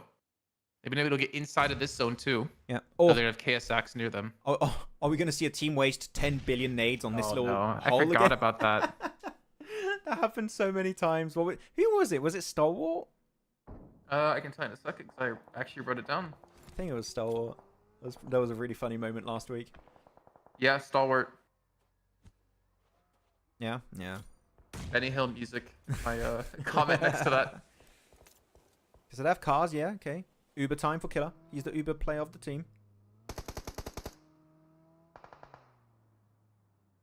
Now, if you're KSX, what do? Do you only have 1 car with G46? No, they also have a monster truck for Faisal. You have to breach something because all the good positions in Circle are currently taken except for La Bandita, which you don't want to go there. Leaving La Bandita is just horrible thing to do. You just get sprayed from all angles. It's really tough to execute. So I like what De Muerte are doing here, Jason. They're just playing the outskirts. Really good high ground position. Scouting. Taking a few shots here and there to apply pressure on teams like DRS. I dig it. Star really going to go for it. He's going to dip into the blue to get behind DRS. I mean, it's kind of perfect, but he has to be very careful about not getting knocked. He's just moving the entire time, trying to not be an easy target, but feeding information over. Oh, he's actually stopping. Oh, this is... Dangerous. Dangerous. I mean, good place nade, though. Oh, yeah, good I don't think they name. want to sit here in this fight forever either, because the zone is closing in about a minute time. They have to look for the next transition. Good on the Nice high ground push. No one to follow up with, though. Actually, Star technically is there to help him, but he didn't peek at the same time. It's starting to hit these shots. Giante just repositioning. Wow. Yeah. I think there's a potential of getting third party by KSX here, but yeah, DRS only sleep down Giante. How is he still alive? He's playing around those little dips really well. Those little piles of dirt. But Giante's trying to replace himself in a little bit of a better position in circle. Not going to work out. Sleepy's in the distance. Yeah, Sleepy at this point. Your teammates are done. Just survive. It's very similar to what we were seeing from Lakers. Just survive. It does not matter anymore what you do. Just stay in that shed and hope for the best. Try and reach like top 7, 8. Get a few placement points. That would make something at least somewhat work in the favor of DRS. But that was a rough game and a really good execution from Demuerte. So there's not much you can do.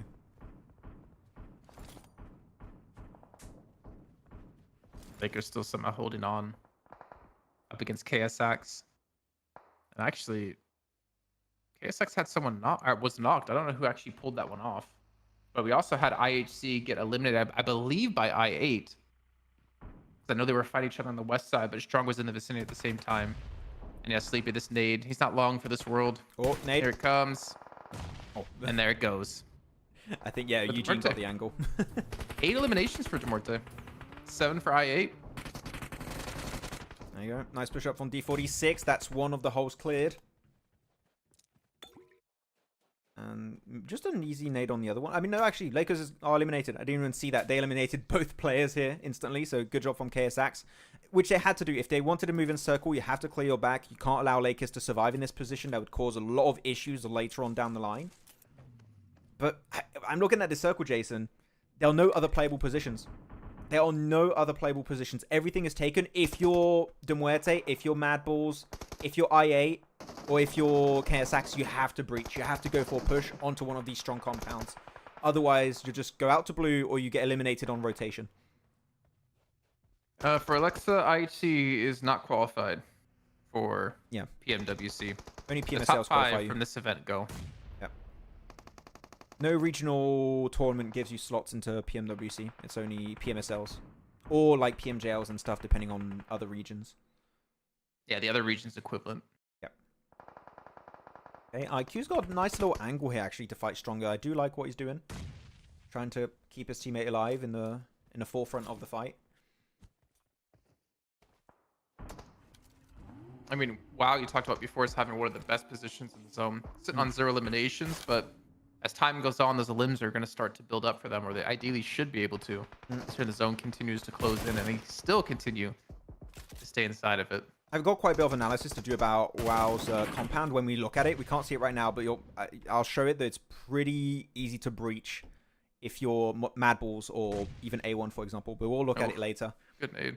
I'm surprised Stronger... I mean, I guess Stronger don't know I8 are down to a simple duo. So that's why they were just retracted themselves a little bit from the fight, just waiting for more information, hiding the cars also.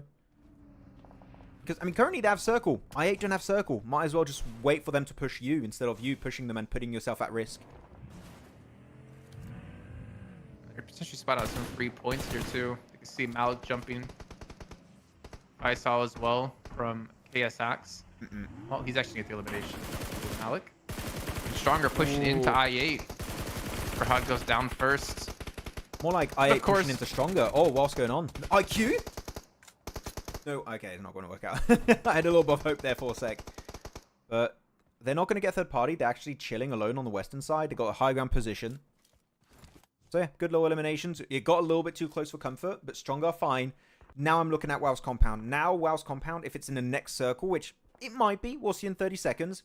Should be. Is going to be top priority. And I think we can somewhat see it now. The reason why this compound is so breachable, if you're a team entering from the north or the south, is because it's pretty much too many compounds stacked into one, which means you have to divide your players. Look, Cairo is split away from Uzaifan Knight. If you are Mad Balls, you breach Cairo. If you, I don't know, A1, you breach onto Uzaifan Knight. It's too many compounds into one, separated by some open terrain. So that's why if a team is split, which is right now we have a 2-1 split from WoW, you can abuse that to your advantage to get a relatively easy breach. And it's hard to third party too because it's split. Well, I think the lucky thing for them is that they do have 2 teams to their south with A1 and with Mad Bulls who are going to obviously fight each other before they look to even breach this compound. Mad Bulls and A1? Ideally. Yeah. They might. I guess Bad Bulls technically could because they have the hillside to protect them as they like drive in and crash. The thing is, Mad Bulls have to push first because they're closer to the blue zone, and they only have 15 seconds now, so they have to start thinking, what do we do with this? Do we wait for A1 to push and take a little bit of blue zone damage? Do we push A1? Do we breach the compound? You set it to WoW. You get ahead, you leapfrog them. No, they're going for that fight on the A1. Okay, and Big guys down. Zers take a lot of damage. They haven't returned any damage onto the enemy teams yet. I am this is very not surprised. looking good for Mad Bulls. Wow. Just the nades coming through. Yeah, I mean, look, they could have pushed onto Cairo. I'm quite surprised here, Jason, of this call being made by Mad Bulls. I think you make yourself very vulnerable because you're fighting for position that's not even in circle. So the value here is minimal. Even if they win, they don't get much out of this fight except a few points. Well, they got one elimination onto A1 here with the nades. And Eagles just continuing to push in. Big guy's still down. He's nade. Oh, big nade here from Rowdy. And third party from Dumwete in the distance. They just eliminate all of Mad Bulls alongside them. That's it for Mad Bulls. A1 survive. But A1 are still not in circle. Dumwete just barely make over the ridge. So they are still in a playable area. They could get third place in Dumwete by just eliminating Stronger, which right now are struggling to cross over that entire, what is that, field? Yeah, field area. This little plateau. I mean, the thing is, WoW is not really even taking any... I mean, they're taking some shots against Stronger, I believe it is. But no one's pushing. I mean, yeah, obviously you're talking about the weaknesses of the compound, but if no one takes advantage of the weaknesses, then WoW is just going to walk away with a win. That's exactly it. That's why I'm very surprised. A1's compound... sorry, not A1's compound. WoW's compound is very breachable. No one was willing to go for it. I think they were maybe scared of a retaliation in terms of third party of teams like A1, maybe Dumwete, etc., or even Stronger. So that's why Mad Bulls might have gone for the fight onto A1. They were just scared of a possible third party. I don't think it would have been that big an issue, personally. Maybe they felt like the enemy they know is safer fight than the enemy they don't know. Maybe. They were already taking shots at A1 for a while. Yeah, they knew A1 were there. They didn't know that WoW are split, right, as a 2-1. They didn't know WoW even lost the player, right? So, yeah, that's a good point. Maybe that's... The lack of information kind of made them rethink, do we want to push it? Maybe not. Let's play the safe option. Yeah, pop the wheels, nice. Create a little mini makeshift compound with those cars. It's not in circle though, so that's unfortunate. Don't waste your ammo to explode that car. You only have now 2 clips. How many bullets is that, Max? 81. Nice. Come on, I can do that at least. Okay. Oh man, Foodstone's still closing in. Yeah, Foodstone's position on that crate is actually very strong. Not for Eugene and Star though. Oh my word. Man. Okay, they're gone. Man, that was a big push. Only one player made it out. Rip. Pusher and Foops, man. If they get Northern Circle, actually, this is really, really good for Dumwete, but yeah, well, I again, mean, it's down to luck. The final zone, so it's going to close in from here on. We're about to head into stage 9. And as Alphaz Udin said, it's hard for A1 to come out of La Bandita. It is true, it is hard, but if you eliminate all of the players, then it becomes very easy to leave. Which right now, eliminate Dumwete, which is what they're doing. They get the first knock on the Foobs Man behind the party bus. Eliminate all of Dumwete, and actually you've got some decent angles you can play for A1. Where do they go here? I mean, because the zone's going to close in. WoW, I think, has Zypha technically the closest towards the center, and he's in a compound. Wait, can you see his head there? You can see the helmet. Oh, this A1 should be punished here for sure. Yeah, it took too long to try and eliminate Dumwete. Yeah, look, Dumwete's taking shots blue. now. That's not bad. Eliminated. Dumwete second place. Pusher make it at 1v2. Wait a second. Both are relatively far from the center, and he's got a few little ridges to work with, and if he stays prone... Unless they have smokes. Okay, they have smokes. Does WoW have a car? I would imagine they should have. I'm not sure. They got naded a lot. Maybe the cars got damaged. That's a big... Oh, that was a long throw on the nade. Decent nade, maybe? Oh, no, a bit short. Yeah, Uzaifa wants to try and control the center of the circle. Thing is, he can hold this position until the smokes dissipate. The moment that smoke is gone, which is, what, like 10 seconds now, maybe even less, he's going to get instantly lasered by Pusher. Just look at Pusher here. On the left side. Did he see him? Oh, he didn't see him. He didn't see him. Oh, okay, he sees him now. Sees him now. And really good pre-fire spray from Uzaifa, and that's going to be a WoW Esports win. It was very predictable, to be honest. They had the best position for, what is that, 5 circles now? 4 eliminations. A little bit low for a compound like that. I'm still surprised, Jason, we did not see that Mad Balls breach. As you said, they had more information on A1. So I thought maybe we'd see something happen there, but no. Nobody really threatens WoW, and they are just given a relatively free time and chill time in that compound. So yeah, good to finally see a WoW win. That's one of the games, I think it's a little bit of a confidence booster, though. Like, yeah, it's not a massive game. I think it's, what, 14 points? I think they had 4 eliminations, if I remember correctly. But it's a game that, like, when you're given that situation, you need to win it. And they were able to close it out. I think that's the important part for them. Yeah. A confidence boost, I mean, sure, it's a win. I think they know they got lucky on the circle, right? I don't know if it's going to be that big of a confidence boost when you only get a 4 elimination chicken dinner with a free compound. I mean, like, what do you want them to do? Like, you want them to push with the compound and look for eliminations when it's constantly in zone? Like, I feel like if the zone does, if that compound stays in the zone, you're kind of destined to always have a low chicken dinner game, or a low elimination chicken dinner game. I get like, what do you want them to do to get the elims? I think they were just scared of A1 a lot of the time. I'm looking at the minimap. I was seeing them looking on the east side quite a bit. And I think they were just scared of a potential threat of that push happening. I would have liked to see them maybe peek a little bit more on Dumwerte, onto Stronger when they were entering the western side, and maybe try and eliminate them a bit early in the match. I just think 4 for a free compound position like that is on the lower side of things. So Do you want them to, like, push into A1 to go for elims? I wouldn't say push. I mean, they could have third-partied Mad Balls versus A1. They could have done that, but then you make yourself vulnerable to a team snatching away, like Stronger could have rolled in. I just think going for sprays from the compound, they seem to spray very little and take very little amounts of shots. Yeah. So I don't know how big a confidence boost they're going to get from a 4 elimination win. It's still good they got it, right? But it's not those big matches that would make you just pop off in the next match. A1 should have won it. They should have pushed a little faster. It's annoying for them because if they eliminated Dumwerte, let's say 30 seconds earlier, I think they could have still used the car and then make it to the crates. And then with all the angles they had, they could have won versus WoW. They just couldn't get rid of that one solo player. It wasn't happening. Good try, though. It's not easy to leave La Bandita at that stage. It's really, really hard. I was going to say, if the highlights start with hard pass and stalwart again. But of course. Always. I mean, we're praising stalwart for, like, changing the drop location and stopping the top drops. No, Miramar. Why are we still seeing it on Miramar? I don't know. They got to learn from all the other teams that stopped hot dropping. Oh, I had 2 musics playing at the same time. Whoops. Anmol says, why are some teams still passive? Has any passive team been successful in the last 2 years? I mean, when you see who won PMGC last year, not really.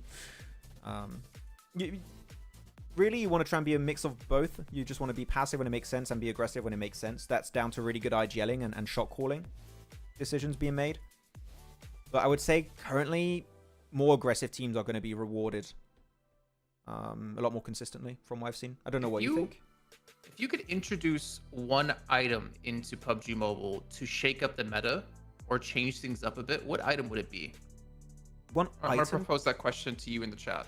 I'm looking at things like the blue zone grenade from PUBG PC, because I feel like that could change things up a bit. You can definitely control a lot in a compound if you're trying to breach by having some blue zone grenades and place them in certain positions that you want to force people out of. Because obviously when you nade, you have to make it in a window and hope they're in that room, not around a corner, whereas a blue zone nade expands past the walls.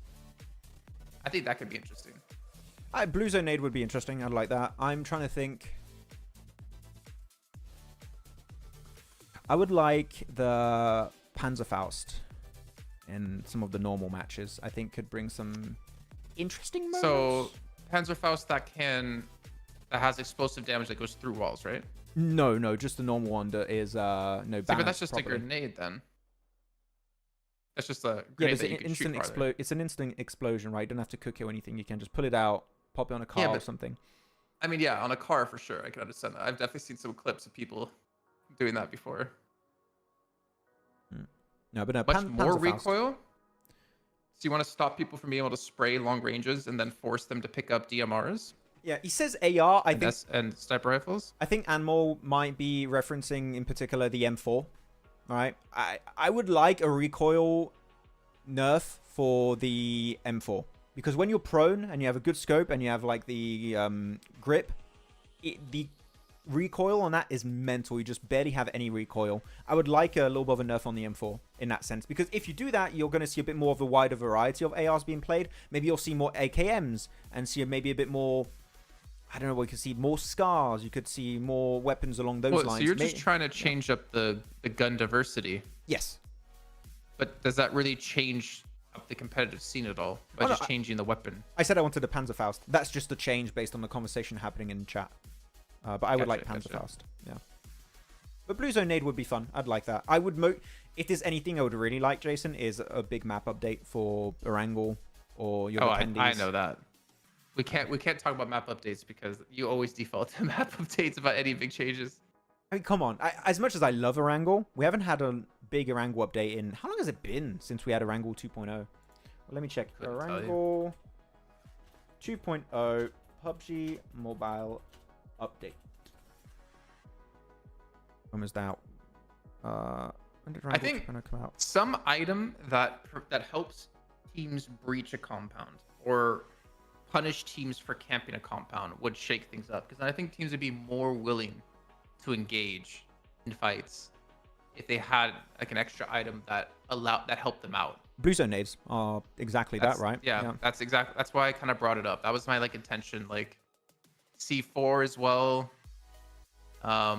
Something that just makes that transition easier because I feel like teams are so hesitant to go for fights now because okay, they have the compound, they have the advantage, which will either open things up with a nade or open things up with a shot. Like they give us an angle and we get a knock and then we can push. I want to see almost another way for that. Yeah. But at the same time, then you're taking away potentially one of the core elements of being able to play well is early rotations into compounds that are really easy to play. Yeah. Or that give you the advantage. So it's a really double-edged sword if you allow teams to breach compounds easier. Then you kind of deprioritize what compounds can do for you. The thing is, if you're on a strong compound and you also have a Blue Zone nade, you can negate away a pretty big amount of space away from teams that are breaching you, like walls, which are relatively safe and stuff. So it can be used on both sides. So, but I think Blue Zone nades would be fun. We got the overall rankings though. Gonna check them out. If we don't, it's true. You can't prevent teams from coming into you then. Yeah. Well, but then you're also limiting your position. You can't just leave all of a sudden. Mm-hmm. It's something that I think will require teams to adapt to, and you'll have a meta evolve around it. But that's a cool thing. I do think that big meta changes are always something very fun in PUBG Mobile. I always remember the exact tournament where we had a big DBS kind of... there was a big limelight shown on the DBS during PMWI 2 years ago. And ever since, the DBS has been meta every single tournament. So I do like those big moments where you transition from old meta to big new meta changes. It's always really enjoyable to break it down and see how things are going to evolve. But yeah, anyways, leaderboards, 86 points. Aura is still up there despite the hot drop situation with Lakers. Lakers are still remaining in 3rd place. And 4MV then did drop off to 2nd. So a new 1st place team, it seems. And though Stronger jumped up 5 positions here. Same for WoW, 4 positions. Again, that point gap is very, very minimal towards the bottom / middle of the tables. So it gives a lot of good opportunities for these teams. So I'm happy about that. And actually, Falcons, sure, Falcons are not playing today. You expect them to drop down, but they dropped down 5 positions in that one game alone. Oof. Rough time for Falcons. Did you see what I said? I guess I can just say it out loud. Oh yeah, sure you can. Top reposted our story. Yes. I don't know what he said. I have to Google translate it. Imagine he says, "This is the worst meme I've ever seen." Thank you, Top, for sharing on Insta. Very cool. Did you tagged him? Yeah, I guess. Of course. Nice, yeah, yeah. of course. Okay. That story. I'm looking at this, man. This is so weird to see this second page of the rankings, right? It feels very weird. Yeah, why some of these teams are there. Yeah. Your IHC, DRS even. DRS. I think Regicide was on the front page last week. Yeah, those are the big... Actually, you could say the big surprises are DRS, 52, Regicide, IHC. I don't think other teams are really that big a surprise to see on that page. And then at the top of the rankings, the surprise are Aura, Lakers. Are there any big surprises on the first page? Let me check.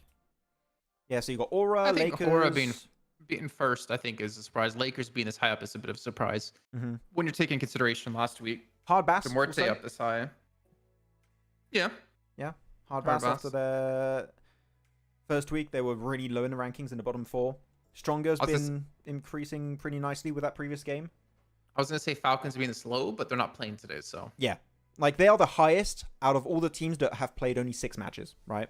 So, that in my eyes is good. They still dropped off. Yeah. It took... Actually, the fact it took...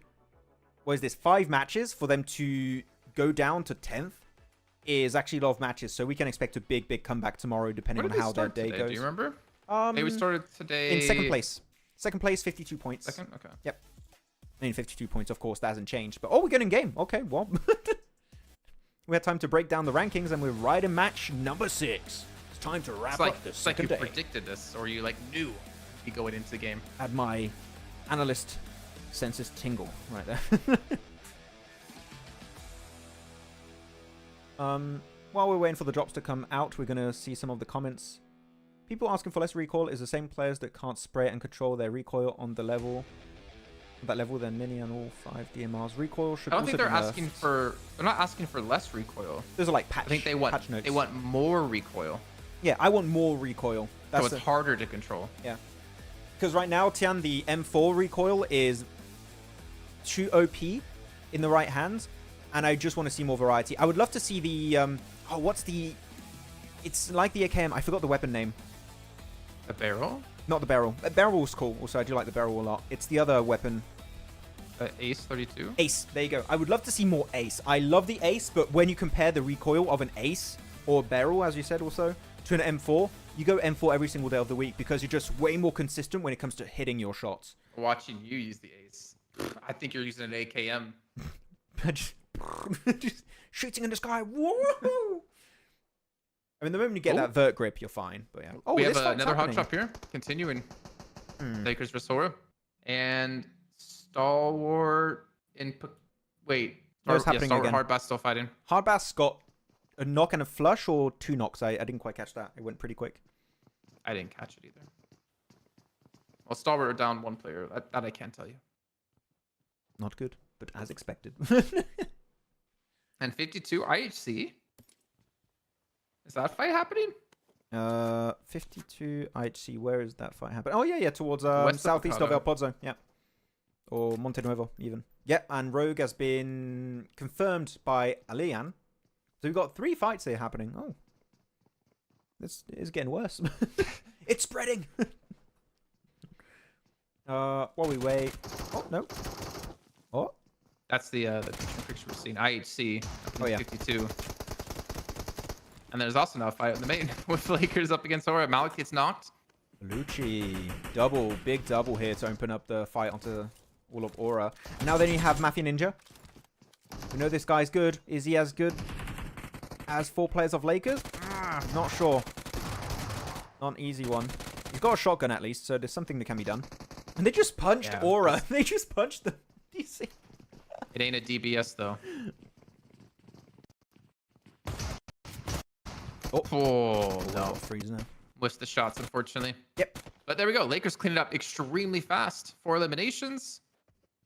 And they are on a much better standing now going into this match, considering they lost 2 last time. Yeah. Look at Aura. He's laughing. You know what? He's taking it on the chin. That's good. See you guys tomorrow.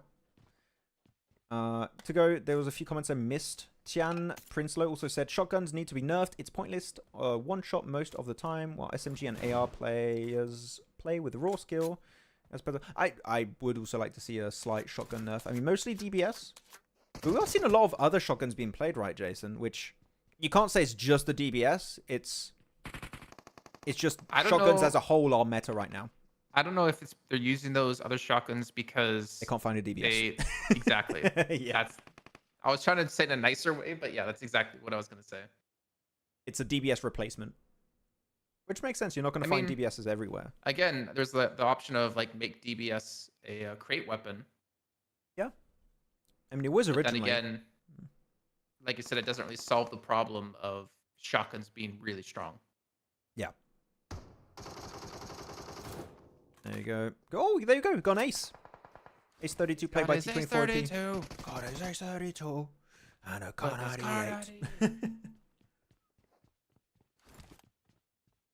I want to confirm those limbs if you can. I'd say if you can go up against IHC and only lose one player for it and wipe them, pretty good. The thing is, IHC still have another player alive on the south side here on the minimap. That was Demo pushed up. Yeah, Godless. Okay, he's going to be the one trying to watch the angle, but I have no idea what weapon he has or if he really has the angles from there. Yeah, I think this would be a bigger confidence boost than a 4 elimination chicken dinner if you beat IHC. I mean... Yeah. Generally, yeah. In this event, or this week, maybe not. You know what? Yeah, IHC week 1, big moral boost. Week 2, it's just points. Waiting for the IHC chicken dinner. Takia, I'm sorry, I don't think it's happening. It ain't happening this match. Yeah, you're gonna be waiting until at least tomorrow. Yeah, you'll be waiting until tomorrow at least. This is not the match for it to happen. Shotgun goes to drop, no nerfing. Will solve shotguns. Yeah. I mean, the only way to nerf the shotguns now would be a significant or bloom increase or damage reduction. One or the other. And I think you want shotguns to do damage when you're melee, right? So what's the point of a shotgun? Oh. It's the fact that it has so much upfront damage, right? Mm-hmm. So you can't really nerf that in a way that takes away the identity of what a shotgun's supposed to be and what it's supposed to be used for. You're not supposed to use an AR in close range. That's not really what they're meant for, right? Yeah, for sure. Maybe a UMP SMG is, but yeah, otherwise not. Yeah. Well, UMP is an SMG, not an AR. Yeah. So you can't really take away the identity of what a shotgun is and what it's supposed to do. But obviously, it's very frustrating to, I guess, have to go up against shotguns in close proximity all the time. So maybe like a buff to SMGs actually would be the counter to that, right? Like a because you make the SMG more valuable, yeah, in a close proximity. So you indirectly nerf the shotguns by buffing an SMG. Yeah, I think there are some valid points in there. I do agree. It's just again, it's like if you take away the damage and what a shotgun can do close range, then why have a shotgun in the game? Like that, there has to be a reason to use the weapon, you know? I mean, the shotguns have always been that good. I think there was just that big turning point of making them. Oh man, that Palucci breach though was so good. Onto Aura as we do the replay. I think the shotguns just eventually people were like, well, actually, shotguns are really good in competitive. Let's just have at least 2 players or 3 players with a shotgun, and the other player's going to play, I don't know, UMP or long range mini 14s, SLRs, etc. I do still think that DBS might have to be brought down to the level of the other shotguns. I think that would be necessary. But I also agree with your point that a shotgun should be a shotgun. It should do a lot of damage when you're close to them. The BM, I love it. I think the shotguns also came into meta just for the fact that there's a lot more compound play and a lot less long range play. And people knew like what are the good compounds to play, because like there's no reason to use like a sniper rifle or like a DMR necessarily when you know you're not going to be fighting long range. Why not just have a shotgun? Because you're going to be breaching compounds, you're fighting close proximity. So people realize we should be using the shotguns because the meta's changed away from long range play to like compound play. So I think obviously the shotguns were always strong, but the change in the play styles reaffirmed how strong they actually are, or they kind of became strong because of the way the meta changed. Yeah, teams were willing to play a lot more aggressively, and that just ties it into, you want to breach, shotguns are the best weapon for kind of breach and play style. or if you're Aichi. Pretty much. And you're indirectly making the player HP irrelevant if you're buffing the SMG. No, I mean, yeah, that's always a possibility, right? But you need, it's either you like nerf the shotgun somehow, or you make other guns more on par with the shotgun. Because what's the identity of an SMG? Like what's the purpose of SMG? You won't take an ump to shoot long range. You'll take like an AR, or DMR, or sniper rifle. So you need to make SMGs strong in close quarter combat. So it's yeah. Otherwise, you can just do maybe a easy solution. I don't know how the stats would work on that. Increase the kind of stats that you get provided by a helmet and a vest. That could also be something. But you just make your players a little bit more tanky. I don't know. Just get speculation. I mean, it's an interesting conversation. You can make like vests and helmets reduce more damage from specifically shotguns. Yeah, you could do that. You can make it tank. But that's also just nerfing the shotgun a bit. So like you're just nerfing the damage from shotgun. Yeah. I don't know. I mean, obviously, like if you buff one thing, then it changes. Like I think that's why it's hard to really balance the shotguns, because it's no easy solution. Yeah, I think the best idea I've had was yours, Max, about the bloom. Yeah. Make the bloom bigger, so it's harder to actually one-shot someone, but you still can in close proximity. Yeah, I think the reason why I would like that so much, and I've explained this last week, the reason why it's interesting if you increase the bloom is it would suck if you're at mid-range, but it would get really strong if you get close range, which is where you want to use the shotgun, right? And you see people sniping sometimes at, I don't know, 20, 30, 40 meters with a DBS, and it does a ton of damage. That's a bit much. But I think I'm more craving not some weapons getting bad, but just seeing a variety in meta, because I like seeing meta changes. I think it's always super fun to see like how the players approach a big meta shift and stuff like that. So that's what I'm really waiting for. I think shotguns like DBS give us some like crazy plays as well. It gives you like some crazy star power plays where you can see someone like 1v4. Like trying to see someone 1v4 with like a pump shotgun or with an ump is not going to be possible. Yeah. Like the Ventoris clip you made, right? He's not going to do that with not a DBS. Or the 52 1v. No, it wasn't the 52 1v4. Who was it? Vaz? Vaz he did 1v4'd yesterday, I think it was. Yep. Like you're not going to see that happen without a DBS. So yeah. I'm going to try and bring us back to the attention of the game here, because we've been talking good. about shotguns for a while. Really good game plan from 4MV. They saw the circle shift southeast multiple times in a row, and here they did a wide wrap, I think a circle or two ago, over to Chumacera. I think they played church for a few seconds and got some extra scouting done. They have decent entry point, pretty safe. I think chances are, though, Jason, a lot of the teams that are not in circle, so Stronger, De Muerte, Lakers, 52, they're all going to have to push into Los Leones eventually. It is looking like we are going to get a City finish if it goes north. Again, it's 50-50 split. It could be City. It could be outskirts of the City. But it is a bit of a gamble here if you go City early or not. So I'm very interested to see where next phase is going to go. And it popped, and where did it go? Oh, actually, no, I was a little bit early, it seems. Oops, my bad. spoilers. Spill of a spoiler. I don't know what happens. The delay changes sometimes. So, you guys got spoiled. There you go. You can see in the picture-in-picture. This is what we have. Who's going to win this match? This is impossible to predict. You know what? Because it's impossible to predict, this is the perfect time to predict. If that makes any sense. Who do you guys think is going to win? And Jason, who do you think is going to win this? This is a wild prediction. Whoever predicts this is a prophet, okay? You would gain my respect forever for guessing who's going to win this. I'm going to give it to...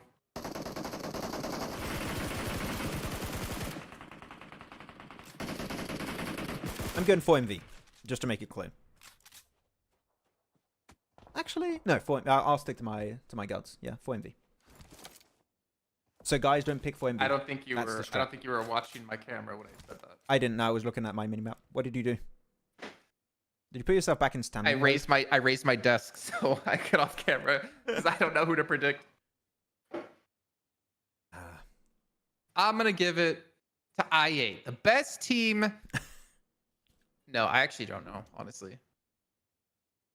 I want to say 4MV just because of I feel like they're one of the most experienced teams here, and they can make something happen in the chaos that potentially could ensue. That's true. They could do that. But it's impossible to predict anyway. So I'm seeing, in predictions, we're seeing KSAX will win, Cursing coming, true, Mad Balls, 4MV. We've seen a bit of everything. Someone said Loops, wrong region. Not, they're not here. I8, DRS, Mad Balls or Lakers. Yeah, so we've seen a wide variety. It goes to show that this is tough to predict if everyone's saying different teams. Mad Bulls? There's a lot of Mad Bulls or Lakers, though. Mad Balls? I mean, Lakers are far over to the west, northwest. If the circle goes away from the city, they're going to have a tough transition. And I think that's what we're kind of stuck on, right? If it goes to Los Leones, like, good luck. You're not going to be able to predict who wins that for sure. Someone can. Max predicted it, so 4MV is done. Yeah, probably.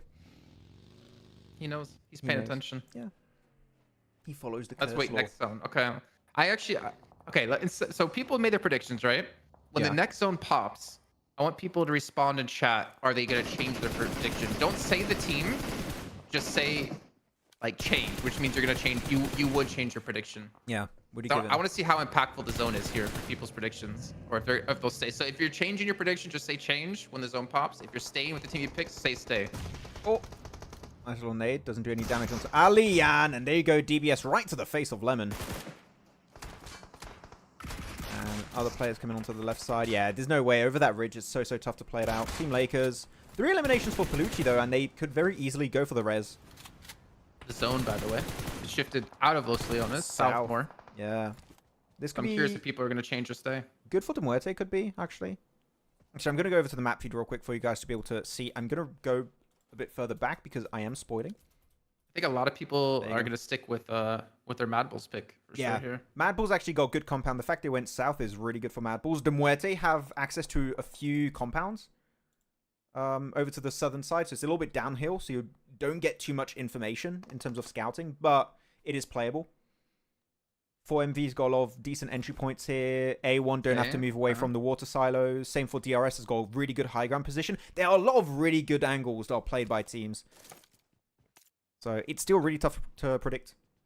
TXM, he's staying with his prediction. Staying on predict. Nice.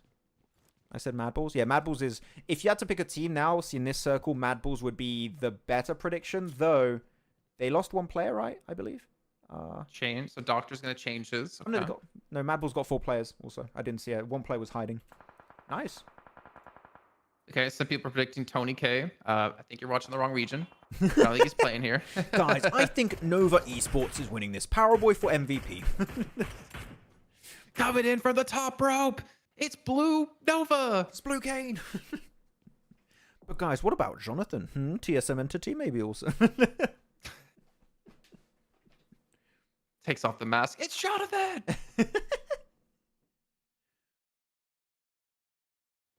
I think we're going to see a big fight happen pretty soon in the elimination feed of Lakers versus 4MV Northwest. That's going to be a pretty important fight. And here I8 is going to get pushed on by KSAX. Yeah, there you go. This is the fight I mentioned. You have to clear your back if you're 4MV before making that move. Might be a decent nade to do so. Doc is the nade master. Grab him. Do you push it? Or do you start looking into pushing into circle? I think... I mean, they have a knock. Yeah, you get the knock. I don't think you expect the Lakers to go for the res. That would be a very risky play for just a single res. I think you prioritize getting into circle. Playing the warehouses on the west if you want, that's fine. But 4MV shouldn't linger here for too long. I think I just want to confirm it. There they go. Confirmation comes through. Doc gets it. KSAX going for a fight against I8 here in the south part of Los Leones. Okay, I8. This is the big breach.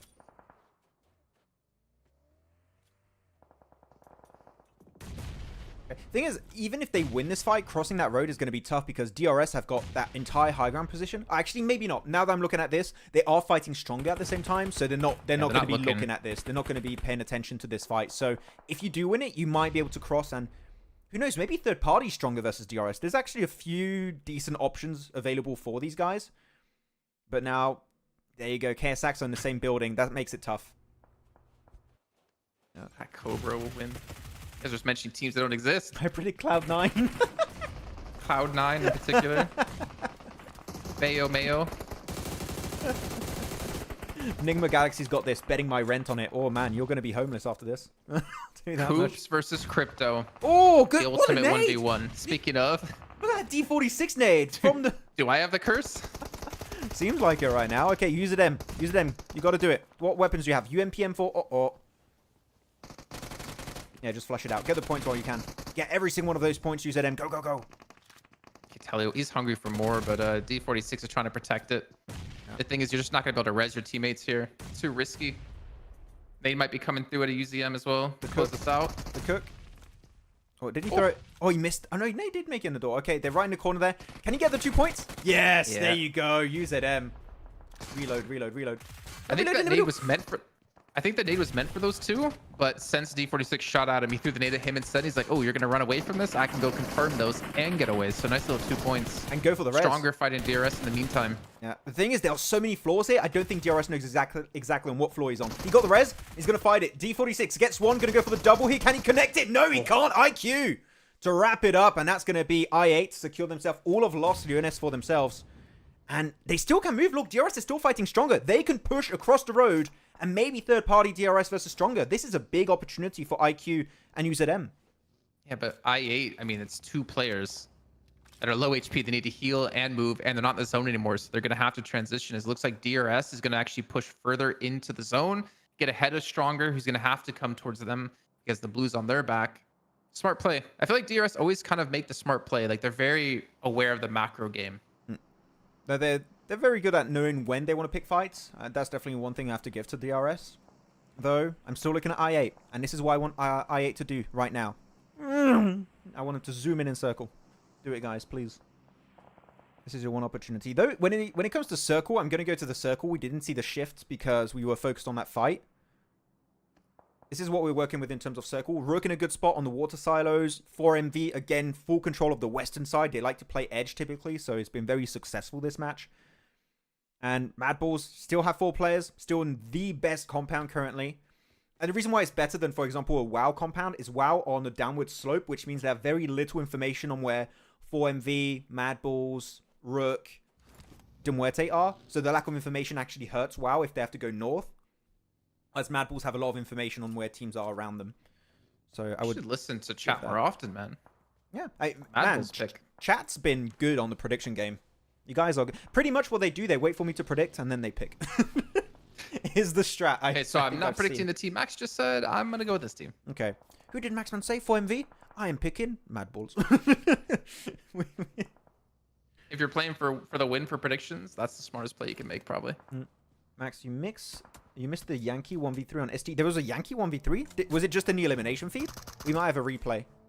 I didn't catch that. Just to remind you guys, we are not observing. We are simply working off of a feed given to us. Yeah. That you see on the broadcast. So we don't have the ability to change who we're observing or anything like that. Yeah. I was not focused on the elimination feed. That's cool. I mean, Yankee did a clutch in day 2 of week 1. So, man, day 2 is the day of Yankee, it seems. It's the Yankee day. Each second day of each week. What's happening here, though? Okay, yeah, DRS got to keep moving. Stronger was eliminated, so that creates even more space. I8 did not push up here, though. I8 seemed to want to go for the water silos position, so they're going to fight, I believe, Lakers, maybe Rook, later on down the line. Oh, if they make it that far, yeah. I'm looking at De Muerte, actually. Like, where do they go from here? Because they have all 4 left alive. They got Mad Bulls in the compound that it looks like they want to take. They have a player pushing up actually to get close to them in the vehicle. You can see in the minimap. I don't know how they transition unless they just full-on crash it. Then they have to worry about DRS in the vicinity as well. I don't think DRS would want a third party as a 2-man team, but they don't know they're 2 players, right? That's the main thing. There's a lack of information for De Muerte. But they have to crash. They're not in circle. They have to do something. I think they're going to send it. And here's one of the big fights. Onto Critter. He's got a DBS. Not an impossible 1v2 to pull off. Oh, it's a 1v1 now, actually. He's won these before. Yep. He wins these. Oh, he tried to go through the window. Nice try. Jump shot from Tresley. Wins the one-on-one. And that's elimination number 8, actually. Knowing they started with a hot drop, 8 eliminations. This is a decent game for them. And they make in top 8. So placement points are going to start to rack in. 9 points for them on the board already now, then. And Demorte have gained a little bit of ground against Mad Bulls. They forced, I think, Flica out of one of these positions. But you can still see DRS, like, Demorte are very aware of this high ground and having a team up there with DRS. But like you said, they don't know how many players are there. As we can see, it's obviously 2, and actually DRS are starting to transition a little bit just to make sure they're in zone. I wonder if WoW have any angles actually from that range onto Demorte if they try to transition in. But you can see they've already been able to get to this first compound, so Mad Bull's not able to keep Demorte at arm reach for much longer than this. WoW shouldn't have too much information, Jason. It's kind of on a downward slope. So you can't get too much information if you're WoW. You're going to struggle to really I thought they shot over there, but I guess it was a different team. You can take some shots. It's just you have a lot of angles that are not going to be visible from there. Oh, pusher. He gets the nade onto Talika. That's the opener they needed. But do they expect Flica to be here, though? This is a really tricky spot, I feel like. Yeah. Oh, there you go. They don't see him. They don't see him. Oh, I mean, if he goes behind them right now, or they make it to the wall of the building. There you go. Good opener here with the AKM. Going to go for a second one. It is right behind him. It's Star that comes up and joins the party. And that's going to be the end for him. Oh, he did not expect that. I didn't expect. I was like, whose car is that? Unfortunate, too, because he could have picked up 2. And he doesn't get the confirm, but maybe that Molotov's going to be enough. Oops. Aww. He's going to go down. Okay, so at least get the confirm onto 1. Pusher was knocked in the meantime in the back, too. Giante, no. And DRS did push up on this. Oh, Giante mollied himself. No. That could have been a decent third party as 2. Oh, and that's confirmed here coming out for Mad Bulls. Man, DRS just saved Mad Bulls a little bit with that third party. The third party was not good, but it took a lot of the focus of Demorte off of Mad Bulls and back onto DRS. So the Mad Bulls are just chilling now. They're not in circle, though. So they need to think of winning this fight, then rotating if they want to win this game. You can see the zone as well, how it shifted. Yeah. No one in the zone. Maybe Rook just barely at the moment. Actually, 4MV have a decent... I think they have a shed or 1 or 2 buildings over to the west they can play. And they still have 4 players. This is still looking like a solid game from 4MV. The fact that the circle is not Mad Bulls... Odds of winning this game went right down the drain. I mean, he might have predicted correctly against chat going for Mad Bulls. For once. Chat's been way better than me at predictions for today, so I'll take 1 win if I can take it. Who's that in center? A killer. He just full sent it to the center of the zone. Might as well. I think it's a little dip, actually, where Killer's playing. Because, I mean, you lost all of your teammates. You're solo. Just play for top 5 at this point. Maybe higher if you get lucky. Because everyone else is going to have to fight. Yeah, because if you're looking at all the fights that happen here, right, Jason? Demorte have to fight Mad Bulls. Rook have to fight I8. The only team that's really somewhat chilling are WoW and 4MV. And I think they might even fight. So, the focus is not on DRS. Killer might be able to survive, actually, to top 5. I wouldn't be surprised. My DRS Especially if one of these 2 teams get eliminated. Yeah. I'm seeing a Deity Esports. My DRS prediction was sabotaged. Hey, maybe not.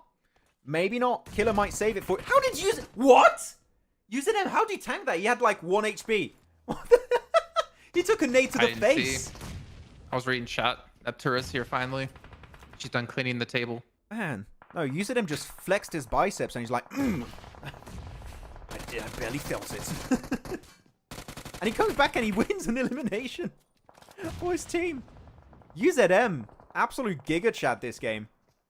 Killer ranked up, by the way, since Demorte went down. Yankee's most likely going to be falling here in the 1v2. Oh, Yankee. Come on. S12K. S12K. Decent nade. Buys him a little bit of extra time. Molly on the floor too. Yankee hits it and he survives against I8. Yankee again. That's another clutch.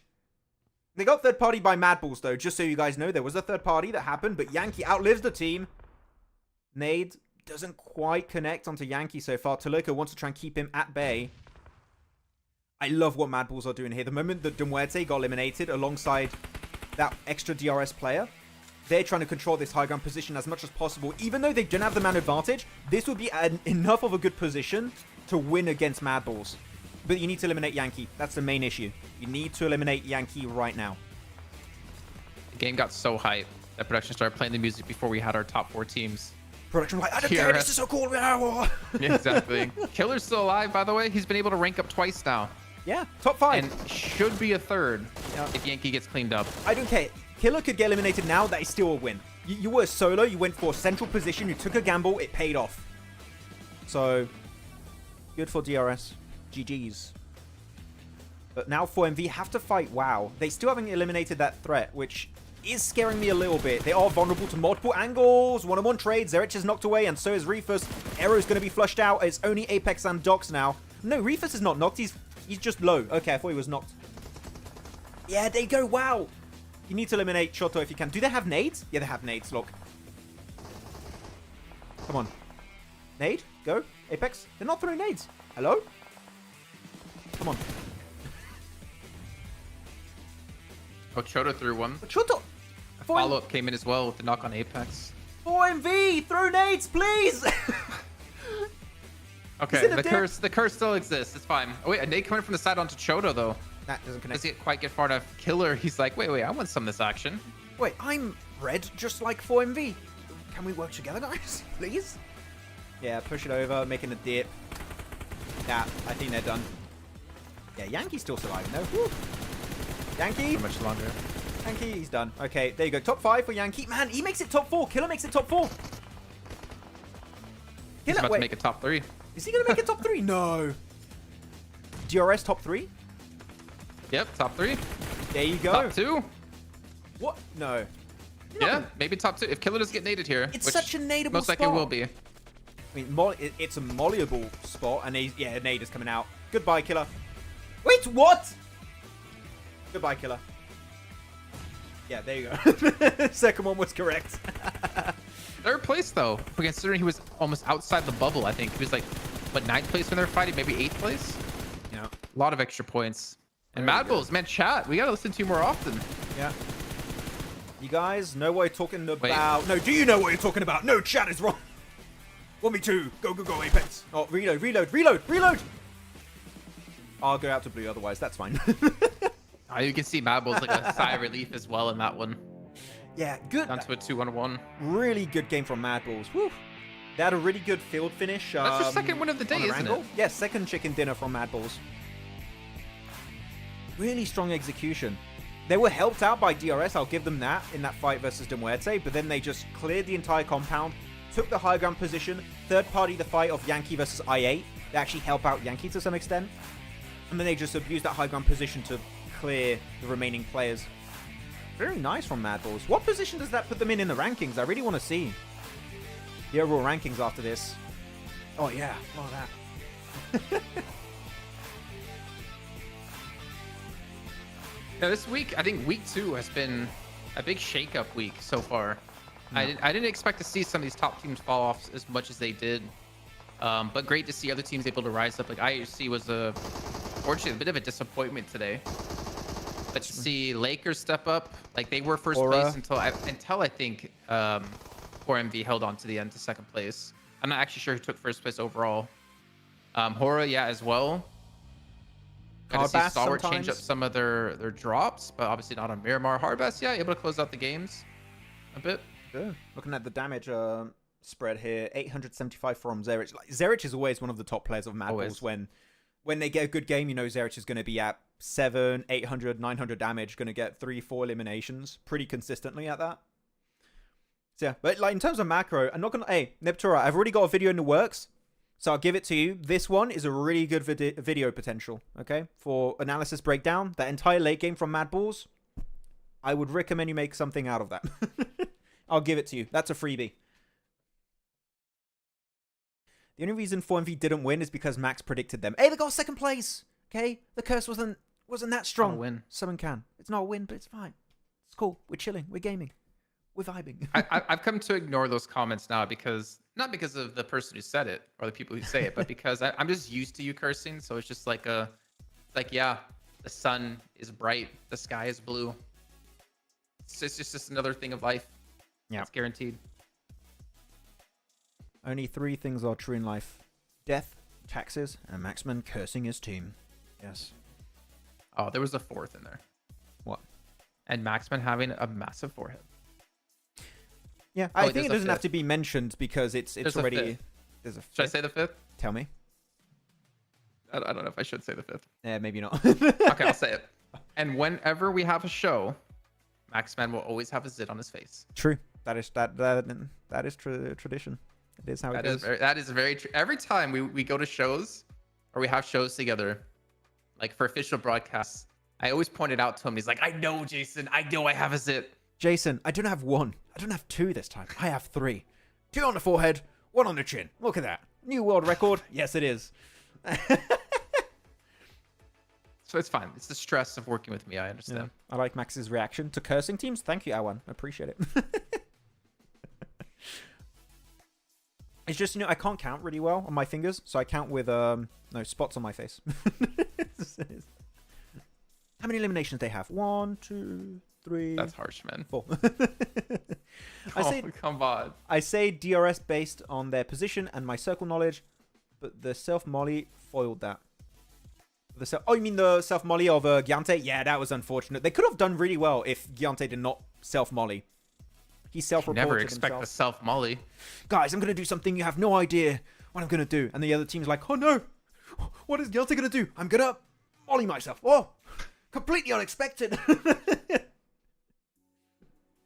It's just mind games from him, Yes. Could just imagine the team also fighting on a rooftop. It's like, you'll never know what I'm going to do next. Oh no, what is he going to do? Does he have a DBS? Does he have a nade he's going to throw and cook it to perfection? Jumps off the building. Oh, okay. Fair enough. Stalwart is now just a shell of the old Stalwart.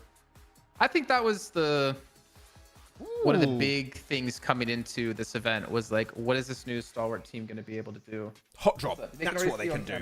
Okay. UZM, by the way, 1,035 damage with 4 eliminations. What a great fight from UZM against KSX in Los Leones. One of my favorite fights of the day, actually, what UZM was able to do. Very happy on Why that. is his name all weird like that? UZM? Well, how do you say it? UZM. SAZ. UZM? Yeah, UZM. I said actually, I do say the French way. Z. Yeah, I'm a little Frenchy. Longest elimination, 315 meters. Wow. Okay, bye. What? What, Niptra? Why? Don't leave. So yeah, that's from rankings here. 21 points for Mad Balls. 4MV finally having a little bit more presence. But, man, Lakers are just going to keep holding on to that top 3 podium position. I really want to see what the leaderboards look like as we wrap up today. UZM. Okay. I want to see if Lakers continue this throughout the week. And if so, I kind of really want to see them international play. Which team you want to see? Lakers. Lakers? If they can continue doing this throughout the rest of this week and next week, I really want to see what they can do like at PMWC. I feel like completely different team from what we saw last week to this week. I feel like those 2 days off have really helped them a lot. Yeah. They built a lot more confidence. They're not scared in late game scenarios to go for really big spreads and just oppress teams that are in the circle with them, which is good. And we've seen that a little bit more from Aura too. I think that Lakers, in my eyes, is still the team that has improved the most, because it's not just because, oh, we're not hot dropping anymore. It's just changing overall mindset when it comes to those late game situations that has drastically changed. So I do appreciate that a lot for Lakers. We'll wait for the leaderboards before we wrap up today. So people are saying it's pronounced Uzam, Uzum. You guys are all saying different things. UZM. I'm seeing also Ooh, oh, what a clutch. That was a 1v4 from you. Use. 4FP, first place, 93 points. Lakers, second place, 88. Hora down to third with 86. Yep. Rook at fourth at 83. I feel like we have a much smaller spread in the top of the leaderboards than we had in week 1. Or like point advantage wise. Yeah. It is. It's like quite 22 points between first and fifth. Small gap right now. I mean, it is still impressive what we've seen from Lakers and Aura. I think that's been the big storyline of this week, except for like all the Mimi storylines that we've had, right? It has been the Lakers and Aura rise to prominence in the second week, and some significant improvements. I still think Lakers, despite only having 2 points more than Aura, Lakers stand out to me as the major storyline. So I want to see if that's going to continue, you know? The one thing that worries me though is that I would still take Hora in this position because five placements outside of the 3 wins for Lakers. Yeah. Oh, actually, really good point. I don't know if you mentioned it. I'm reading the comments and they bring up some stuff. Mad Bull's only played 6 matches, right? Plus 7 on the rankings. Very good point, actually. Yeah, we were asking which team is going to be able to do it like DRS did last week. Mad Bulls was the team to do it. I expected IHC to be the team, but Mad Bulls, with 1 day of play, have been able to get to 5th place. Didn't DRS get 6th place at the end of their first day of play last week? So Mad Bull's even one up in them? Yeah, actually, I think it's around that point. So, yeah, Francisco, you will replace me starting tomorrow. You will be analyst and casting this. So, you clearly spotted out something we didn't see. Good job. But yeah, Mad Bulls, that is impressive. Over 10-point average, 2 chicken dinners. Of course, if you're looking at their games, right, they got 2 chicken dinners, which means outside of those 2 games, they've only racked up 9 placement points, which is relatively low. But on the smaller sample size of matches, those 2 chicken dinners are very impactful. So we'll have to see how their average fluctuates, possibly. But yeah, then you got the Muerte, A1, DRS jump up 3 placement points thanks to Killer. Again, really good. It was a gamble, and it worked off. He bet everything on red, and he made a ton of money. Let's go to the second page. There you go. Second page. We'll see. And I jump up 2 placements. Not too shabby. Also with only 6 matches played so far. So we're looking at Falcons that are going to start playing tomorrow. I8 going to keep playing for the rest of this week. There's potential there to see them be on the second page tomorrow and maybe even higher towards the top 5. Last place, IHC. Yeah, that's rough. It is pronounced Uzam. Really? I think he forgot to write some letters when he did his IGN submission in the game. Uzam. Okay, maybe I'll just send him a DM and see if he replies to me. Yeah. Okay. I'm gonna make an account looks just like his. You DM me, and I'll be like, no, it's UZM. Is Uzam. And then you're gonna. And then you're gonna come back on air. I reached out, guys, and he said it was UZM. Yeah, Ahmad is right apparently. Okay, I'll look. If you guys, you know what? I'm gonna ask you guys. Whoever are telling us right here in the chat how to say UZM's name properly, please send us a voice message on Instagram, and we're gonna play it on air. Yes. Because I'm still a little bit confused. So we'll see. So with that said, we're about to wrap up. What? No, really quickly. So tomorrow, Group D. I was going to do that. Will be... Okay, go ahead. No, go. I was about to do that before the outro, but go for it. You do it. Do it, Jason. Jason, do it.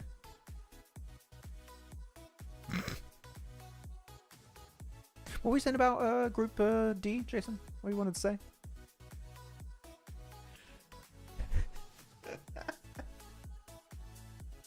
Okay, I'll send you Maxman. Thank you, Ahmad. Thank you.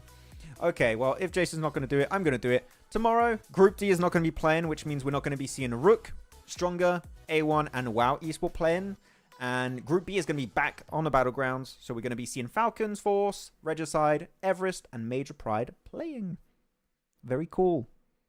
Any final words, Jason? No? Okay.